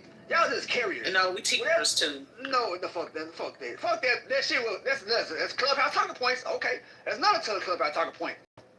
Scientific wise, if a man doesn't ejaculate inside of you, your eggs are going to die. What the fuck are we talking about? Your eggs don't, unless you take them out and freeze them motherfuckers. The fuck we talking Here about? we go. Yeah, I know. Because y'all don't like logical shit. No, I want to know who pulled the nigga switch. Like, which one of you niggas did it? Hey, this not a nigga switch. Y'all thought I bad. Y'all thought I was bad. I had good sense until he came in. Let's see. Y'all attack him for an hour. I'm gonna move on. Man, they can't attack me, man. You know why they can't attack me? But Boring already know. I go all day with this bullshit. And I'm gonna fuck with them like they always fuck with everybody else. But I'm telling you point blank sense. These are facts. If you don't like the facts, what I'm saying, then that's just tough luck. Women are carriers, though. Nurturers. Caring. That was the fuck they put on earth to do, caring. Helpers. That was because God created man first, and women came from man real. How the fuck? Where we get this shit from? They gonna be like, You know what this sounds like, though? It sounds like the steak and salad. I know. Yep, I know. I'm on my Clubhouse shit today. Men Hey, are the providers. This shit Clubhouse talking points, man. Come on, go with it. That's right. Men are the providers. We are the providers. Amen. What the fuck we talking about? I mean, but since these Clubhouse talking points, then men are not the providers. Since women think they rule over everything, y'all providers. Since y'all just let us stay at home and y'all pay the bills while we just sit around this motherfucker. No. Since y'all want to take it like that, then why would we do that? Y'all still gonna have the kids because the man can't have no motherfucking baby. So y'all still gonna have the kids and y'all can take care of the kids, and then you gonna pay the bills in that motherfucker. Hey, that shit crazy. Hey, Hobbs, like I don't even think that's just like an internet talking point. Like, only woman you gonna hear say some shit like that are the woman that don't have a man provide. That's a fact, bro. That's a fact. It's just like people only make absolutes. You know what I'm saying? Like when they live in a bubble and shit like that. But so these arguments, I be hearing them, and I kind of just be like, I gotta think to myself for a minute. Whenever people start making absolutes about, like, even the title is say, "A white woman nicer to black men?" Like, of course, not every white woman is nice to black men. You get what I'm saying? But nah, you got some white women out there that is nice though, bro. Like, hey, yo, generally nice. Hey, y'all tell Haas happy birthday, man. My nigga just came through and told me Nigga, shut up. Because nah, fuck that. You my nigga boring, bro. Hey, tell her send me cash out, me, man. You know what I'm saying? Shit, help a broke nigga out. You know, all broke niggas. All black men broke. Let them tell their club out talking point. All black niggas don't take care of their kid. Let them tell it. All black men ain't shit. Let them tell it. Nobody is fucking saying that. I spent the first... I said club. I didn't say you. I said Clubhouse. Well, I'm talking to Kay. I'm talking to Kay. This is crazy. Like, they know who said it in the room. They ain't dumb. They just don't want to come out their fucking mic. I don't say that about black men. Oh shit. They talking about concept. They talking. I think I get to talk to you on Clubhouse all day. Hello. But y'all like, hey, boring. I seen your name, boring. I popped in this motherfucker. One way or the other. I've been getting my reparations for the past hour with Mace. For real? That's right. Get that money. I told you I was gonna get it. One way or the other. Yeah, I got my reparations. Head back in blood. You got her reparations. Wow. I got mine too, man. Y'all better get y'all reparations. I claim all my identities so I can get all the funding. Thank you. Damn, let's talk about that. Traitor. I'm not going to share my secrets. I'm here, Brody. What's happening with you? What up, though, Haas? Can you hear me now, Boring? Yeah, bro. We heard you the first time. What's happening?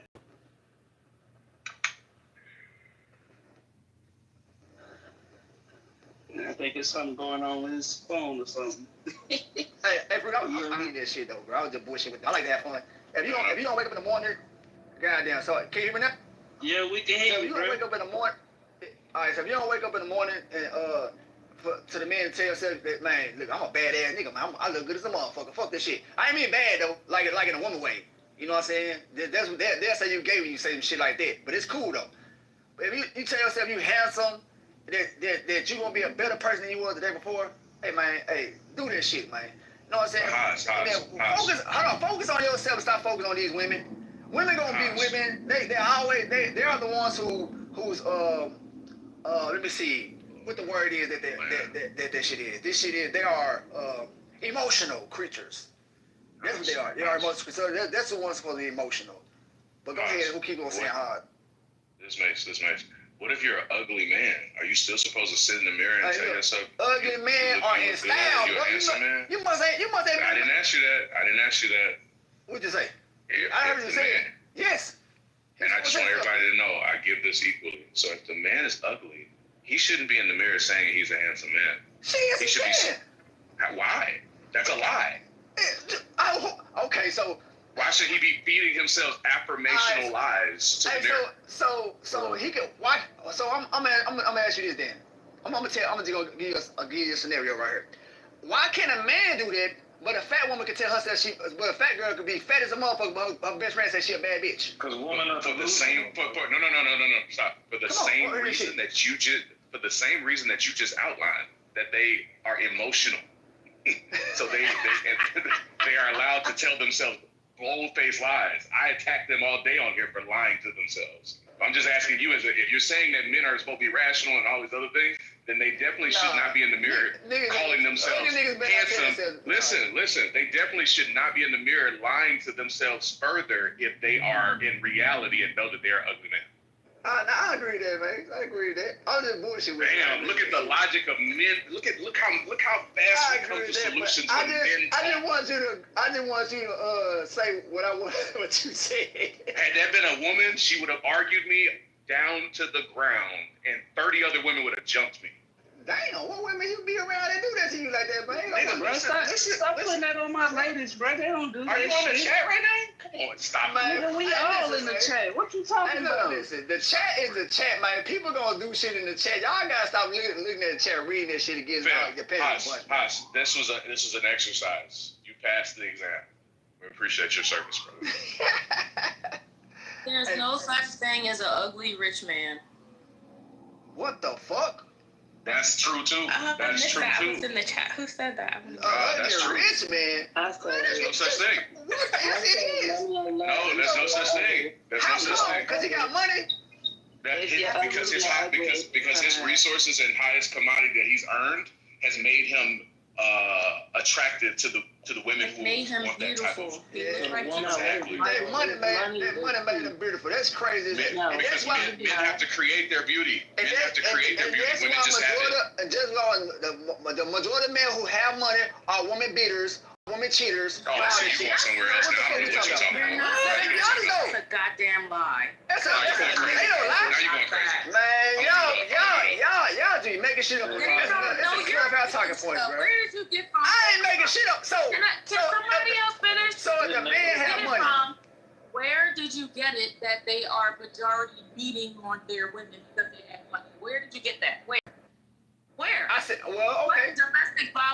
What domestic violence criminal survey confirms that men who have money beat their women? Where? You talking about Diddy? Hey, look, man. But then I would say that they have more access to women, so they might cheat. God damn. What did Diddy just do to Cassidy? Beat the shit out of that motherfucker, didn't it? That's one guy. He just beat her ass? No. Hold on. That was just one guy that do that shit. I'm not yelling at all.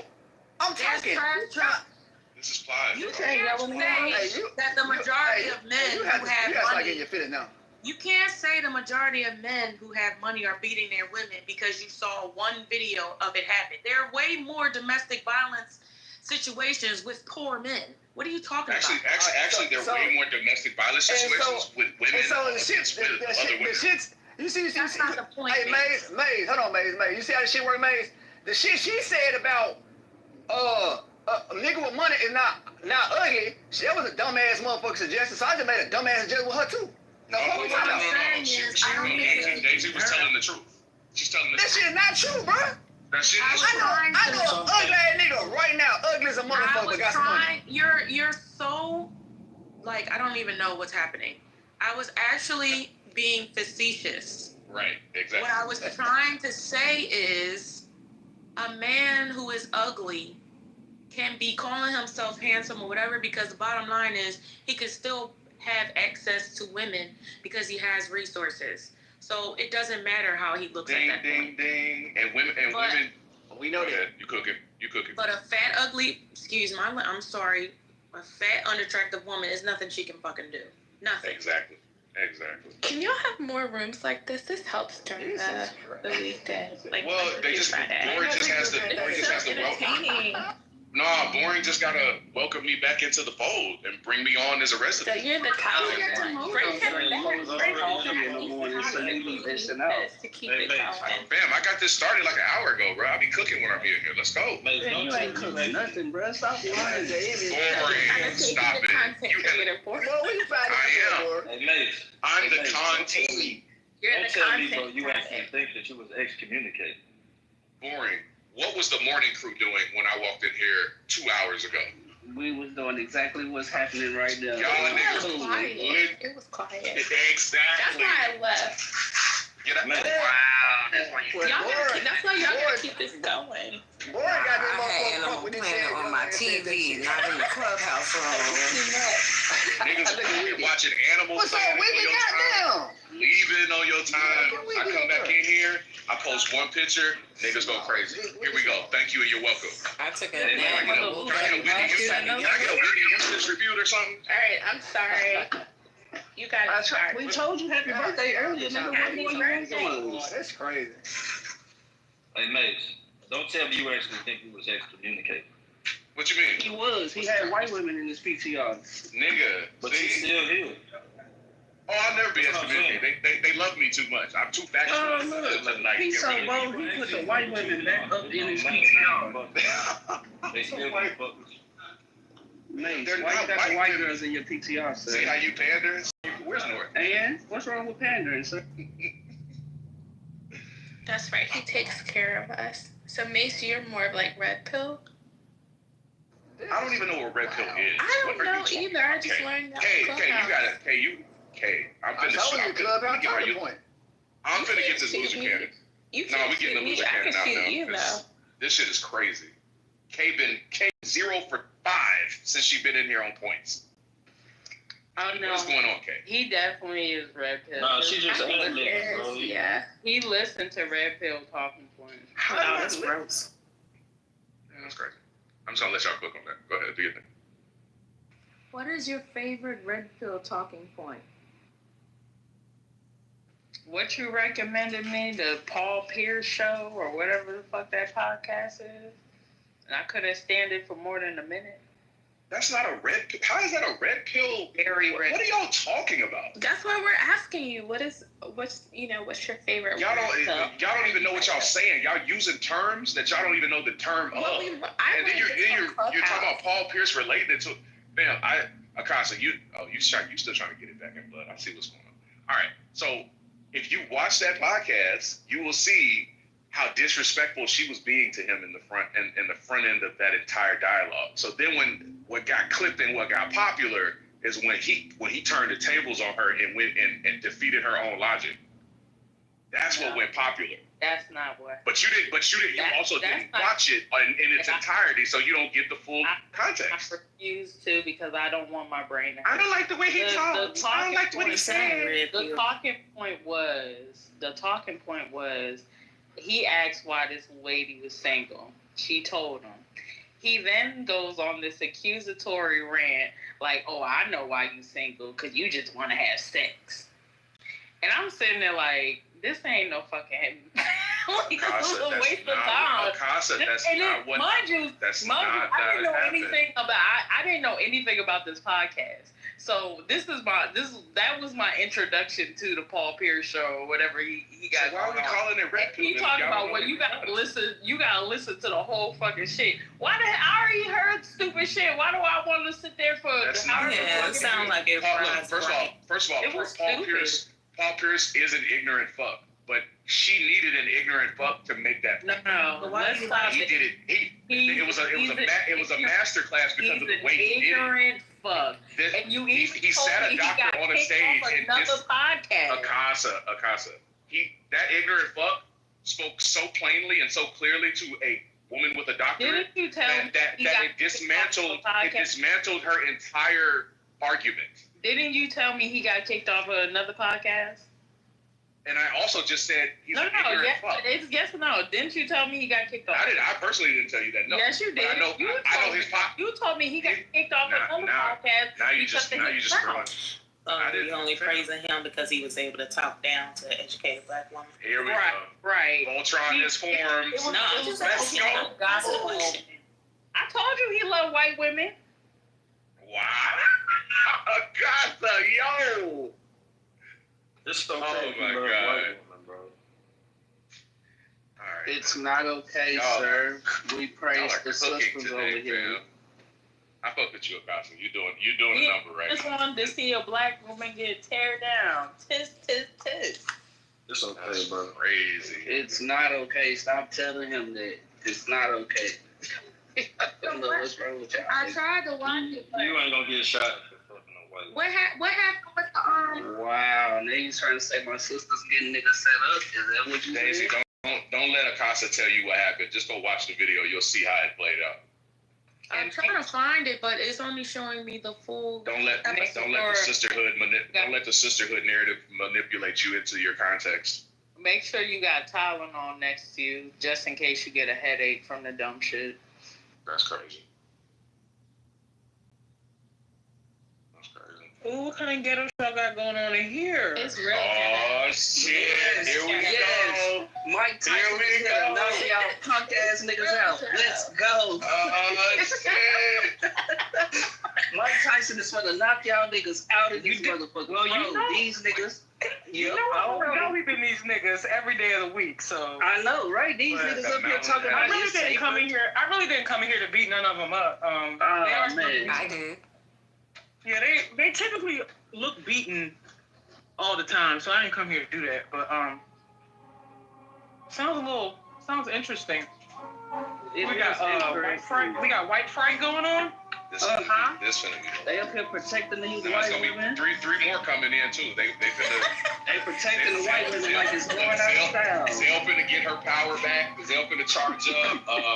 Rose in the house. She finna beam some energy over to what's a net. Net finna pull up in here. She finna fly through with her cape on. This finna be over. This finna be real fun. The Avengers have formed, guys. Y'all have to do this more often. This I'm only is protecting the hilarious. woman that fuck with me. Hey. So you say only white Here we go again. Whimsical superhero life is for men. You don't gotta call us let me ask you this question. We not in fairy tale land like y'all. Fro, don't tap my image and open it up. But are those black women or white women in that picture? Are they white women? Just answer that. Are they white? They look miscegenated at the very least. My God. But they're not white women, yeah? Same thing. Plain white. I don't know. It's a small picture. They could be. The picture is really small and distant. So are their asses. So they might be white. Bro, make a choice. Make a decision. When you're looking at that picture, are you in your head, with absent of anybody else in this room, saying that those are white women or not? You're saying without me making the picture bigger. Without making the picture bigger, are those women white or not? They're not black. And do you have a picture without their head? Are they white or not? I can barely see. Sir, I can't really see their skin tone from this. I'm opening the picture. That's a good direction. answer. He wouldn't. Bro, that's a good answer. I can't even. The first time. Bro, that's a good answer. I can't even really see their skin tone. It looked like a white or Latin girl and a black girl. No. Your answer was accurate. You can't see their skin tone. These people in here, including the Pandarin-in-Chief himself, Boring, said that those women were white women. Headshot. I sure did, because that's a white woman laying right there. Don't none of my sisters got no ass like that, sir. That's the white girl ass. Stop playing with us. And Mace, plenty of black women like that. Mace, man, you getting triggered a lot. But is anybody on this stage fucking you or giving you pussy? Mace, can I ask you a coherent question? Can we introduce Price to Hannah Cobb? Wait a minute, who the hell is let's do that. Let's do that. Voice? Wait a minute, hell no, I'm finna boom the room. Y'all got me fucked up. Bro, how you doing? See, I told you Zell's gonna get her power back. I'm doing all right, Zell. Today is better. 2 mornings ago, I was in the ambulance, but today is better. I'm able to hold food down. Yeah, that's all. That's what I can say. I had a really bad headache this morning, but other than that, it seems like. Yeah, I'm walking. Shit, I got to. You know, I live alone, so at the times that nobody is here, I got to do whatever for me. You know what I'm saying? So, yeah, I'm walking. I was walking in the hospital though. I was walking. Shoot, the day after the procedure. I'm so glad. I'm really happy to hear. Yeah, I'm a soldier. That's why I don't let these niggas can't. I will forever be stronger than these niggas. that's why they don't face me. You was in the military? Forever and always, I'ma make sure I get up and do.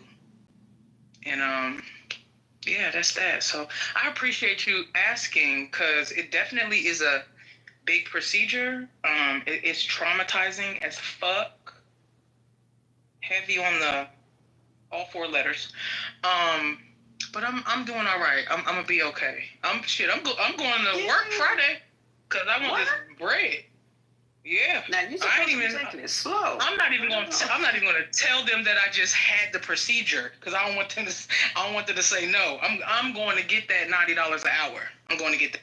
Ooh. You was in the military, bro? No.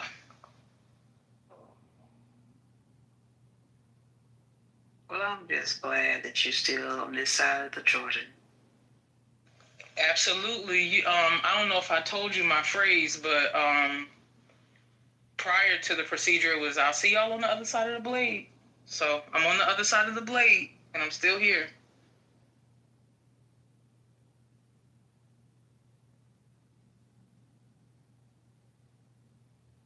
Glad to hear that you're doing well. That's amazing. Thanks for sharing. Thank you. No problem. I'm a survivor. I'm not gonna give up. I gotta keep moving to spike niggas. Like, if for nothing else. If for nothing else, I gotta keep breathing to spike niggas. Because they want me dead, yo. They do. Because I be tampering with their ego and pride. Don't do that. They want me to... Man. Yeah, me too. That's one of the things I really love about life. Y'all love getting on niggas' nerves. No, I love defying what men say I can or can't do. I like humbling them.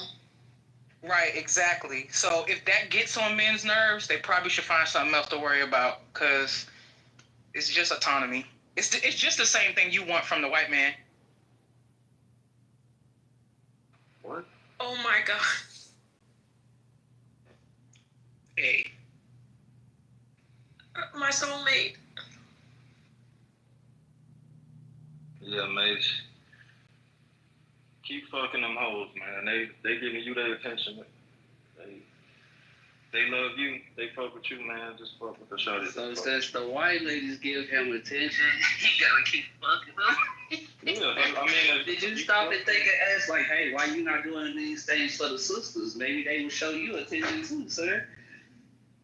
I didn't stop to think that at all. I just think the people that fuck. No, not you. I'm talking about for Mace. Why you didn't tell him that?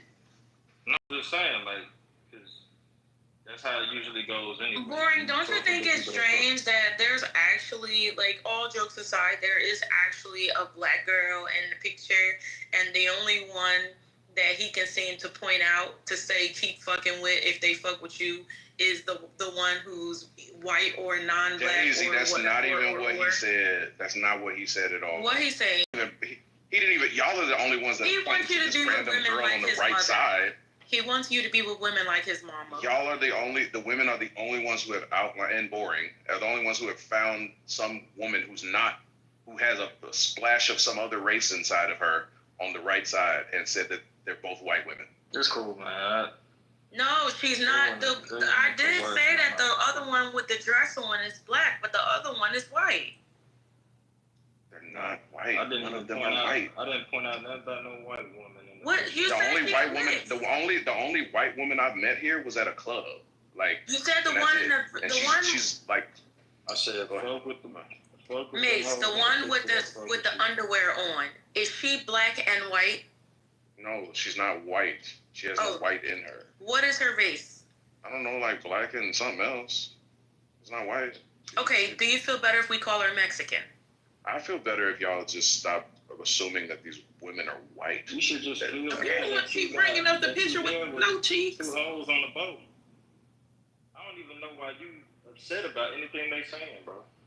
Nobody's That's upset. your experience in life. Price. With this again. I need everybody to just understand the hyperbole that's going on here. There's nothing. I, of all people, am not upset about anything that goes on the chat house.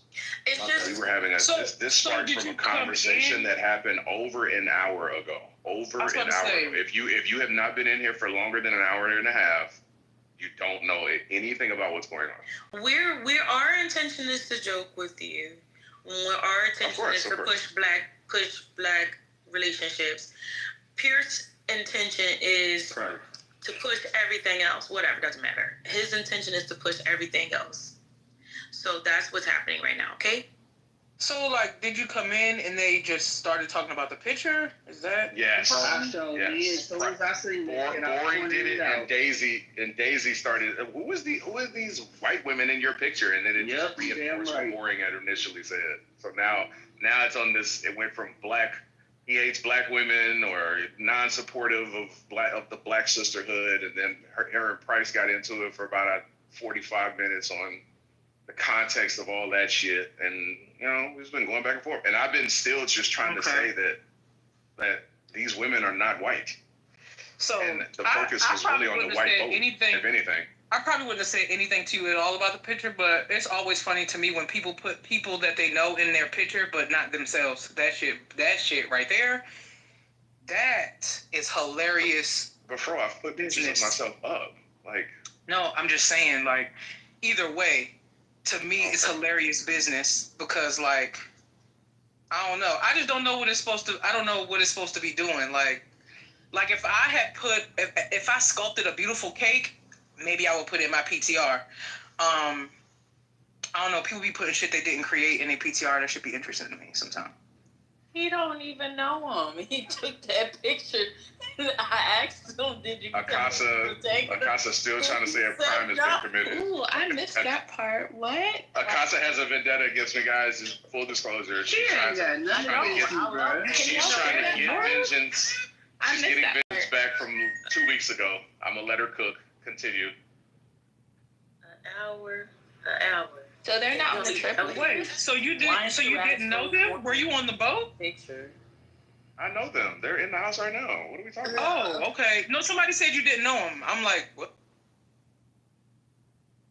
Yeah, that's what I thought I heard too. So that's why I was asking that same question. Y'all have just been making your own conclusions. We're trying to get the recap. Come on, this is. He didn't even ask them to take the picture.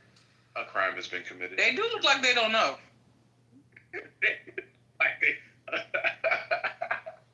The black one definitely don't know. Oh my God, bro.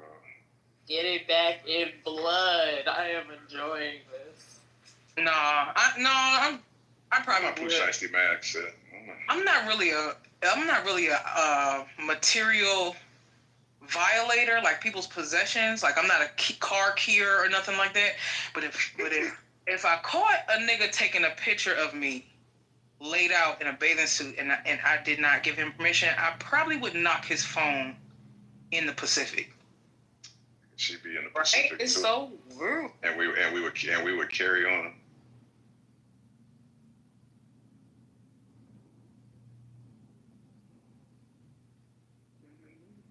Fuck with who fuck with you, bro. Yeah, man, fuck with the black women that fuck with you, bro. Leave them white women alone. Jesus.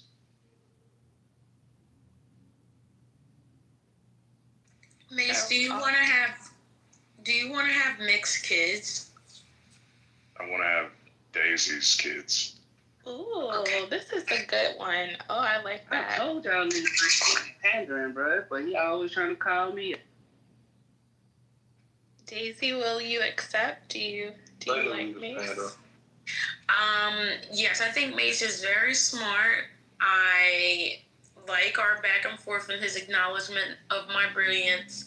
I was a little concerned earlier, but I think we can work this out. I think he has no issue thinking of himself as a black man as being superior. I think he understands who he is, and he's not going to be afraid of being better than other people, which is something I strive for. And so, yeah, I think maybe, yeah, let's talk about it. Do you think his self-concept can change, about who and what he thinks about himself? Say that again. Hey, what? That didn't even make sense. What you just believe asked. his self-concept can change? No, his personal narrative about who he is, his automatic narrative. Oh, that's already pretty good. I think he's comfortable with that and asserting himself as being superior to others. Don't say that out loud. Women don't like that in here. Mace, I really don't care. I'm trying to help you, fool. Clearly, I don't need any help. I think you do. Go ahead. All right, perfect. So maybe we might have a little love connection here. You've been watching too much of that island show. Well, you know what? I actually didn't hear about that until I got onto Clubhouse. Because actually, I don't have to watch any of those shows. I'm not looking for anyone on Clubhouse or don't have those problems. I've always been selected. So I learned about all that, like, silly stuff here on Clubhouse. Red Pill, Pookies, Ray Rays, Pop the Balloon, all of this. 50-50. 50-50, people in the ghetto, all that kind of stuff. I learned that here on Clubhouse, so thanks.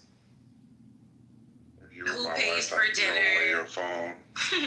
You want me to throw away my phone? Can't have you around these types of environments. Unsupervised. Wait, one thing we have to do, Mason, you just seen my PTR. I think you missed it. We have to decide who do you like best out of this PTR before we can make any final decisions or determinations. Is this the brown paper bag test? No. This was several women popped up. Hold on, let me find it. 1 second. You have to pick one. Hold on, I got it. 1 second. I'm about to tell you what you want to hear. It'll be quick. You looking? 1, 2, 3. Who do you pick out of here? 2. Okay, you passed. So he about to tell you what you want to hear. I think most people think that white women walk around looking like 1 and 3. That's funny to me. They're very unattractive. I'm trying to tell you. Like, I don't know why these goofy men be going around trying to act like the average white woman walking around is beautiful. No, they're not. And they're fucking nasty. They're not. But most women are mediocre and average, though. We be trying to tell y'all that. No, I don't necessarily disagree. I just mean in my everyday life, I see more attractive black women than I see attractive white women.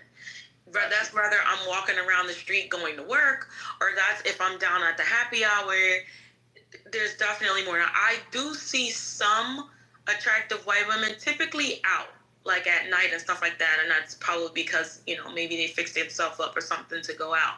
But just on a general day-to-day, even at my gym, I definitely see more attractive black women than I do white women. And the white women are very jealous. They're very nasty.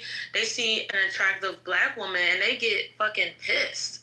And don't let you be in a place, like I said, where there's resources. They're fucking nasty. They really think that black men belong to them. Well, they were 40% of the slave owners. So I understand where that mentality comes from. But this whole idea that they're just like nice and they really like you, it's bullshit.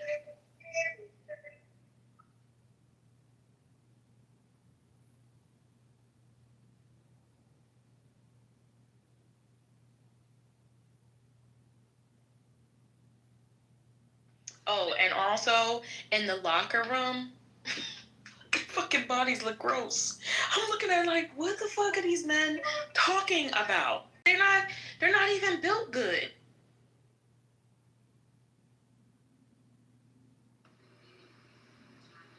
Yeah, I'm okay with them dating some more men. I don't care. Somebody they can have. If they're nice or too long, then yeah, they can have.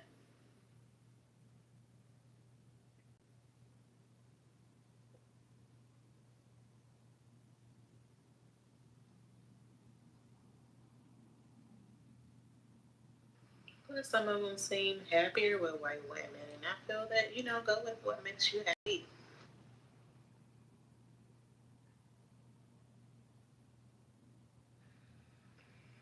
Hey, Price and Mace, do the white women make y'all happier?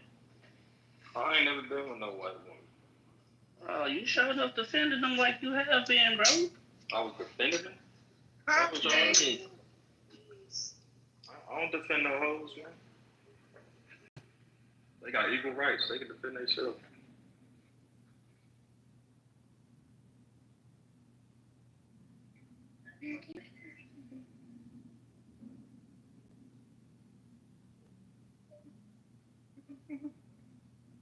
Man, trying to do some laundry, my boy.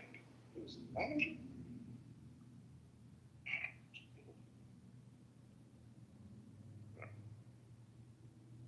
We'll leave it here.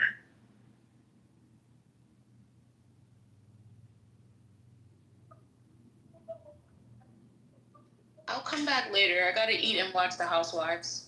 It's a whole lot of people in here. I would tell y'all turn y'all pink ticket in, but y'all niggas like the white girl, so yeah. I'm glad y'all here. I appreciate y'all. God damn it, Batman.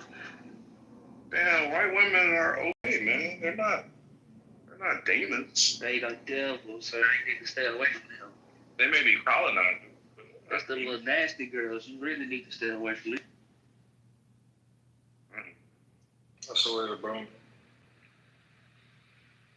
The absolutes. They tell you everything. You gotta have at least one little white woman on your roster. You're goddamn lying. Little Italian descent, little 5'2", 5'3", brunette, you know what I'm saying? Hazel eyes. But why do you need that for, Mace? What does that do? They don't improve your quality of life, sir. There's no woman that improves the quality of my life. I improve the quality. I improve the quality of my life. A woman accompanies me in that process. I know a nigga that got a white wife. She met him when he was down bad. Now he's a photographer of weddings and shit. He does videos of weddings. And he goes and travels all over the world and shoots weddings and shit. And he's even told me it's thanks to her networking skills that he got there. And that's great. That worked for him. You know, the only woman who's improved the quality of my life is my mom. That's about it. Everybody else assists. They join the ride. This situation and the ship that's going in one direction anyway.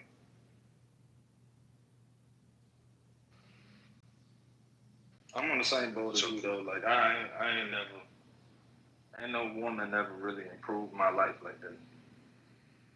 Okay, are y'all expecting like a girlfriend? No, hold on. Hold on. I was speaking first, ladies first. No, I was speaking first. what? I was speaking first.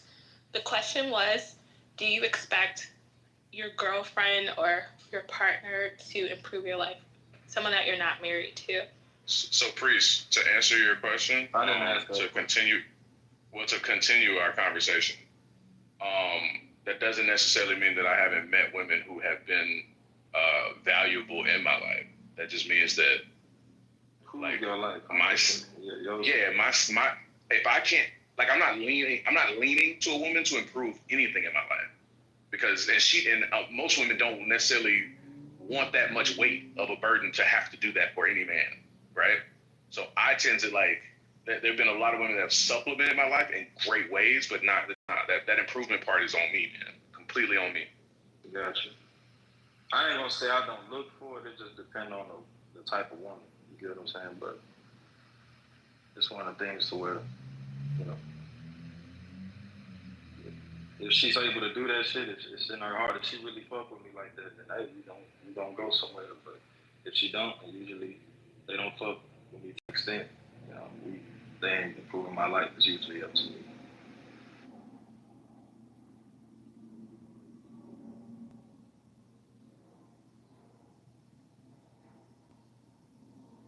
And I don't really expect them to improve my life. But, you know, if they come to me talking about something, I want to be a wife, and, you know, I want to have a family, and I want a man that's going to do these things for me, you know what I'm saying, in my life, I'm going to be like, oh, okay, so let me come up with some shit that you can do for me. You know what I'm saying? Like, that's how I'm going to think about it, other than give me pussy. And that's what I mean when I say, you know, I look for it just depending on the situation. Like the type of woman she is.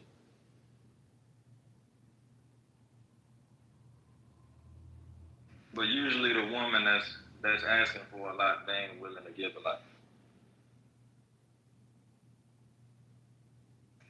There y'all go. Thank you, my ladies always asking y'all for a lot. Y'all break y'all neck for them white girls. Boy, y'all are something else. I ain't never broke my neck for a white girl.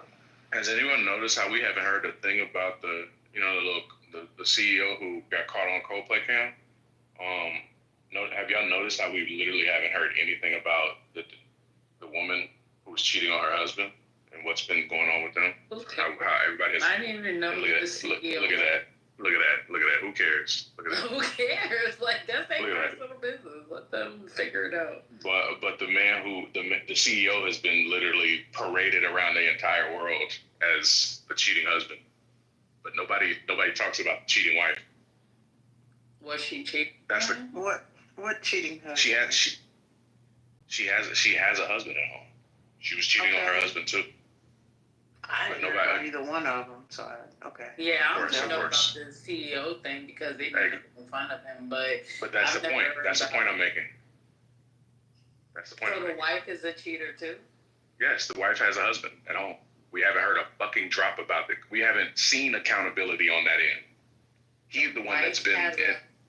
Oh, you're talking about the woman that he cheated. That he was holding. The one he was holding. They're both married. Oh, well, I don't know. I mean, that's my point. What news source are you? You want me to cry about it? Like looking at? That is also my point. Depends on the news source. Okay, that is also my point. I got you.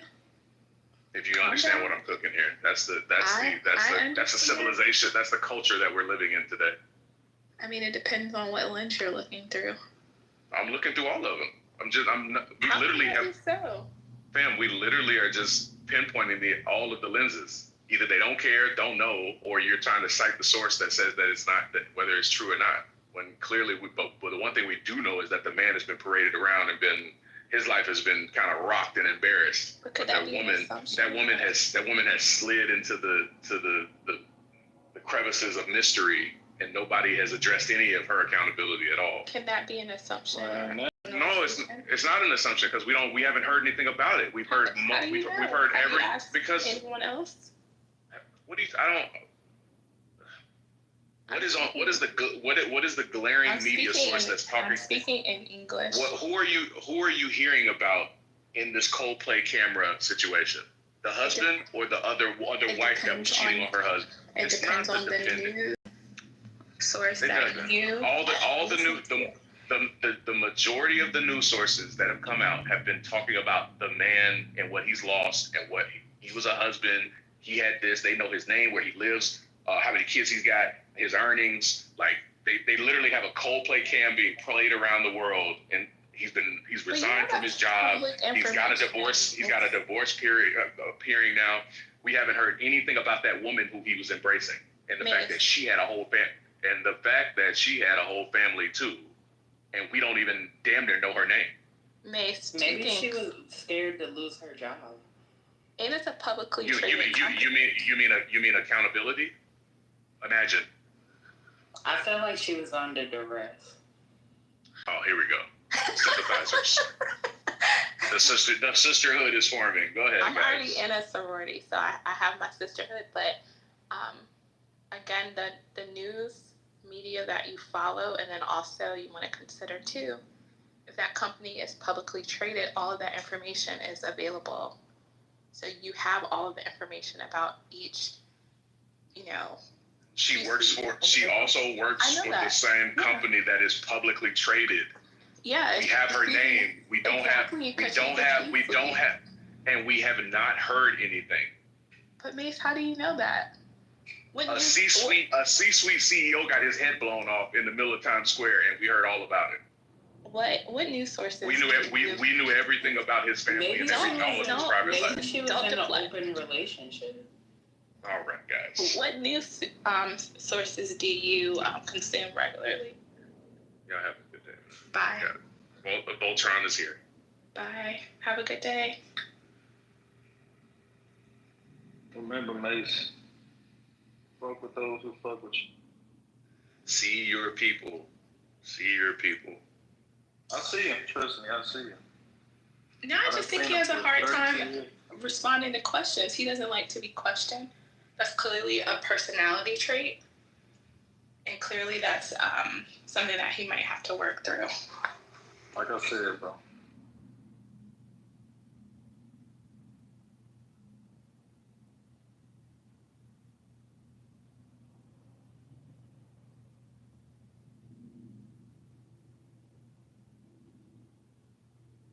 Shout out to Megan Rose. We see you.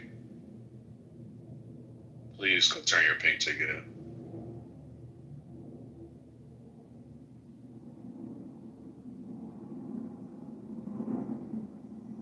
Nigga, she left out the room on your ass.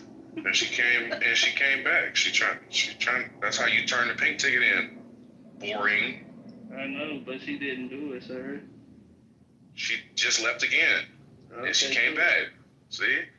I'm telling you. What are you boring? You gotta stop this pandering, man. You're going crazy with it now. You ain't even. You know that's how you turn the pink ticket in. I know. Not too much on boring. You pander to me. Okay. He does. He was just doing it. I don't understand. This nigga Harry was just doing it. He's hilarious.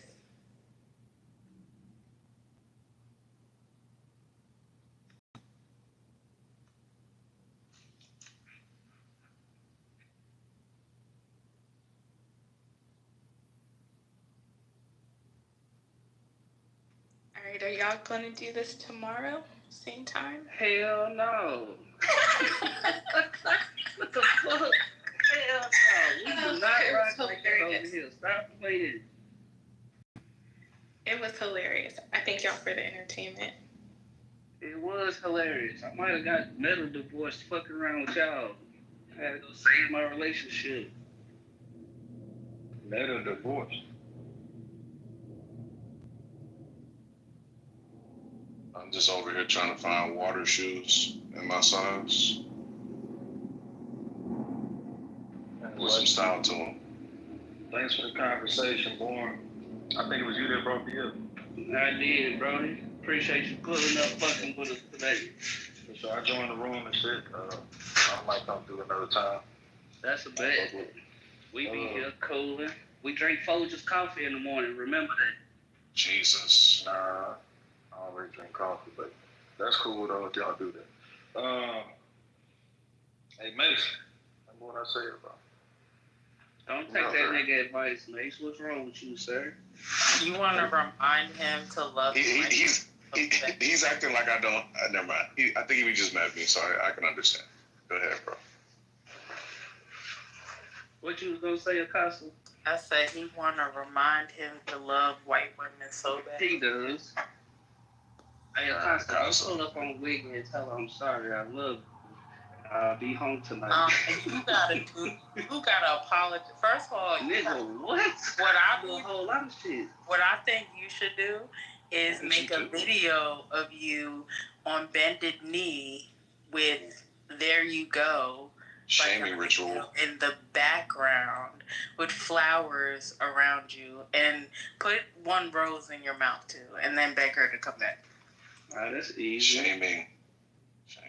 Why is that shaming? It's a great apology. That's easy to do. Don't listen to Mace. Mace, maybe the next time you do that, you'll have better luck. But don't do it to a white woman though, Mace. You gotta do it to a black woman. Yeah, don't bow down to a black woman or to a white woman. Only to black women. White woman gotta get it. Nothing about bowing down now. Come on, Acosta. I'm sorry. She also said bend the knee, and you said, yeah, I can do that. I did say bend the knee. Hey, that's why I was objecting on your behalf, brother, and you was like, no, I'm good with it. I'm good with it. That was for my wifey though. I can do that for her, but you can't do that to no random, sir. Here you are.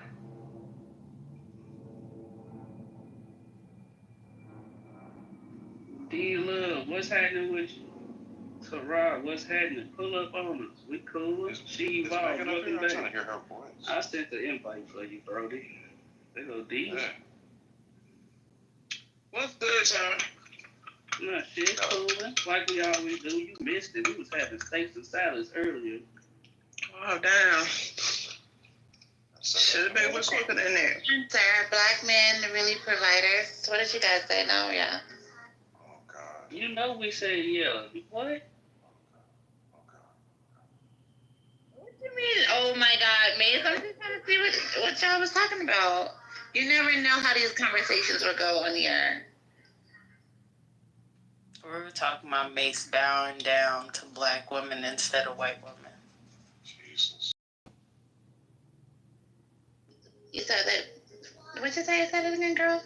I said we were talking about Mace bowing down to black women instead of white women. Oh, okay. What do you say? No. He said he'll think about it.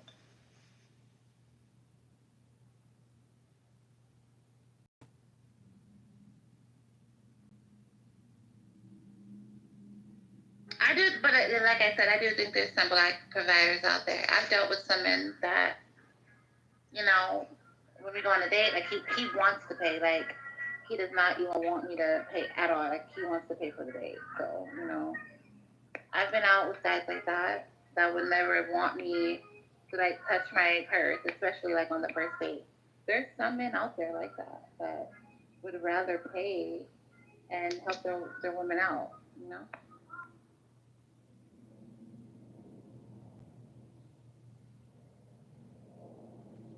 What are y'all providing? Are y'all talking about financially, like go into depth what y'all providing?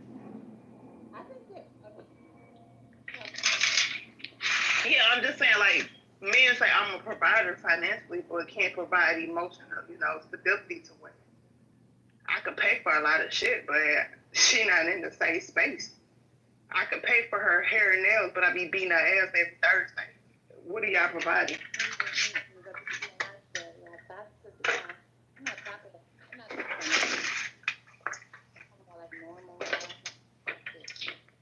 Crazy, but I'm not talking about that.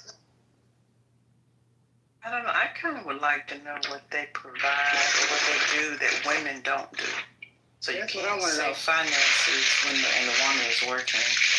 So it has to be something above and beyond whatever you're not getting, whatever you're giving something that she's not giving to you. Are y'all providing a safe space to be in your most feminine energy? Are y'all providing a shoulder to lean on? Are you taking some responsibility off her shoulder? Are you, leaning the hand in the house more when she's tired? What are y'all providing that she can't do herself? Well, I can I say something? I think there's two types of people in the world, Like, it may be people that do exactly what you say. They just not shit. They really don't care for people's feelings. They just there just to be there.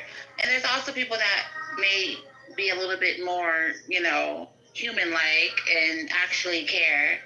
So that's why I'm trying to align with the ones that actually care. Because I know that they out there, Not every person is just fucked up. That's not even possible for every black man to be the same. That's not even possible, you know?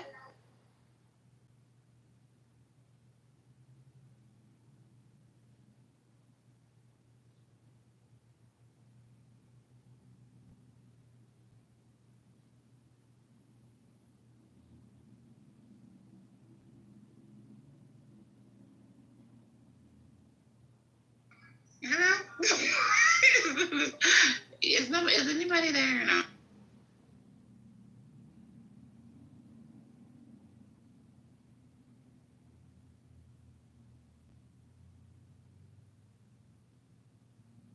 I'm a black man, so I can't speak on, what a black man provides. Like, I don't want to do that for them. Like, I don't want to speak for them, so I was waiting on them to answer. No, Born, where you at? Why is it so quiet? He's usually sometimes busy. Yeah, what up? We provide all those things that you said we do, besides the ass beatings. I hate the fact that once we get some money, y'all love to label us as fucking abusive ass niggas, like we just be King Konging upside y'all fucking heads. And if that's not you and you never say that, please, if it don't apply, let it slide. But I hate the narrative that y'all put that on us. But yes, we provide all those things you said we do.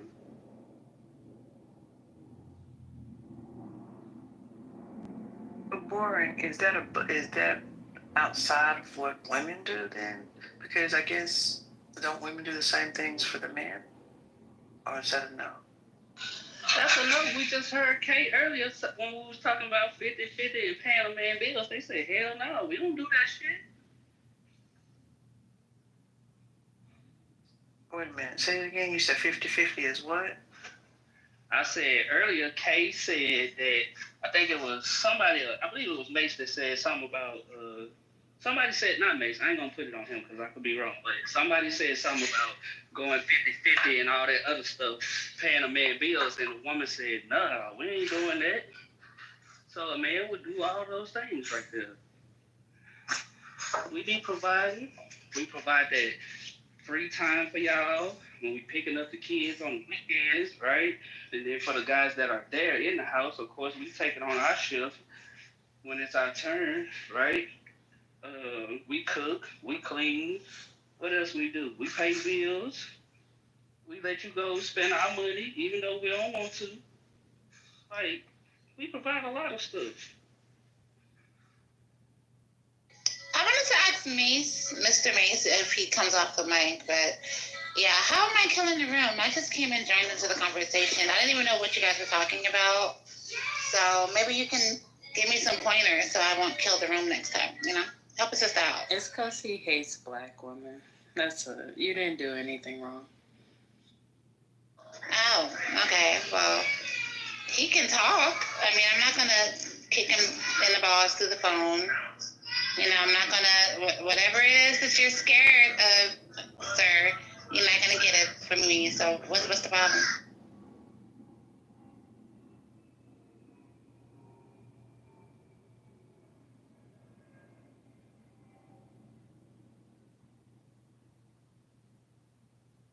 That's so arrogant. That's arrogant and rude.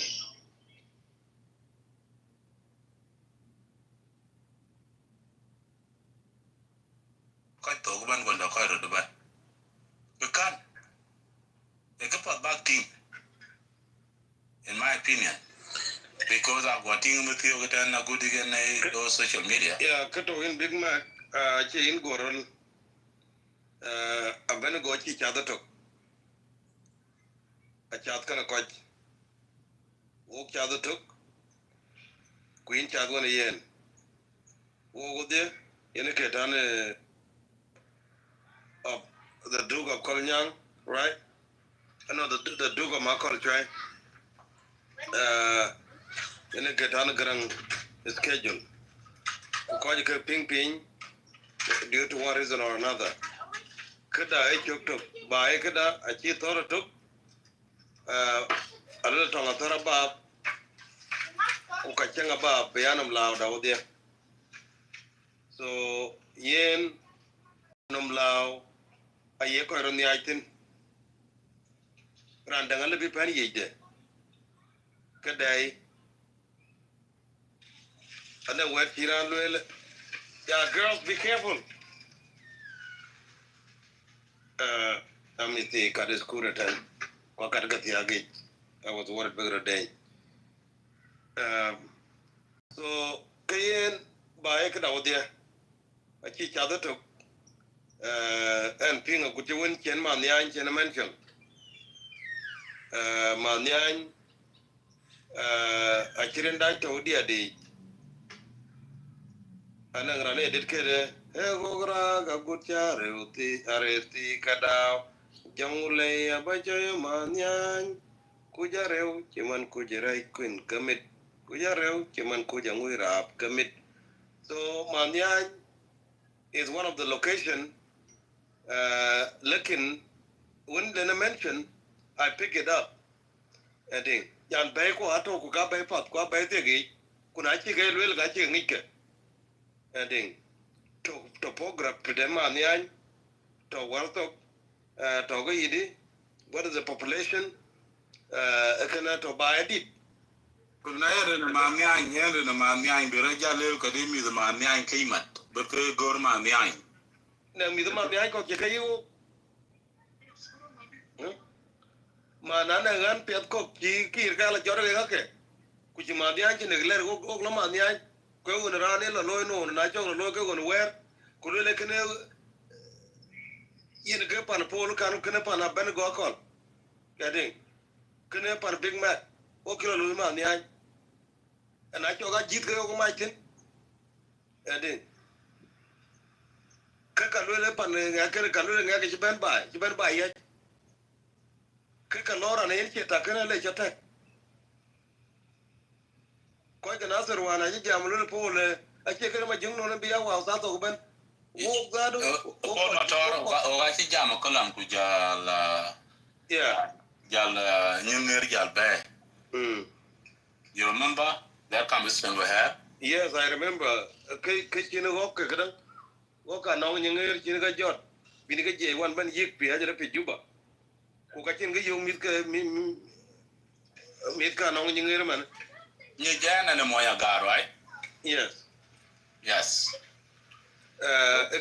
but now nynger jala tap pa ne jala liap it means you look out for your people you look out for your people ne ke ko ade a che ko nang yin pa ko de ka da ara ne jamulu le alu le chawatin alu le ma ko no ku jo wo nyin ko ba wo pyo ma ko ma ngai ku jo wo nyin ko ba wo pyo nyir ga pe nye ruon ka ga je jam to wa ga tier wo me che ma nye le dong kuna kyor ele nge ne ka da ma ko ma ngai wo buru ti chi wan ke how burun ti jer wo ne ye wo burun ti chi wan ke so yen Alia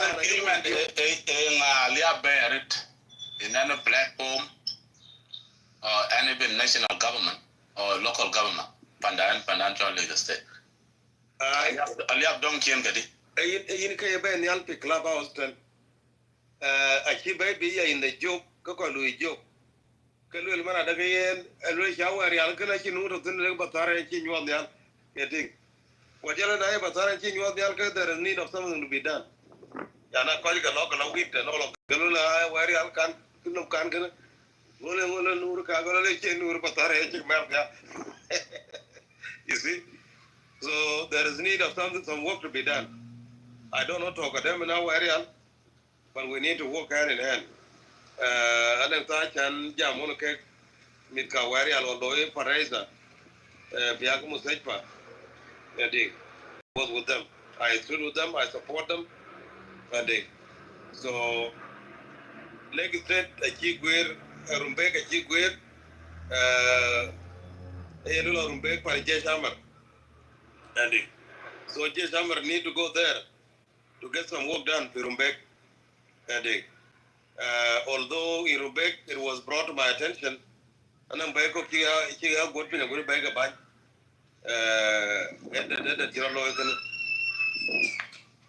Good bad bad engineer and a child for Matara can correct because a baby can reach Rumbek senior, Rumbek Sanwea.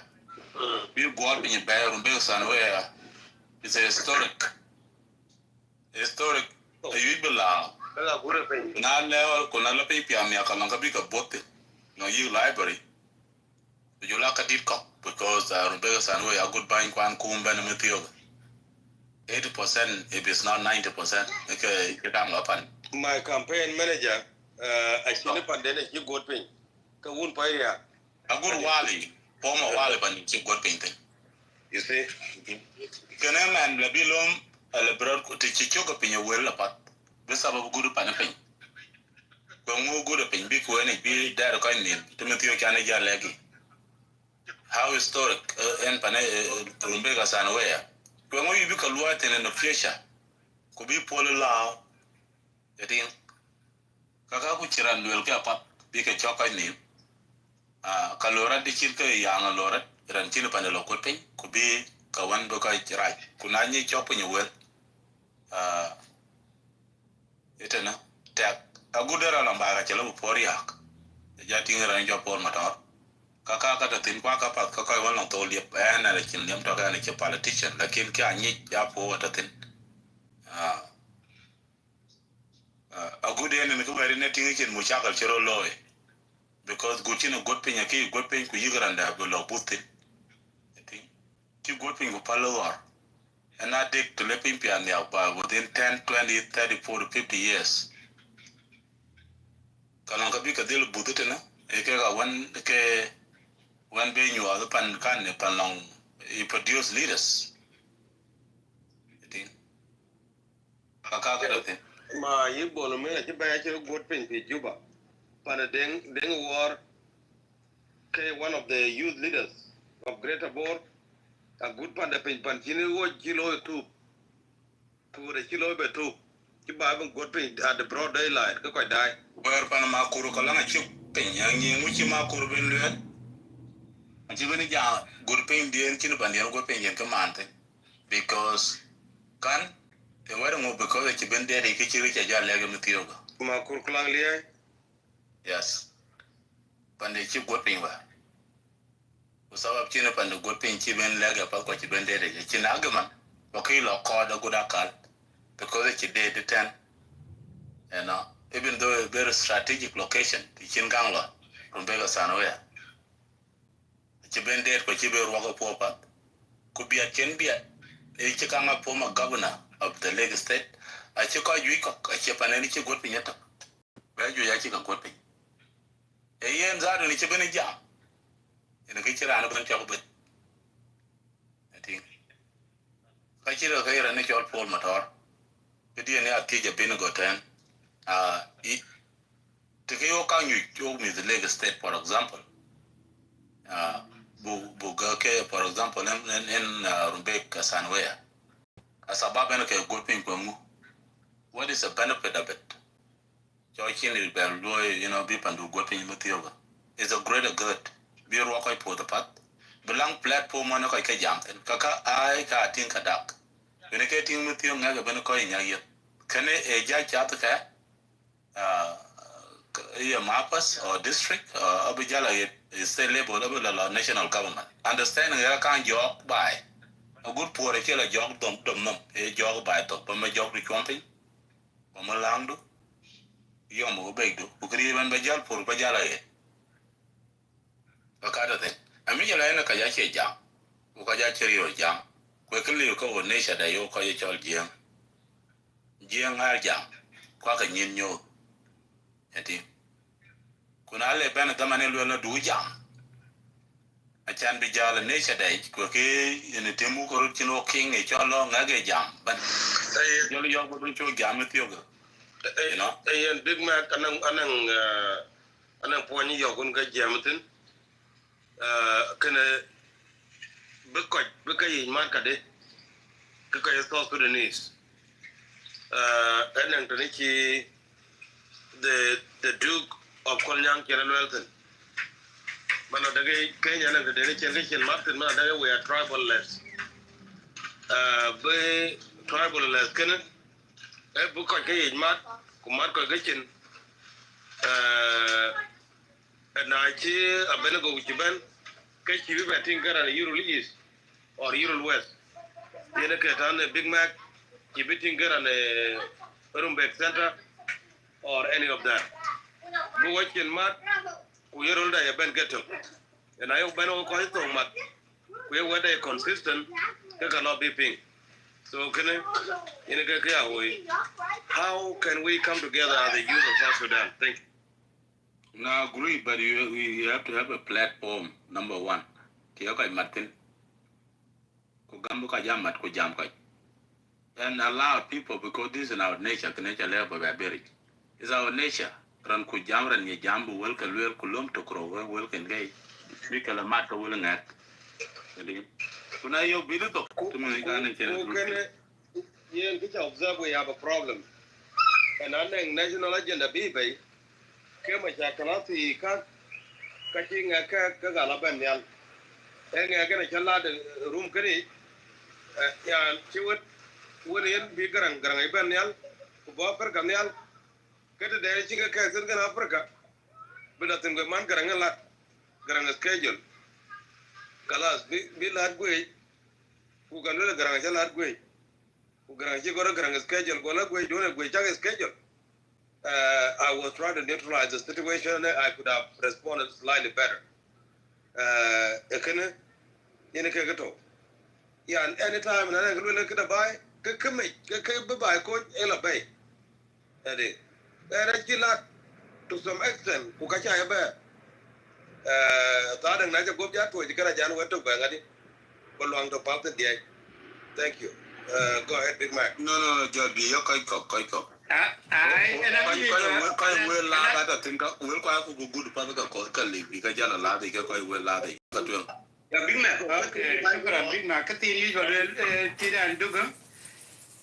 Paul Matara, we will and Angichal way mentioned then platform and an make a suggestion.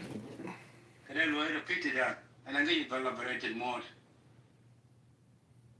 I was just, again, reiterate my opinion with this orange asshat. It's deflection and distraction. I mean, he's like the dumbest and smartest mofo yet.